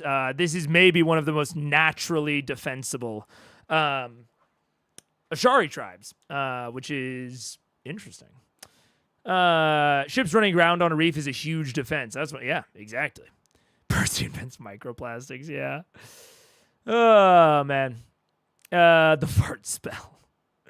It's a great natural barrier. The enemy has to have a really specific resource to be able to overcome. Well, and especially on the water, it's going to be incredibly easy to see any flying thing coming. There's also the option for like meeting someone that has a pre-existing relationship with the Vestra, and it might be that if you are part of the in-group with the Vestra, even if you're not actually an Ashari member, like, you know, they might have like their favored traders or something. Maybe those traders have knowledge of how to get through the reef safely. But if you don't have that knowledge, then it's going to be incredibly difficult to nigh impossible. Again, unless you fly, but that would... You see how it all kind of circularly constructs this really solid defense for the Vestra. But, again, going through all of that defensiveness, if you were going to make it this significant factor, you might not want the pirate combat right before it. Again, just from like a pacing perspective. But I don't know. Maybe you would. Maybe that'd be fine. We'll have to see. What do you like? Using my cantrips. Because I'm heavy. What about the boat? I want to be on the flying carpet. Trinket will get in a boat with Rogue. What are you doing? No, Trinket's gonna be in mine. All right. Trinket goes in the necklace. Yeah, for a minute. Hopping on behind my sister. Okay, so sister, you guys taking the carpet? Grog, you're going in the boat? I got my own rowboat. The robot. Oh yeah, the robot is Dottie is not coming with Dottie's me. coming with you. Well, he can come on the... No, you Dottie can't. cannot It's too come on heavy. the carpet. It's too heavy for the It's too heavy to go on the carpet. I have to stay behind with Doty. Yeah, well, have fun. so I got my own carpet. Is there another rowboat for us? They have other rowboats on the side. You can request another one. I would like to request another rowboat for Doty. So as you guys are making your way, roughly 5 minutes behind you, as you all are kind of moving forward together via carpet flight, and her swimming, and Grog strongly pushing his way through, Terry's just impatiently waiting for them to get the other boat off the side of the ship, and they're slowly lowering it down, kind of, you know, the ropes having to adjust as it goes, and you're like, Oh, I see adventure over this way. Too bad you won't be able to see it. I'm missing it. Hurry up! As you guys begin to approach, Keyleth, your feet eventually hit sand as opposed to treading water, and as you begin to walk up, the water comes past your waist, down to eventually your knees, and that is about as low as it goes. Yeah. And looking out above you, you can see this beautiful lagoon that is completely submerged in about a foot and a half of water for a good mile in all directions. And you can see dozens and dozens of these Grecian-looking white and green marble structures that rise up out of the water. You can see a series of poles that stand up holding these lanterns that have all been magically set alight to give the city sort of a glow. You see shapes moving. You see figures kind of shifting out of these buildings and making their way in your direction. And as you...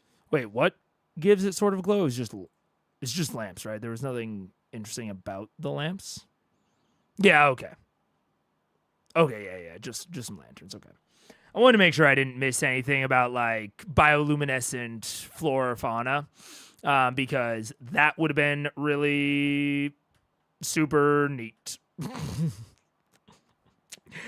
And this is not, I don't want this to just be the Matt in the critiquing Mercer's environments hour, because I think this is the coolest Ashari environment so far. But there are directions I can see going with that I wanted to make sure I hadn't like missed, you know. You're looking at this space in front of you, and you guys begin to kind of meet up. You watch as a figure kind of out of the water next to Keyleth. You glance to your left and look down, and you see what appears to be a child, maybe about 13 years old. Human-like, though his ears come to a bit of a finned appearance. You can see what looks like gill slits to the side of the neck, and he looks up at you with kind of a tattered, long, stiffened piece of cloth tunic, and shorts that end at the knee. And he kind of looks up at you and just kind of smiles with these very, very bright, orangish yellow eyes. Hi. Kai Tiake. And I drop to my knees and drop down and bow. You go face down into the water. Get up, push the hair back a bit. And bow again. Okay. What are you doing? Sorry, are you the leader? Are you the headmaster of? Yes, I am. Oh, hi. Keyleth. Keyleth. He reaches out and grabs your hand. Yulan. Yulan. Leader of the Water Ashari.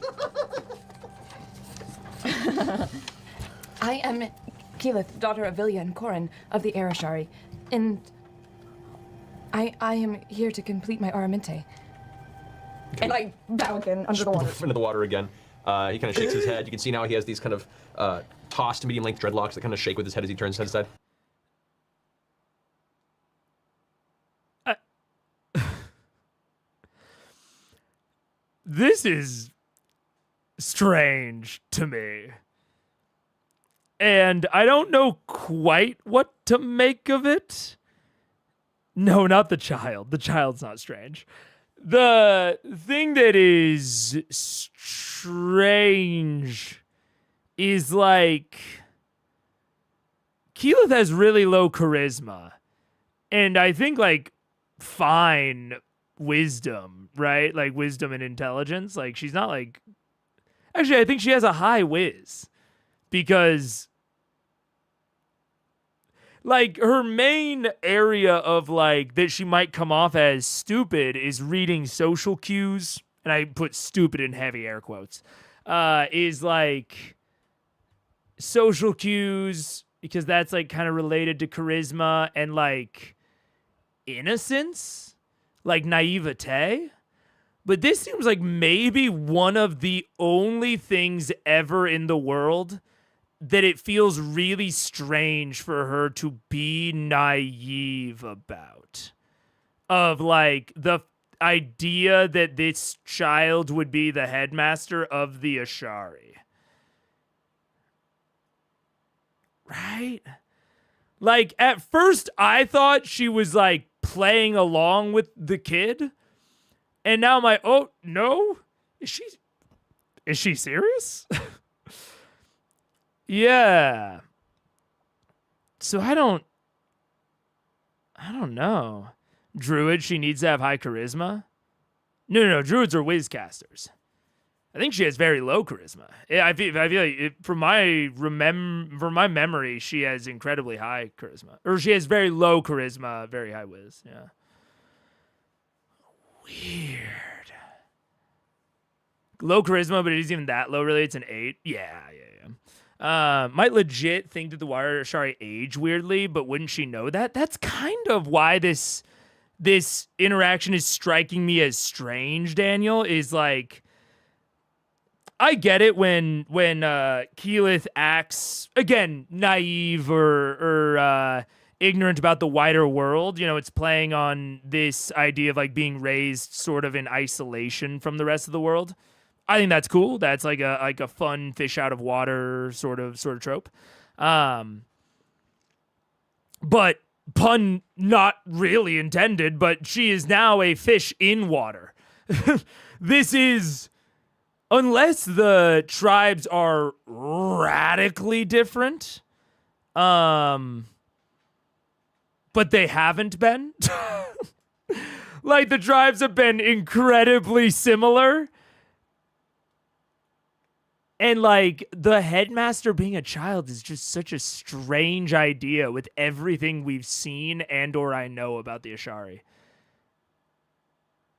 Yeah, I don't know. Strange. I don't know what's going on with it, so I don't even know that I can give that much of a critique. It's more just like, man, this feels weird. This feels a little off to me. And I think it's like, you know, maybe defensible in terms of like just pure nervousness. She's not really thinking clearly. But I don't know. I do not know. Yeah. This is one of my few legit complaints about parts of Keyleth's stories. The amount she knows about the other Ashari is highly variable. Sometimes she knows a lot. Sometimes she seems to be completely ignorant. Yeah. And that, like, that can be, like, that can be a feature. It's just, it's a confusing, like, character trait, and, like, world building trait that I think I would need, like, more exploration to, like, understand. But it could be what's happening, and we're just not getting that additional explanation. I don't know. I interpreted it as Keyleth not knowing that this is a preteen teenager. Interesting. Yeah, which that is hard because maybe she isn't. I guess that is another interpretation.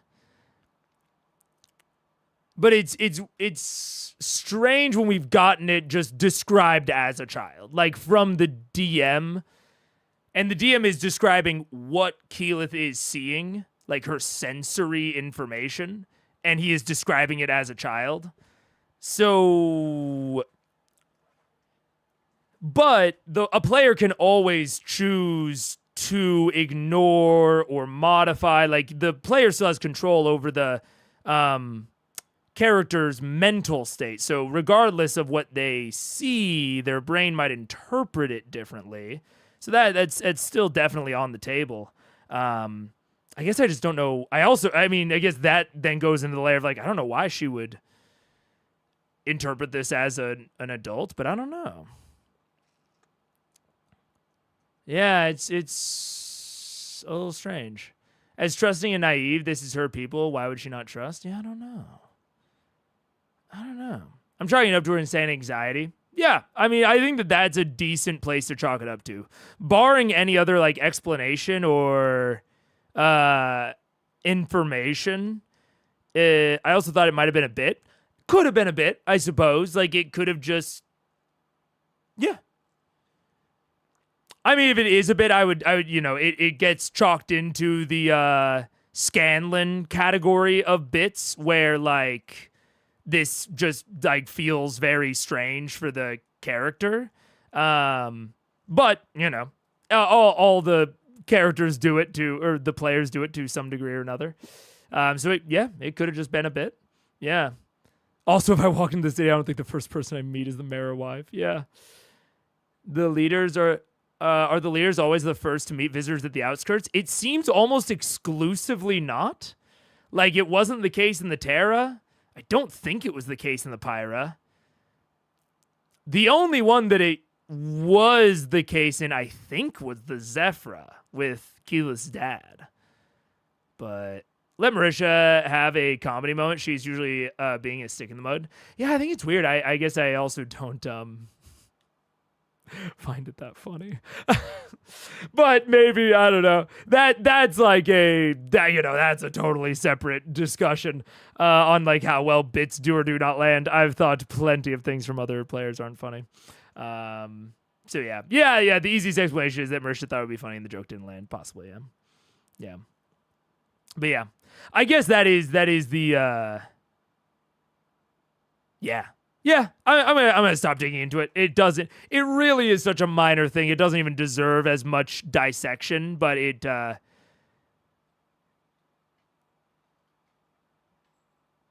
I think if you've watched me for any period of time, you will at least somewhat understand that I have trouble moving on from something if it feels like I'm just missing something.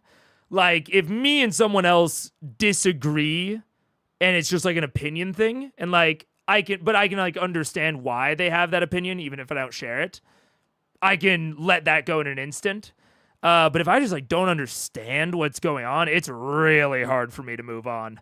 But I think that this is like so whatever that it's not worth continuing to dissect. Yeah. Looks at the rest of you. So she yours? Mm-hmm. More or less. You bad people? Mm-mm. Not today. We're just rowing up. What did I miss? Start over. See a bad person? Nah. Nah, He's workable. all right. Okay. Well, come with me. And he reaches out and taps you on the shoulder, Keyleth. Which is such an honor. Come on. Caleb, He grabs your hand and pulls you up out of the water and starts running in towards the city, holding you behind him, just kind of tugging you by the hand. Oh, he has legs. He does have legs. And he doesn't know how to use Feel it. Splash, splash, splash, splash, splash, splash. Cooler. And I let a little frost go from my breath. Okay. Splash, splash, splash, splash, splash, splash. He's just running through the water. You can see a number of people who have now stepped out of the buildings as you guys approach, and each one of them, all of their clothing ends at the knee. You can see that this entire society walks through and lives partially submerged. There's an ever-present water element to their day-to-day life. They must have the proniest feet. I know, right? Love it, man. I mean, I talked about the Terra leader having the tattoos as at least like a distinguishment. But I was like, it's like only kind of a distinguishment. It seems to be only on him. Like, whatever. But like, and like the Zephyra having the wingsuits is at least an amount of like environmental interaction. But like really the Pyra was like kind of nothing. I don't remember any distinguishing factors or features about the way that the Pyra lived. But I love this. Like just that small detail. I think even Matt's in my opinion, if I'm nitpicking, I think maybe he's even over explaining it a little bit of like everyone lives like partially submerged. It's like, yeah, like that's that is to me kind of what the cut off pants or the pants ending at the knee is meant to communicate. And I think that it like communicates it pretty well. So it's it's kind of funny to me that like, and I'm sure that like this is probably how I am with character. Like I will describe a character in such a way that it communicates something, and then I get like a little bit self-conscious, and so I will like directly say the thing that it's meant to communicate out loud to the players because I'm like not quite certain if it was getting the point across. And that's definitely what this kind of feels like to me, of like the pants ending at the knees is cool. Like that is what is honestly missing for me from like both the Terra and the Pyra, and does exist in the Zephyra in the form of the gliders. It's like this. It's this environmental, like the environment affecting the people and the people affecting it back. And so it's like I love that it exists. It's like this is a really. I'm loving the Vestra the most out of any Ashari so far. But it is interesting to kind of notice of him like somewhat over describing things that I think other are doing their job otherwise, yeah. Everyone with some kind of foot fungus. Maybe. I do enjoy Matt's character descriptions, vamping. It definitely seems that he is able to vamp through that sort of description, which is definitely very nice. Yeah. It's a very nice like tool to rely on as a DM. Yeah. Saltwater makes pruny finger way less pronounced and happens more slowly. That makes sense, because pruny finger happens from like moisture leaving your skin into the water. And I guess my gut instinct at least is that would be harder in salt water than pure water. Like it would have less like ability to absorb the pure water from your skin. Interesting. Or it might not be because of that. I don't know. But that is interesting. Me as a GM, I'm glad you caught on to X player. You literally said it was X. Yeah, a bit, which is like, and that's like a confidence thing that I totally get. And like I said, I have it with my characters a lot of times, where you got to try to hold yourself back and just like let the work speak for itself. But that is difficult, especially if the players then like miss something that you otherwise think is cool. And so I get it. That's a real emotion as a GM that I relate to. Yeah. Yeah. It has a low osmotic gradient due to the salinity. Absolutely. I don't know what the fuck that means, but it sounds sciencey. Sounds interesting, like something I would be interested in. I imagine Matt starts with imagining the people and builds on the environments from them. I think you're right, Amrock, and I definitely operate very much in the reverse of imagining the environments and how that would affect the people that lives there. Yeah. Oh, it makes it easier to grab things in the water, which is such an interesting evolutionary trait. That is.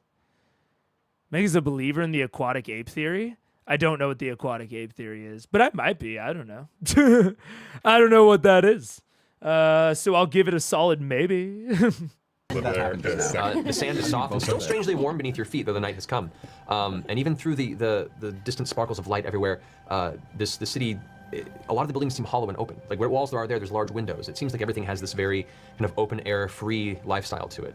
And as you begin to approach, As he's dragging me, I just start like rambling all the questions at once. I'm like, this is such a gorgeous city you have. Are you freshwater or saltwater? Do you have webbed feet? Does everyone have webbed feet? How many people can control water? Wow, look at that. Look at those. Is this Yeah, this is great nervous acting and banter. I love this. I love fire this. that you use, or is it all arcane? he's not answering any of your questions, and you hear a voice shout out, "Kill it!" And the boy kind of stops and drops your hand and kind of backs away with his hands kind of crossed behind his back and steps away, bowing his head a little bit and kind of away. The crowd, and you can now see all these different people. Most of them appear to be human, elven. There are a handful of dwarves, halflings. Like it's a spread of races here. You see 2 half-orcs that have these large tridents off to the side, and they're guarded, but they're all deciding whether or not this is a welcoming circumstance or a careful parley.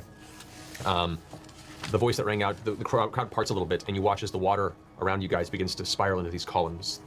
Each one appears to be similar to the entity you saw rise onto the ship. A series of water elementals begin to rise out of the water as some of the individuals in the crowd kind of pull their hands together, and then you see 4 of them rise and begin to circle. Not closing in, but just keeping very close vigil around. And you realize at this point that, well, the city is welcome. Ooh, I like that. I mean, I don't know how purposeful or not it is on Matt's part, but like the fact that they're seeming to use or control or employ water elementals, we haven't seen. I mean, correct me if I'm wrong, but we haven't seen any elementals at any of the other Ashari tribes. Like, I think this is the first time we've seen an elemental period at any of the tribes. We might have seen one in the fire plane during the Aramente trial, but we haven't even seen. I don't think we've seen anyone like either. Maybe like Amrock is saying, maybe someone is transforming into a water elemental, like Keyleth is able to do. But even then, we haven't seen anyone do that in any of the actual tribes, like in the material plane. The only one I can't remember if they did it is during the trial in the Pyro, but that was in the fire plane. And it's very, to me, it bespeaks of them having a much more kind of, not parasitic, but like co-beneficial relationship with the portal and with the water plane in general. Like, the Zephyra seem to symbiotic, thank you. The Zephyra seem to have this degree of not control necessarily, but kind of going with it and allowing it to take them where it leads, and I think this is sort of exemplified through the gliders. But the Terra and the Pyra especially, like the Pyra seemed like to really kind of like put the portal over there, and they're like, yeah, we have to guard it. It's our duty. But they're not like the Cinder Grove seemed to be like a really secluded, separated place that only certain people were going into for very specific tasks. They weren't like utilizing the fire plane or the fire plane's energy or anything like that. Whereas I've already been talking about how, it seems like, the reef is made from the water plane portal and all of this sort of stuff. And that seems more constructive, maybe more symbiotic. But now, especially seeing water elementals, I mean, if they are druids, it's a little bit less maybe standout. But especially if they aren't shifted druids, if these are just honest to God water elementals, that is a different tier of symbiotic. That is like, because the other Ashari, I've gotten this real sense of like, the portals are dangerous. The elemental planes are dangerous. Like, we are the watchers on the wall in Game of Thrones. Nothing beyond the wall is good. We protect humanity from what is beyond the portals. That is our relationship with it. Whereas this is much more like there are pros and cons to the portal sort of feel to me. I was already getting it with the reefs, and now the water elementals are just building that feel even more. Which, I was talking earlier about like how water is like this element that we have a much more personal relationship with compared to a lot of the other elements, just as living beings that require it to live and exist. We have a closer relationship with water. And so that like tracks to me that this is the Ashari tribe that is the most positive, you might say, on their element, that is the most willing to like channel it and work with it, as opposed to being like purely defensive and like a pure like wall in front of it. There seems to be a lot more like growing with it.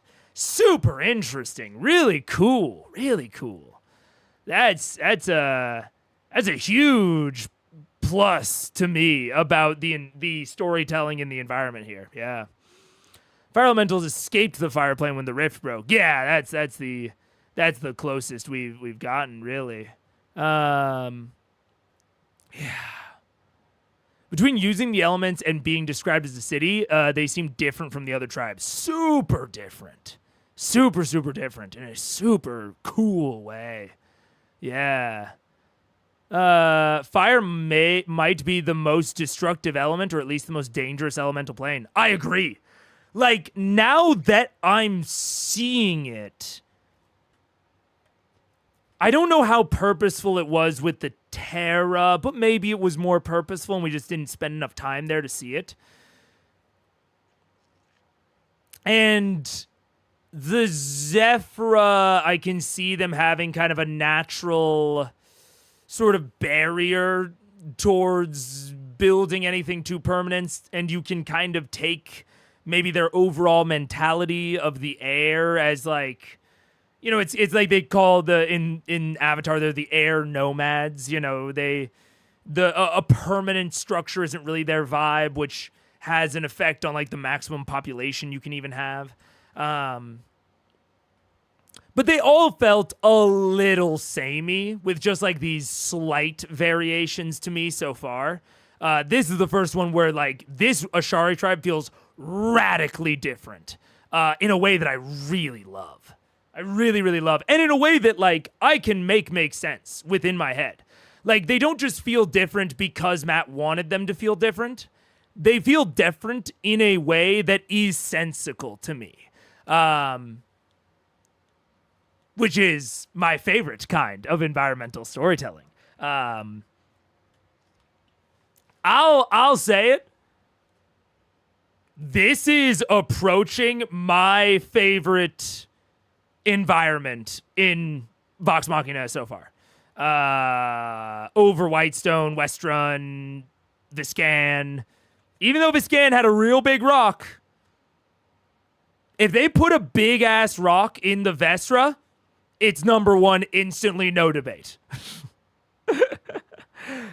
But yeah, man, so far, it seems like my speculative sort of instinct on why, like, We just had one of my favorite filler combats. That's what this stream is named after. Like, that was, I think, my favorite filler combat so far. And this is quickly becoming my favorite environment that they have been in and interacted in. And I think it might be because it is a radically different environment just on its face, but it is still in the material plane.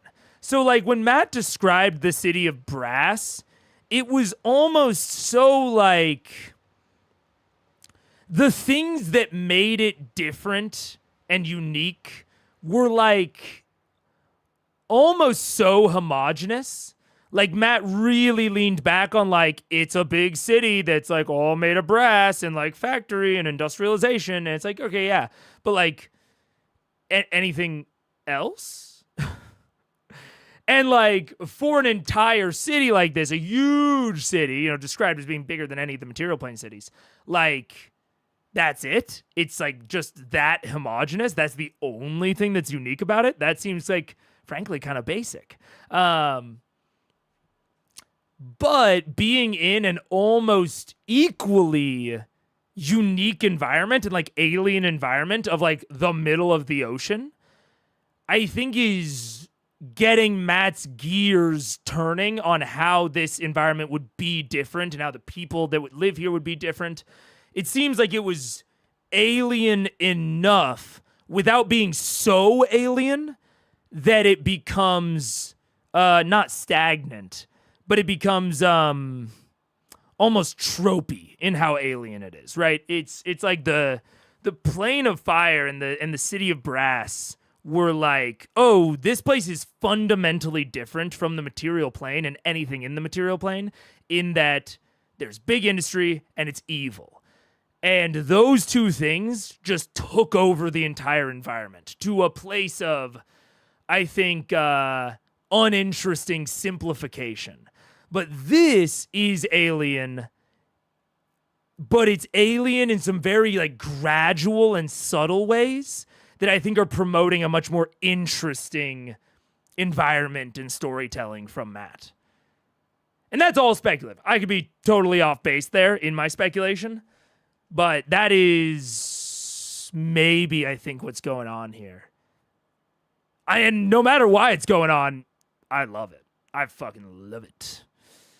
Yeah. Showering the environment or storytelling with praise? Yes, sir. Absolutely. Absolutely, yeah. It's also the one had the most time to prep. You kind of decided quickly to go to the pyre the first time, but they've been talking about this for like 3 episodes. That's not a bad point. Yeah. Yeah. At least you can breathe in the fire plane, which speaks volumes as seemingly there are no trees. It does. Yeah. It makes sense the Fire Shari wouldn't have the elementals since they broke through, but none of the other tribes did either. Yeah. Big ass rock, never forgotten. That's what I'm saying. Oh, man. This beats Big Rock? Yeah, probably. Big Rock was a huge high, but it's small. It's small. And it's a small part of the overall environment of Viscon, which was fine. Like, Viscon was cool. But this is... Yeah, I think this is my favorite so far. Yeah. We have a closer relationship with water. Definitely aquatic ape believer. Okay. I have to consume water in order to not die. I don't have to interact with the earth. I mean, I guess I do. Like, but not in the same way, you know? Like, Earth can just sort of fade into the background. And, like, fire is very helpful, but it's also very dangerous. And we can eat some raw things. So we don't need fire in the same way. And air, what is air? You know, you can't I can't see it. I don't have a close relationship with air. It's inevitable. It's all around me, you know, except for in exception cases. I have to seek out water. I can only settle in certain places where there is water. You know, there are segments of the earth where there's earth everywhere, but if there's no water, can't touch it. You know what I'm saying? I don't even know what this aquatic ape business is, but I don't want to be labeled as a believer in a theory I don't know about for a very reasonable statement. It's just, you know, I don't know. I feel like that is a normal thing to think. Big rock is small rock. Don't slander big rock by calling it small. Yeah. It's to consume water instead of diet soda like the rest of us. Exactly. Shun the non-believer now. Anyways, let's get. I mean, they're also you guys. carefully guarded people. The crowd parts, and you see stepping out with tiniest of splashes a very tiny woman, old, shriveled. Most of her hair is gone in these thin wisps of white and gray. A wide oval-like head. The skin itself an olive yellow tint, very wrinkled and pruny. The eyes are almost these tiny little black beads. Gnome. Very old, with a long staff that's twice her height, that just kind of with each step, she's kind of like a weird female water Ashari Yoda. Just kind of steps forward through the water. Brad? Julan, you are not to greet our guests. Now, you. What is your name? Hi. Kaitiake. I am Keyleth, daughter of Vilia and Corin of the Arashari, and I am here to complete my armamente. Kaitiake. Kaitiake. I am honored to be in your presence. I am Yuvenda, heart of the tides here. I had my own armamente long ago. And I knew your mother, who came for her armamente as well. You knew my mother? She came here for her own armamente. And now you come to complete what she could not. So, you are welcome, Keyleth of the Zephyr. I'm sorry. I'm sorry. That just means she visited the earth and the fire and the water Ashari. She completed her armamente. She did not, child.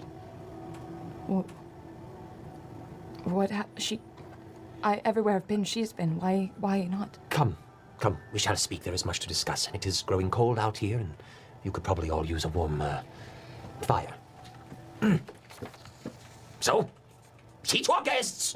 And the folks around kind of go from their tense reverie and begin to approach and just instinctually taking your belongings and kind of helping you unload. You guys you withdraw and they back off since they realize that wasn't part of the circumstance. But you are led deeper into the city, and there is a kind of a central temple that has multi-layers, like three floors with a number of spiral staircases on the outside of the structure that lead to it. Each floor is still very open, and you get the sense that this whole city is built around the flow of ocean air and sea spray, and there's almost like a constant breeze that just blows through. And a lot of the buildings are rounded at the edges. The heavy waves and water that's come through here is, you can see, rounded and brought curvature to all the structures for as long as the city's been around. There are elements of shell-type shapes. There are bits of ocean inspiration to the architecture. It's a very interesting, alien, and beautiful place compared to where you've been before. You're led into this. I didn't pre-watch, I swear. But I think this little factor is probably what stuck in Matt's mind first, and then these two factors kind of sprung from that. And this isn't me trying to get down on it. Whatever gets you there, man, I'm down with. But I think that might be why, because this place feels so uniquely interesting compared to so many other places they've been, which is also what Matt is saying. It's so interesting. It's so interesting to me that this is evoking such a different response from Matt. And that he seems to be like aware of it, at least, you know, to some degree, that he wanted this place to feel incredibly unique. And we see kind of the strategies that he went through to do that. Fascinating. Very interesting. Very cool. Can't beat around the bush. There is no bush. That is true. He's doing the thing of saying the thing his narration achieved. True. Yeah, it is so funny.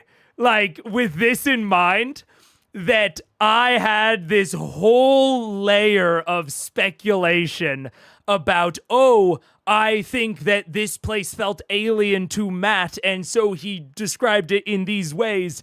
And he not only directly says generally that thing, he says exactly that thing. Which is awesome. I mean, it's a really, like, a wildly clear example of how effective environmental storytelling can be. That just with what he has done, I came to the same exact word of alien. And like no place they've ever been on the material plane. Like, I felt those things during Matt's narration. Now, I think it's plausible that I am maybe a little bit more attuned to these sorts of things and that they might not register as strongly for other people. But it is rare that that there is such a clear example to me of, like, environmental storytelling can be incredibly effective at conveying a really specific thing. That's wild.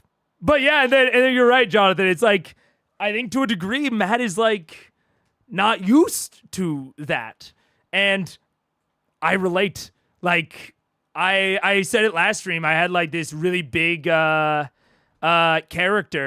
that I was introducing, was going to give this big, long monologue and all that.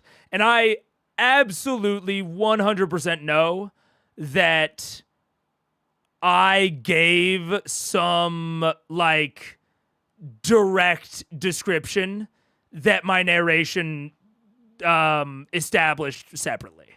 Like, I 100% know that I did that because I didn't necessarily have confidence that the narration accomplished what I wanted it to and needed it to. So I all that is to say, I fucking relate. And I think this is, maybe it's not the most relatable thing to every DM, but I could say hands up, it's relatable to me.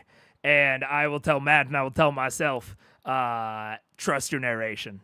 Trust your narration. And if your narration fails, you deal with it, you know?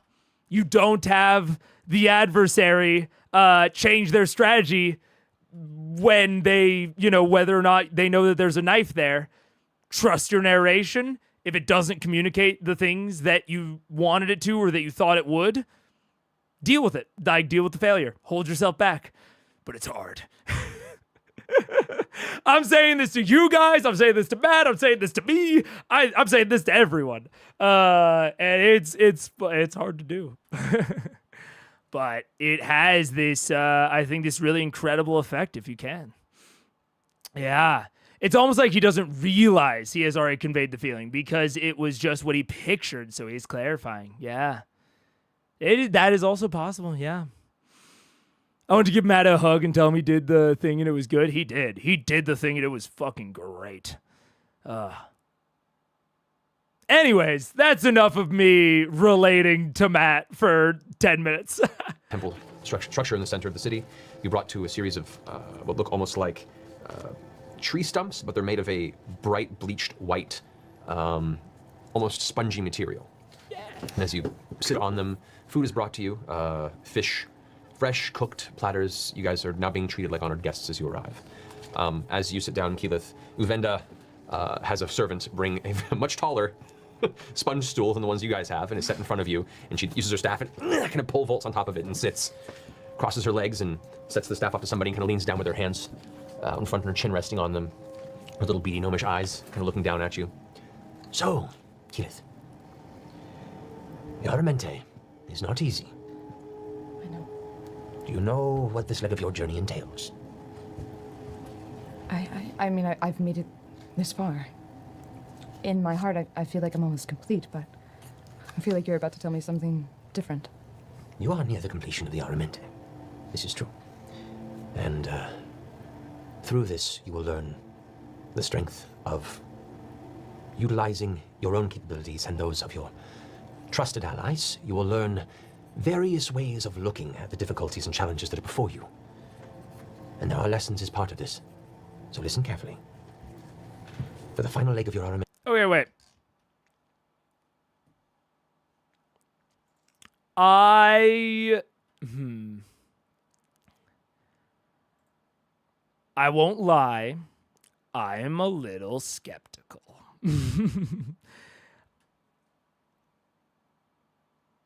I'm maybe slightly skeptical that that will actually happen. So, but I don't think that Matt is going to try some like crazy thing of like making the headmaster unreliable. I don't think that's what's going on. I think she's being very clear and should be trusted in terms of narration. I don't think she's an unreliable information giver in this case. So it says, you will learn the strength of utilizing your capabilities and those of your trusted allies. You will learn various ways of looking at difficulties and challenges that are before you. This is risky narration, man. This is risky narration of not only telling someone what will happen, but more specifically, telling them, like, what they will learn. Like, what their takeaway will be.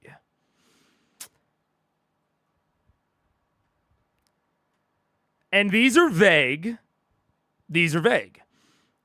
So, utilizing your own capabilities. Who knows what that is? And those of your trusted allies, that just sounds like, okay, it'll be challenging. Sure, okay, but now, whatever comes next needs to feel challenging. The Pyra, frankly, didn't feel challenging. I'll say it. The Pyra was fine. But it was, I don't know, a bunch of dudes that stood there and they had a fight. Like, they could have done the Pyra Aramente on the material plane. Like, there's no reason it needed to be in there. And I don't recall it feeling particularly challenging. So now Matt has set up an expectation. He's set up an establishing kind of shot of like, okay, it needs to feel challenging.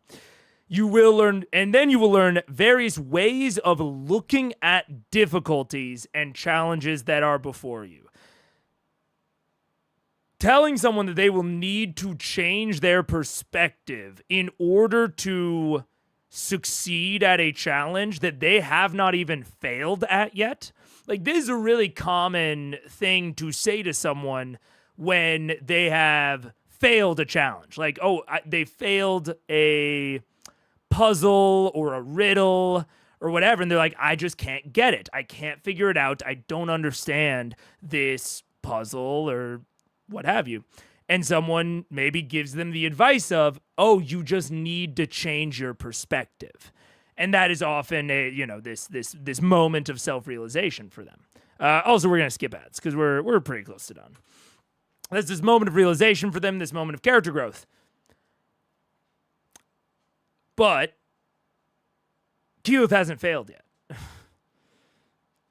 So this is a little, again, risky because it presupposes that the way that she will initially look at whatever the challenge is will not be the correct way. And she will have to like get outside of her own head and like turn the problem around and like be creative with it. So now this challenge is at least implied to be both challenging both literally and like strategically, like creatively. So now we get to a problem where, speaking of the players one-shotting the BBG conversation that we were having earlier in the stream, this is now if they're if the BBG, or not the BBG, but if whatever they go and do for this portion of the Aramente, also keep in mind that it killed her mom. So anything that is now presented, to get even less less specific with it, it's just being hyped up a lot. Like, her mom failed. You will learn to do this, you will learn to do that, you will learn to do this other thing. Even if you presuppose that she has already learned to do all those things, it is setting up an expectation of challenge. It is setting up an expectation of, it's hyping it up a lot. And so now, the reason I say that all of this is risky, not bad,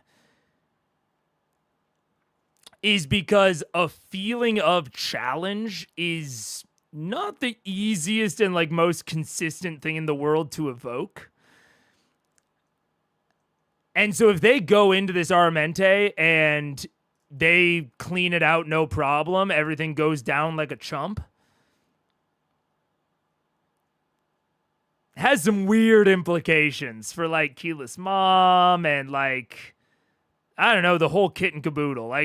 Matt's really hyping up their expectations, and if they go down if the Armente's easy, that's going to be disappointing.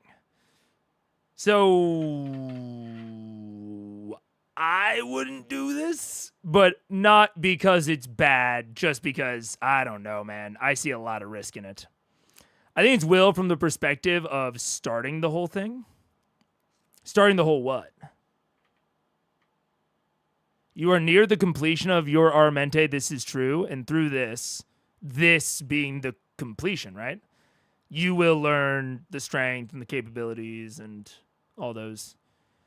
And there are lessons as part of this, so listen carefully. And she's about to tell her about the lessons. Am I misunderstanding this? It's the point of venting out as a whole. Not only this section is what I hear being described, but as you said so far, the Fire Tribe wasn't that hard. Yeah, that's what makes me worried about this, is that the Fire Tribe was not that difficult. So, I don't know. I didn't take it as that deep. The speech sounded exactly like some of the professors would introduce the subject at the start of the semester. Yeah, I mean, the thing about that is that if you are taking the class, the professor can be pretty confident that it's going to be accurate. Right? And even we can say that the Water Tribe elder, this lady, we can say that she would feel pretty confident that her speech is accurate.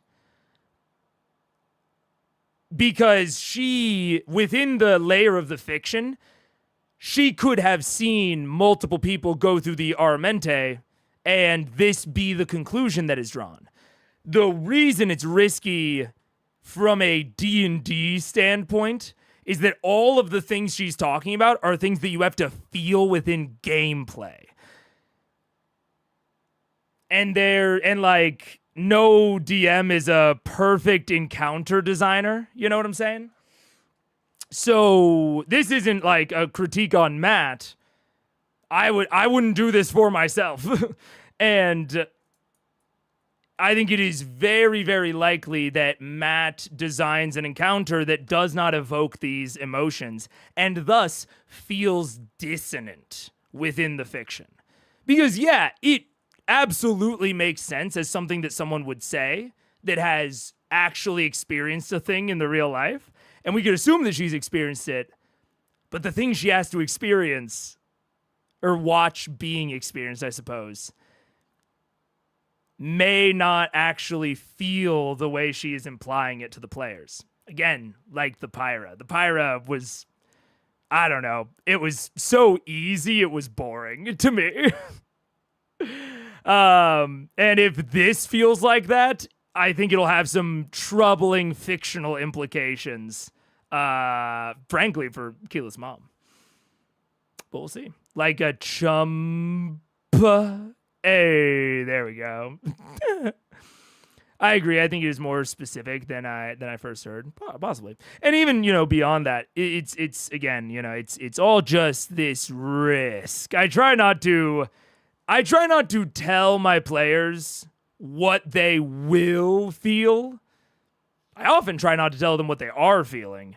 But that can have some that's more shaky. That can have some positives and negatives. But telling them what they will feel or will learn or will think, and making that sort of future prediction feels like it just feels like tempting fate. It feels like really shooting yourself in the foot unnecessarily as a DM, because there's a lot of troubling things that can happen if the players don't end up feeling that way. Yeah, but we'll have to see how challenging it is. That's true. In some level, it's an old lady giving advice to a girl who killed half a dozen dragons. A little bit, yeah. Yeah. I don't know. The Yona expecting a bunch of water nonsense and then get hit with a parade of magic of enchantment magic, making them think, feel, and learn things. Yeah. It's a called shot. Babe Ruth pointing to the bleachers. Yeah. It's a called shot. And if it doesn't, it's a called shot. If Babe Ruth points to the bleachers and then nails it, that's cool. It's honestly, I'll say it, it's a little cooler than if he hadn't called the shot in the first place. It's kind of more sick if he calls the shot and then actually makes the homer. That's cooler than just hitting the homer. I'll admit it. But it is wildly more disappointing, and it's kind of embarrassing a little bit if Babe calls the shot and then misses and fucking strikes out or hits a fucking walk-on single. It's all it's very disappointing. Then if he had just done that without calling the shot. Great metaphor, yeah. And so to me, it just does not feel worth it, especially when it comes to the thing that you're calling being reliant on encounter design, which is tough to prepare. I talk about it constantly on this stream because it's really hard. It's not easy. I think about it a lot of designing an encounter that will invoke the feelings that I want it to invoke. It's not easy, and it requires a lot of constant thought for it. So yeah. Anyways, and we will wait till the morning sun comes to these waters. You and your compatriots will be brought down below the waves, below the city, to the area of Torrent, where the Vesra Rift resides, to the water elemental plane. The area is where we implant the lodestones that keep the village from sinking and the rift size contained. The lodestones unfortunately do wane in power over time, so we must occasionally cross into the rift and have our fastest wave runners recover replacements within the elemental plane, the source of the lodestones in which we have built and maintained this city. But the once challenging path to these lodestones has now become deadly for all but our swiftest. Why? We would find these stones sparsely scattered throughout the plane just beyond the rift, leaving us uncertain of their origin for as long as we've been here, for generations. They would just fall and sink to the bottom, or we'd scavenge them from the silt and sand below. However, this last generation of wave runners have discovered them to be a product, natural waste of a particular creature that resides within the boundless oceans of the plane. An ancient beast, once guided upon creation by the Titans that claimed this world their own before the gods came and gave light to our souls. What's it called? They are known in many languages by many names, but the common Oh, wait. No, damn it. Oh, I wanted to pause it and try to guess. Fuck. Oh, I'm so pissed because I was gonna guess Kraken. Damn it. But now it's in the subtitles, so I can't claim it. Yeah, no, I know. Ugh. And I sensed it coming. I should have trusted my instincts. I sensed it coming. People will say sometimes like, oh, classic Mega pausing right before the big reveal. And it's like, yeah, because I want to guess it. Damn it. I should have just blurted it out. I should have. I don't know if you saw me like start to go, I wasn't quick enough. Damn it. I love it though. I'm going to copy and paste it and we're going to go through it and we're going to talk about it because I love it. Knows to them as the Krakens. Yeah! Humongous tentacled beasts long free of their servitude from their creators. One of these such Krakens has taken to the waters near the rift and made it its home on the other side. And this beast appears to have been producing the lodestones that we relied on for ages. This research and information they've gathered, however, garnished the attention of this terrible fiend, and was accidentally led directly to the rift where it now nests, and feeds on the other creatures naturally drawn to the energy of the tear between the worlds. We now use the lodestones and our powers not only to control the merging of the planes at the rift, but to also prevent this monstrosity from crossing over into our world and tearing our city asunder. Your task, she puts her finger out to stop you, will be to descend into this area of torrent, enter the rift, and recover 3 of these lodestones, then return to us. That is all. Avoid the beast if possible, for to battle it is folly, and to kill it is to sink our city and curse the rift, to eventually fade. So don't kill it. Do not kill, got it. Don't kill the Kraken. Right? Don't kill the Kraken? No, kill the Kraken. Get Kraken. Okay. I'm going to pause. Dude, fucking sick. I'm not going to lie, chat. This might be one of my favorite quest hooks. It is absolutely my favorite environment and like location. Bar none, easy. Before it was maybe a little bit of a debate between like, I don't know. Like, I've liked other locations in Vox Machina before. Like, maybe I just have to think about it harder. No, it's not even close anymore. It's so far beyond close. This is easily my favorite now. This is so cool. We would find these stones scattered, blah, blah, blah. Well, not blah, blah, blah. We're going to talk through it. You will learn the strengths. Okay, where is it?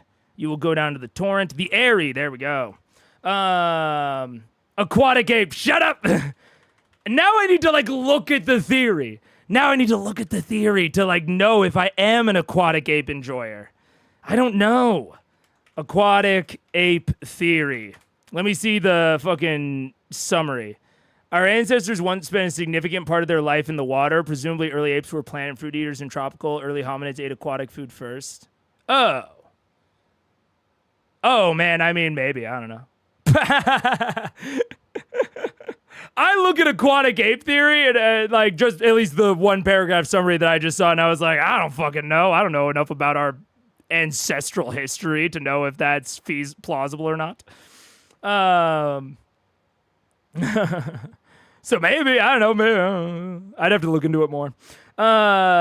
Okay, but goddamn. Number 1, these lodestones. Great. Fantastic. Little soft magical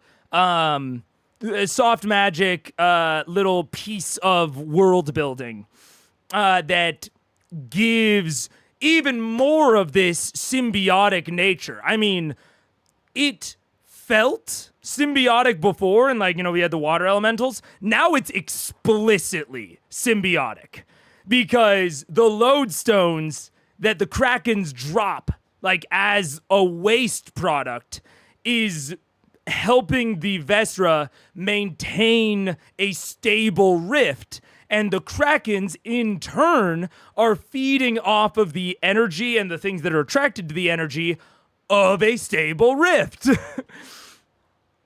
And it is two organisms affecting this. It's not an incidental byproduct nature. It's not like the lodestones just naturally stabilize the rift due to their presence. It is organism A and organism B. Organism A has this byproduct that organism B uses to achieve an effect, like living, and stabilizing the rift in this case.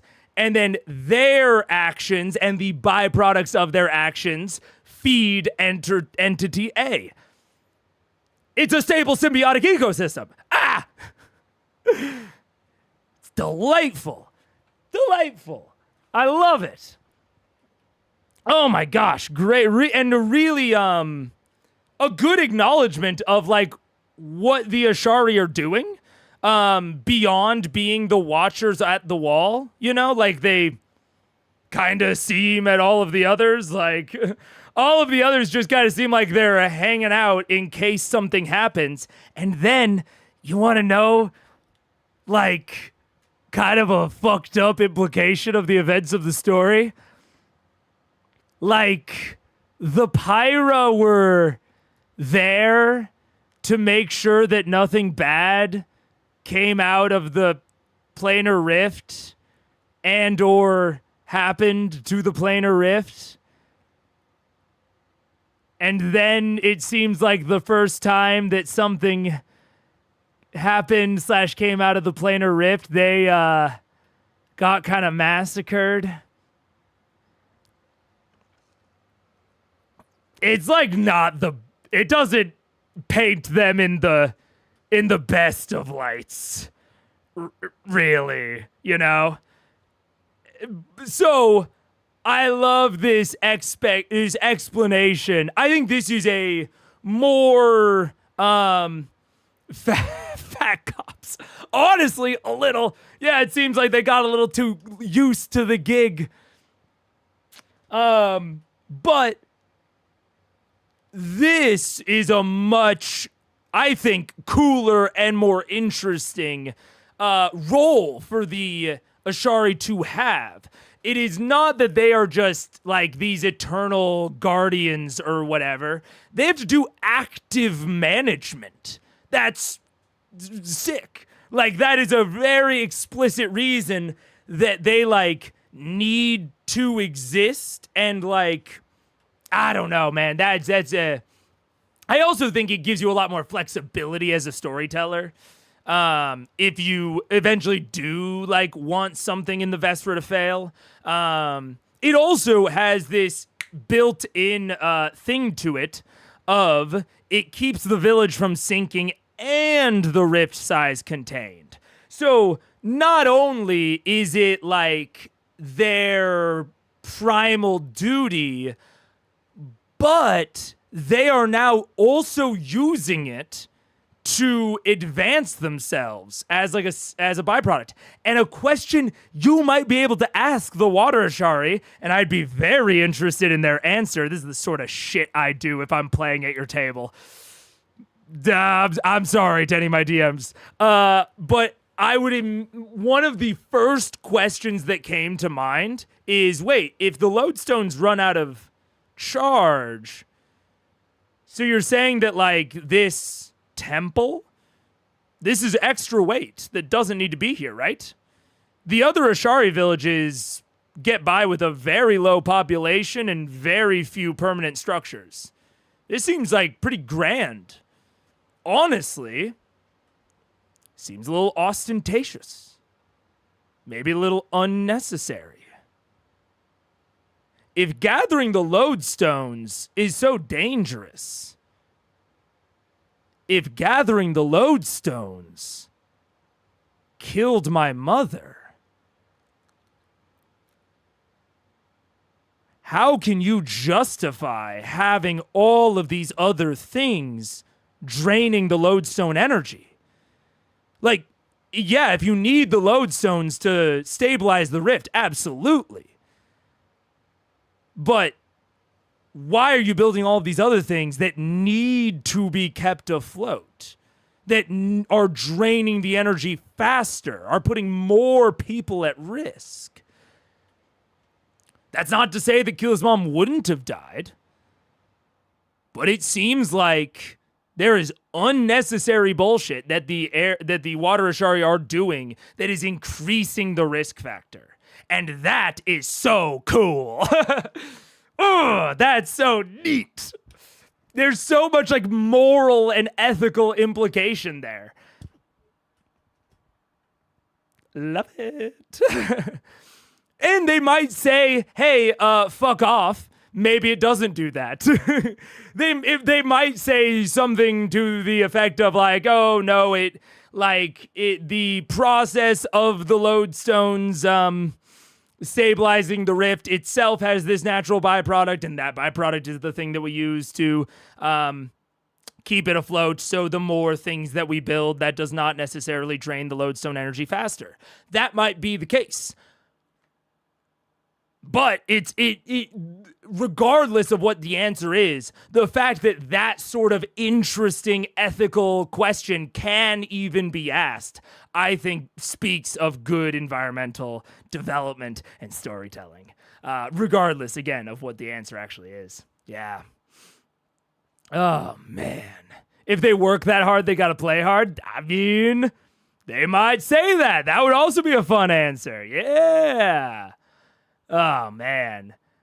When you're just hanging out, you don't train as hard? That's what I'm saying. About the pyro? Yeah. I really like the task is explicitly not to kill the scary monster. Oh, we'll get to that. Because talk about something else that I fucking love. Yeah. It's not just that something escaped. It escaped because someone infiltrated the fire Ashari and opened it right under their nose. Yeah. Oh. Ugh. Yeah. Yeah. The pyra don't come off that great if you consider the implications too much. Like, they come off as at least somewhat negligent or somewhat innocent or naive. But I think that's like about the best you can view them. Yeah. Oh, man. You are implying more rate equals faster drain. That exactly. I am implying that, but I think that is like the fact that implication and that sort of question can even be asked is so cool. Because I can't ask that manner of question about the Zephyra. Like I'm not like wondering like, oh, does the wind not like when you glide on it? Like what the fuck am I talking about there? You know what I'm saying? Like, oh, do the gliders mess with the currents and so you're maybe making storms more likely? Like, you know, this is me doing a big stretch to get a question that still feels kind of dumb on the surface. But this is a much more reasonable question, regardless of if it's true or not. Oh, man. Yeah. Okay, so anyways, so that's fucking cool. And then they have a class within their society of these wave runners that is their job to go and do that. Also neat. The source of the lodestones in which we have built and maintained the city. Once challenging path, these lodestones have now become deadly for all but our swiftest. I think swiftest is very interesting. And like it immediately was like, what do you mean by swiftest? Not most powerful? And then we get an explanation as to why it needs to be swift rather than powerful. It is because you can't kill the Kraken, because it's this byproduct. We need to maintain a stable ecosystem here. We need the Krakens alive. So neat. So cool. And you know what? Compliments where it's due. At least as of now, I'm feeling more confident that Matt's going to hit that homer. Now, the encounter could still suck, I guess. Don't get me wrong. But the fact that they are being explicitly told, don't kill the thing, yeah, that is a different way of looking at the difficulty and challenge that is put before them.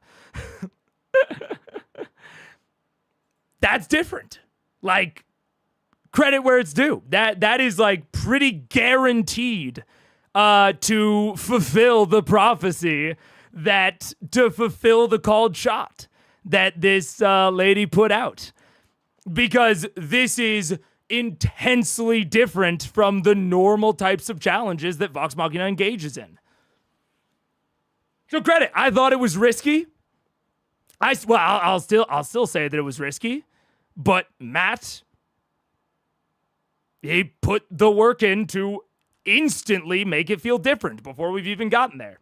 It might still be boring, but it will definitely be different, which is, I think, the main thing that this required.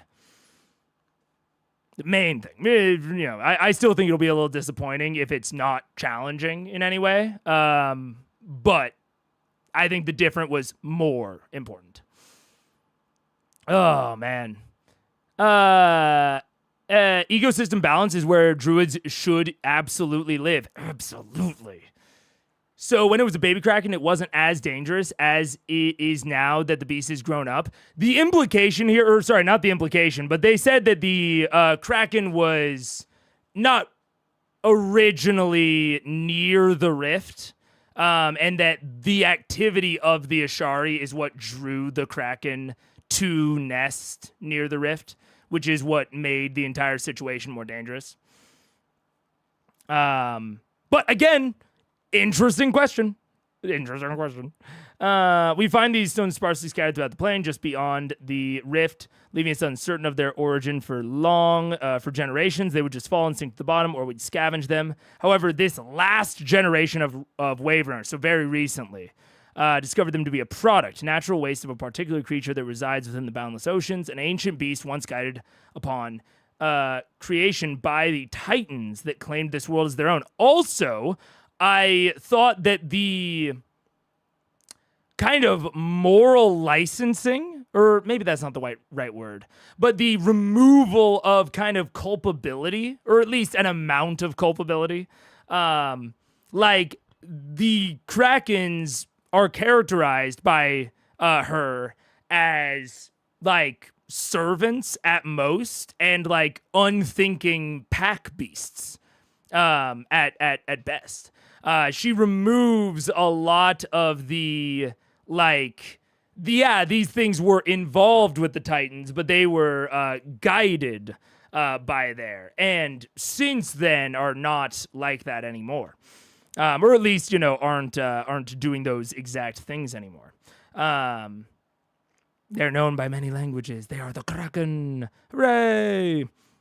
Tentacle beasts. Yeah, and also long free of the servitude from their creators, which I think that is, again, it speaks to the character of these Ashari, specifically, that they view the Kraken and what the Kraken did, because there's an implication that it probably did some bad things for the Titans, because the Titans are generically seen as evil, and it's one of the reasons that the Ashari need to exist, to, like, keep the planar boundary set. And the fact that, like, the gods coming down and separating the elemental planes is seen as, like, a good thing because the Titans and the Primordials were evil.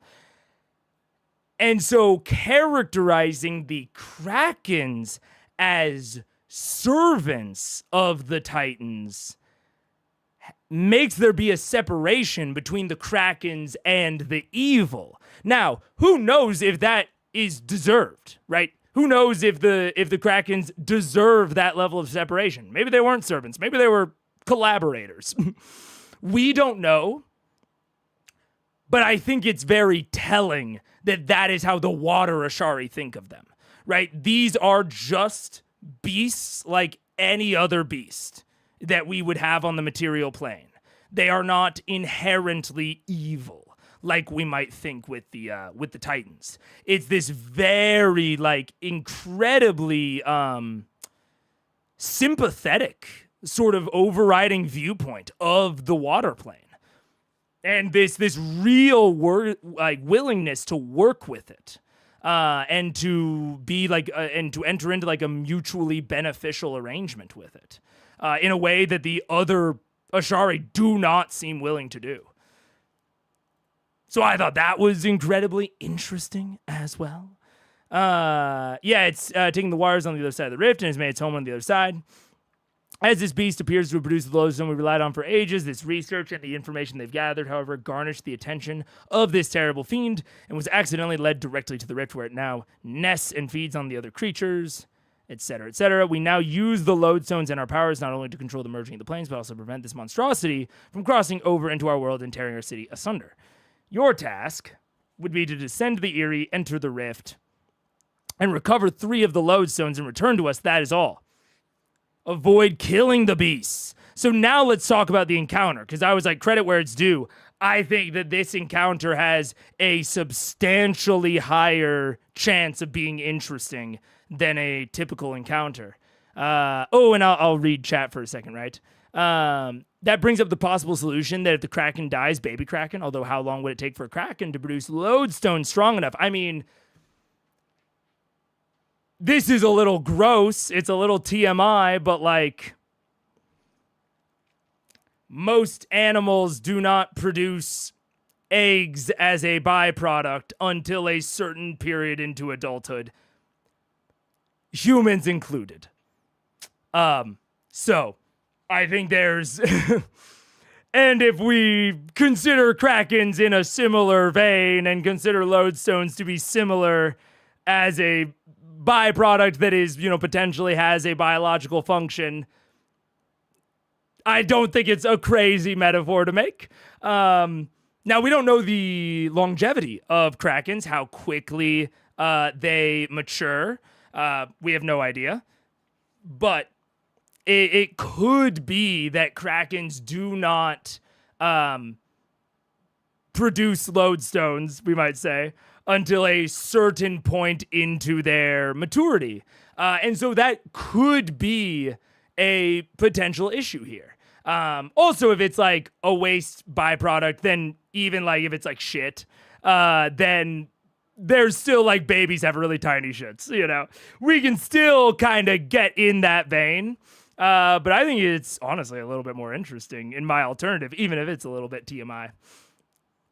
Like how we utilize quote unquote chickens. Like it feels like it could be a very, similar relationship in terms of animal byproducts. Yeah. If the Kraken is getting bigger, it doesn't sound like a very stable system at long term. I don't think it said that the Kraken is getting bigger, right? It's just that it is now close to the rift. Taken the waters near the rift and has made its home. Yeah, it seems like the Kraken is stable. It's just that it locationally moved. So the wave runners drew it towards the portal, and then it realized, hey, man, this portal is fucking sick as hell. And so now it's like nested near the portal. That's how I'm understanding what they're saying. I thought about it as poop. I wasn't taking the lodestones to be eggs. I thought Matt said waste byproduct. I mean, I believe he said a byproduct. It says it has been producing the lodestones. Producing the lodestones. Don't kill the Kraken. Because he makes the lodestones. And then Sam said with his poop, and then Liam said poop stones. So I don't think that Matt actually said it was a waste byproduct, just a byproduct. But like also, to be honest, like an unfertilized egg could be seen as a waste byproduct. I mean, it's a thing that your body ejects for like the reason of just ejecting it, right? It's not like a chicken that lays an unfertilized egg. Like they aren't getting anything out of that egg. So it's kind of a waste byproduct in that way. If it's just an animal, it probably moved closer to the food source. Exactly. Yeah. I like that is so far. That is at least how I think the water Ashari view the Kraken. Now I think we could easily get some manner of subversion. That the Kraken is actually maybe more intelligent or just more maybe directed, has more of like a motivation than the water Ashari think it does. I think that could be incredibly possible, but this conversation is really making it like clear to me that the water Ashari just view this like a chicken. That's at least how I'm taking it. Yeah. I like the chicken egg analogy. New plot bunny is born for me. Yeah. It's so cool to me so far. But yes, so now the encounter itself. We've immediately, before I've even seen the map, before I've seen anything, which this is a good take home if you are more interested in theater of the mind. I think this is an incredibly good way to harness some of the map making concepts that I talk about within theater of the mind prep and construction. Because I really talk often about having places that the players want to be. I talk about alternative objectives, places where the characters don't want to be, all of that sort of stuff. And sometimes that can be hard, to a degree at least, to convey in theater of the mind. But this is really cool in that I can already see alternative objectives.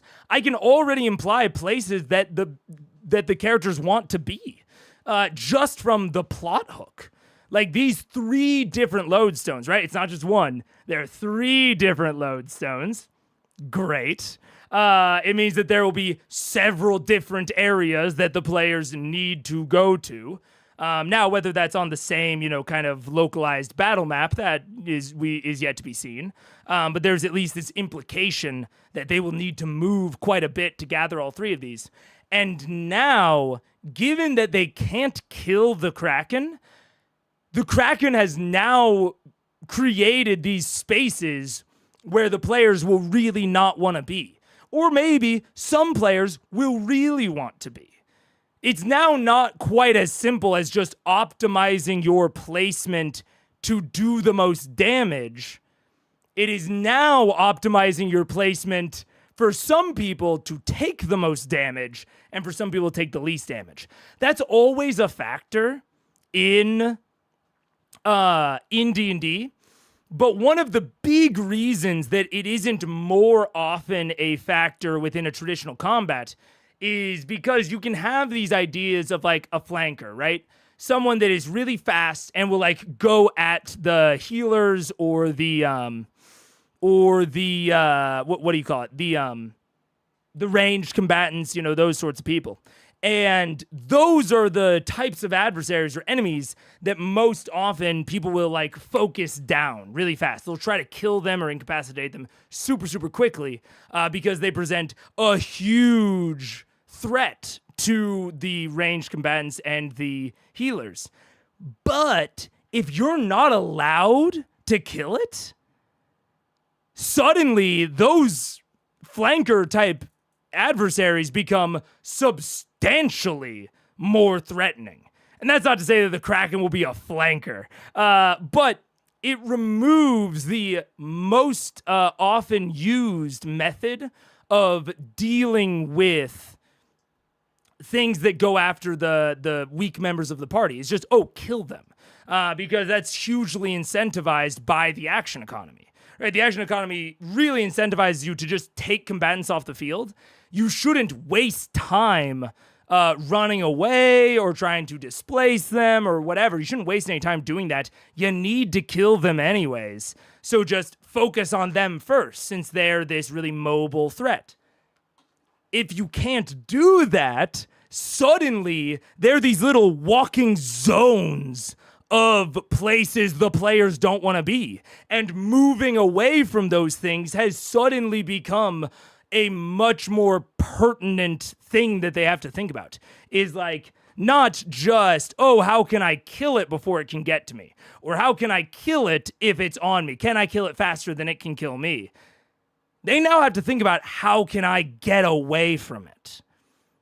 Which is normally like the 3rd or 4th thought in the like priority hierarchy of dealing with these sorts of threats in a D&D combat.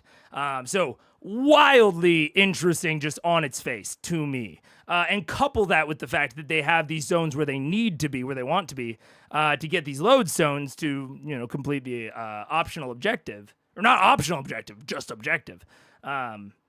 Those things paired together is instantly implying a much more interesting combat than we're kind of used to, frankly. And even if I'm being a little bit more optimistic, I can also assume that getting between the lodestones is going to be difficult, which implies obstacles, it implies hazards, it implies challenging paths. Because if getting between the lodestones wasn't challenging, then the wave runners kind of don't make sense, and the entire encounter would kind of feel strange. So I think there's going to be some manner of difficulty. Either they're just very far apart, or there are active things that inhibit movement. Probably including, but not limited to, the Kraken, between the lodestones. So, I mean, this plot hook alone is implying a better encounter than, you know, I'm sorry to say it, but like most encounters in the campaign so far. Or at least a more interesting and novel encounter. Maybe not better, but I'm wildly excited for it. Yeah. Avoid the beast, to battle his folly, to kill it is to sink our city, and curse the rift and eventually fade. So don't kill it, do not kill it. Love it. So I am, yeah. We can reason for it.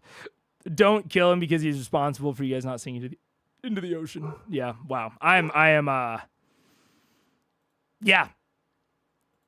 This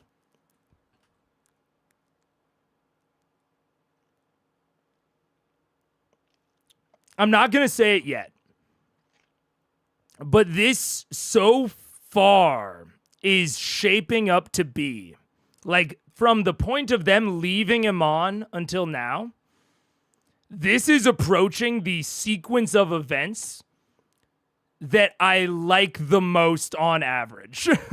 Like, if you take how much I like each, you know, chunk of event,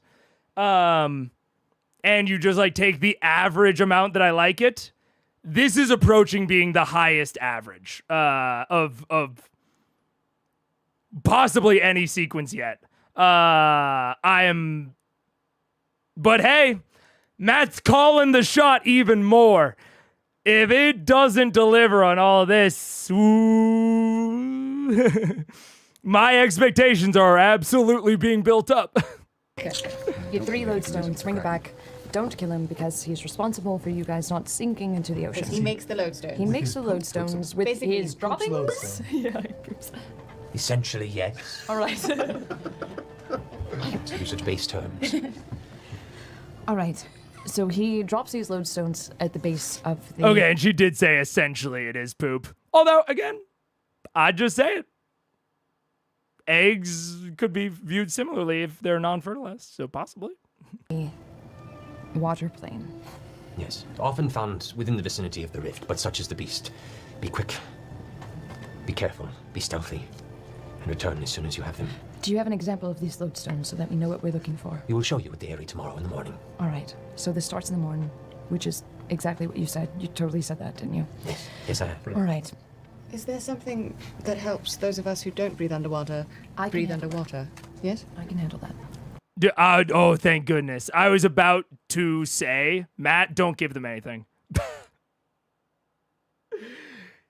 I think if you want this to really have the feel of the Aramente and of, like, I think it should absolutely be on Keyleth. Any amount of water breathing should be on Keyleth to provide to herself or to her companions. Because otherwise any old Joe Schmo could come up here and do this, not just one of the chosen in this case. So I'm glad that Marisha hopped in with it, honestly, so that Matt didn't. She almost didn't even give Matt a chance to jump in with it, which I like, because, yeah, I think it would massively, not deteriorate, but I think it would be a negative on the whole thing if the water shark gave them a means of breathing underwater. So, what happened to my mother? She swallows strongly. Your mother was a brave woman. Very much like you, now that I see you before me. Unsure of herself. Wishing to please and not disappoint. And it's hard to ascertain, but I fear it's perhaps that lack of confidence that may have caused her failure. Did she not make it out? She brought her own companions that she had found and brought with her along her path. Our guides brought her to the rift. And her companions did not survive. Your mother did not return. And we sent scouts to try and retrieve a body so she could be interned correctly. But we only found a leg. Okay, so she's still alive. Yeah, I mean...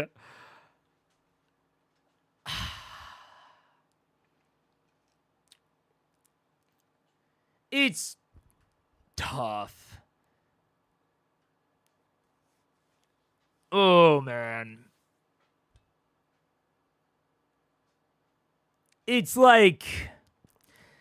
That has every single storytelling sign of she is still alive.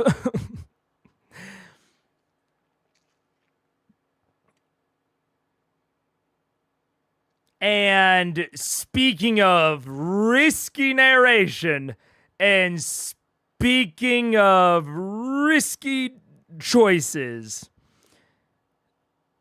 like, this either is she is still alive and Matt is essentially presenting a alt objective, right? So it's like the real objective is the lodestones, the alt objective, finding Keyleth's mom.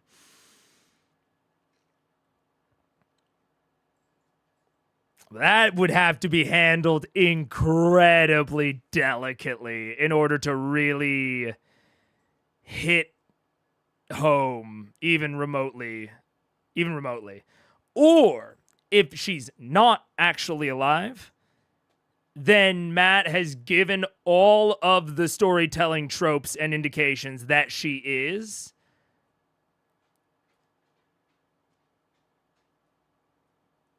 For why? Like, to then subvert it and be like, oh, nope, she's definitely dead. Will that feel good? I don't know if that'll feel good. That, again, feels difficult to pull off. But, hey, I thought the other shit sounded risky, and now that I've heard the plot hook, I'm more on board with it. This sounds really risky to me. Maybe once we get into the rift, there will be a clue or there will be something that happens that makes me more on board with it. But right now, seems like an incredibly delicate beat and quest hook, because there's no way that Matt did not know that setting it up to where, yeah, all of her companions confirmed 100% died, but we only found her leg. Like, I think Matt is just a good enough storyteller to where he would have, of course, known that Keyleth would think that would make Keyleth think she's still alive. So it all just depends. It all just depends now on what is he going to do with that belief, because he has purposefully evoked it. What comes next? That means she's still alive. Hold on to that hope. Use it and finish what she started. She lives through you at the very least. Hold that memory. I will hold on to it, but I hope you know that Again, storytelling wise, I'm getting mixed messages from that one. It's like, hold on to that hope is me hearing, yeah, look for her. But then being like, she lives on through you, blah, blah, blah. That is telling me that she doesn't think she's alive, which maybe that is the case, but again, delicate situation once they're actually in there. Unlike, if she's not alive, how you communicate that to Keyleth / Marisha in the actual water plane while they are gathering these lodestones has to be incredibly specific and delicate. And I don't know that I'd risk it, but maybe Matt has an idea in mind that I don't. Because Matt obviously knows what happened to Keyleth's mom, obviously. And so I have to imagine he has an idea in mind for this, but I can't see where this is leading. Does not define me. I'm not her. Good. Then perhaps you have a chance. Ow. What the fuck? We'll complete your task. Dickhead? Thank you. You're not your mom. Maybe you won't die I horribly. have faith that you will rise and become the voice of the Tempest. For now we rest, eat, sleep. But tomorrow, you face the pet of the Titans. And that's where we'll leave tonight's session. There we go. We're not going to kill a kraken. We're going to not kill it. We're going to irritate a kraken. We're going We're going to Holy make it. shit. We're going to I have steal no idea some what that kraken's means. poop. We're going to collect I don't know. kraken We're droppings. going to bring a bottle of kraken. We're gonna bring Find out. we're gonna bring a bottle of Kraken. Oh, I'm so And gonna bring a remember- bottle Yeah, of you Kraken are. next day. Yeah. We're not going to finish it. We're not going to finish it. That's the game. We're do not That's finish perfect. it. We're going to drink most of it, but we're not going to kill the Except for kraken. like 1/4 of it. Don't, because We we don't let kill the it live. kraken. Give that thing some Maylock. Don't kill the Nice kraken. job, Matt. Nice job, you guys. That's Good game. Good game. All right. We'll bring this Nice up next job, week on Thursday Matt. for the last leg of Keyleth Saramente, as the party might face a Kraken. Oh my That'll be goodness. interesting. 1 of 17. Or like, Yo mama is the Kraken. Yeah, that's what I'm most Oh afraid my of. I've already thought about it. No, that no, she's the full she's Long John she's gonna have Silver a pirate. She's gonna have a patch and a beard and a peg leg. She totally has a peg leg. and like a little cuttlefish instead of a parrot. It's just, My mom's a pirate. Definitely. Oh god, get us out of here. Alrighty, guys. I'll pick up next week on Thursday. All right. There we go. We'll pick up next week on Thursday. Yeah, damn. We'll have to see. This is... I'll put it this way. I haven't had such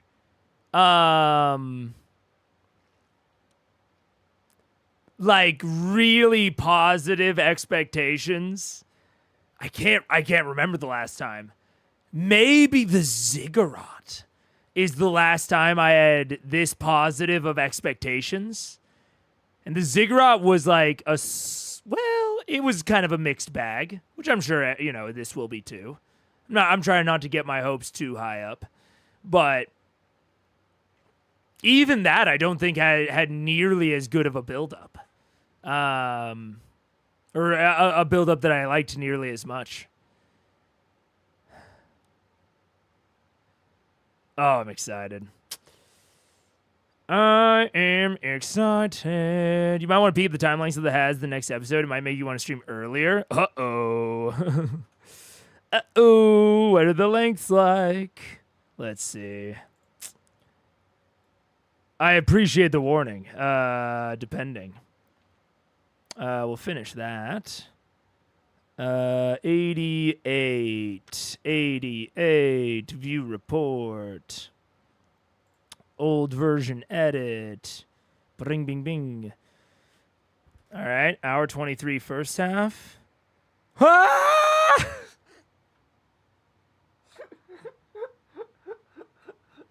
All right. Yup. Absolutely appears that I will want to stream earlier next Monday for the 5-hour, 19-minute total runtime. The second half by itself is 3.5 hours. So, I think I might have a guess as to what happens in the second part.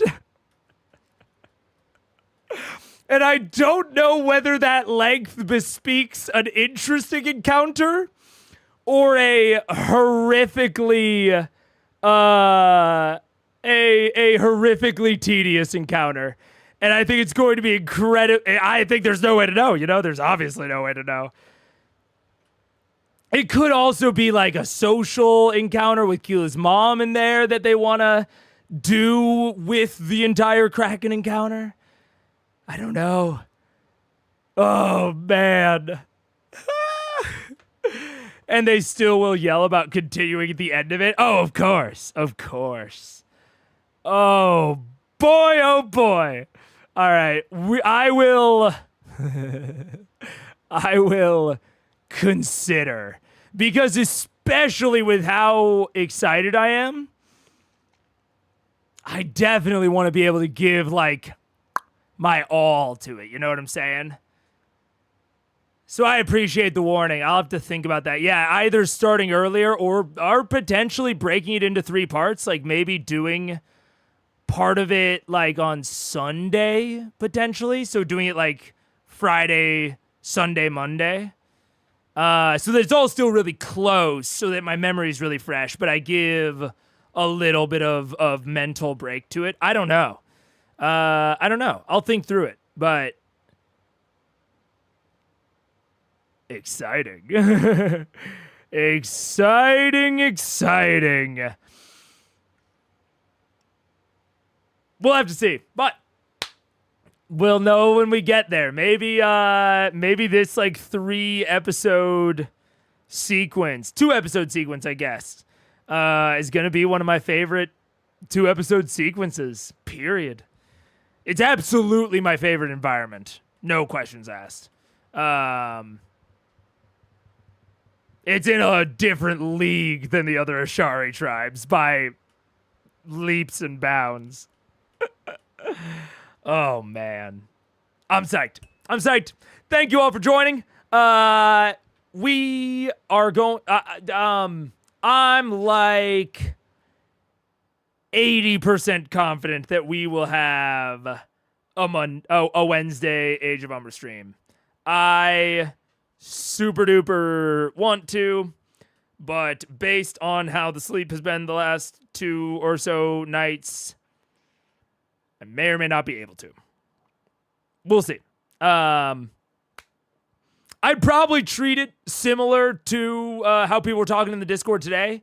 If I will go live probably sometime between 11:30 and 2:30. If it passes 2:30, I'd assume it's not happening. But I really want it to happen because catching up is a whole different beast than staying current. So hopefully I will see you on Wednesday. If not, I will almost certainly see you on Friday. And if I don't, I will definitely send out a notification well ahead of time. So right as my program asks me if I want to run ads or not, I will leave it at that. Goodbye. Have a good one. See you later. Goodbye. Have a good one. Bye.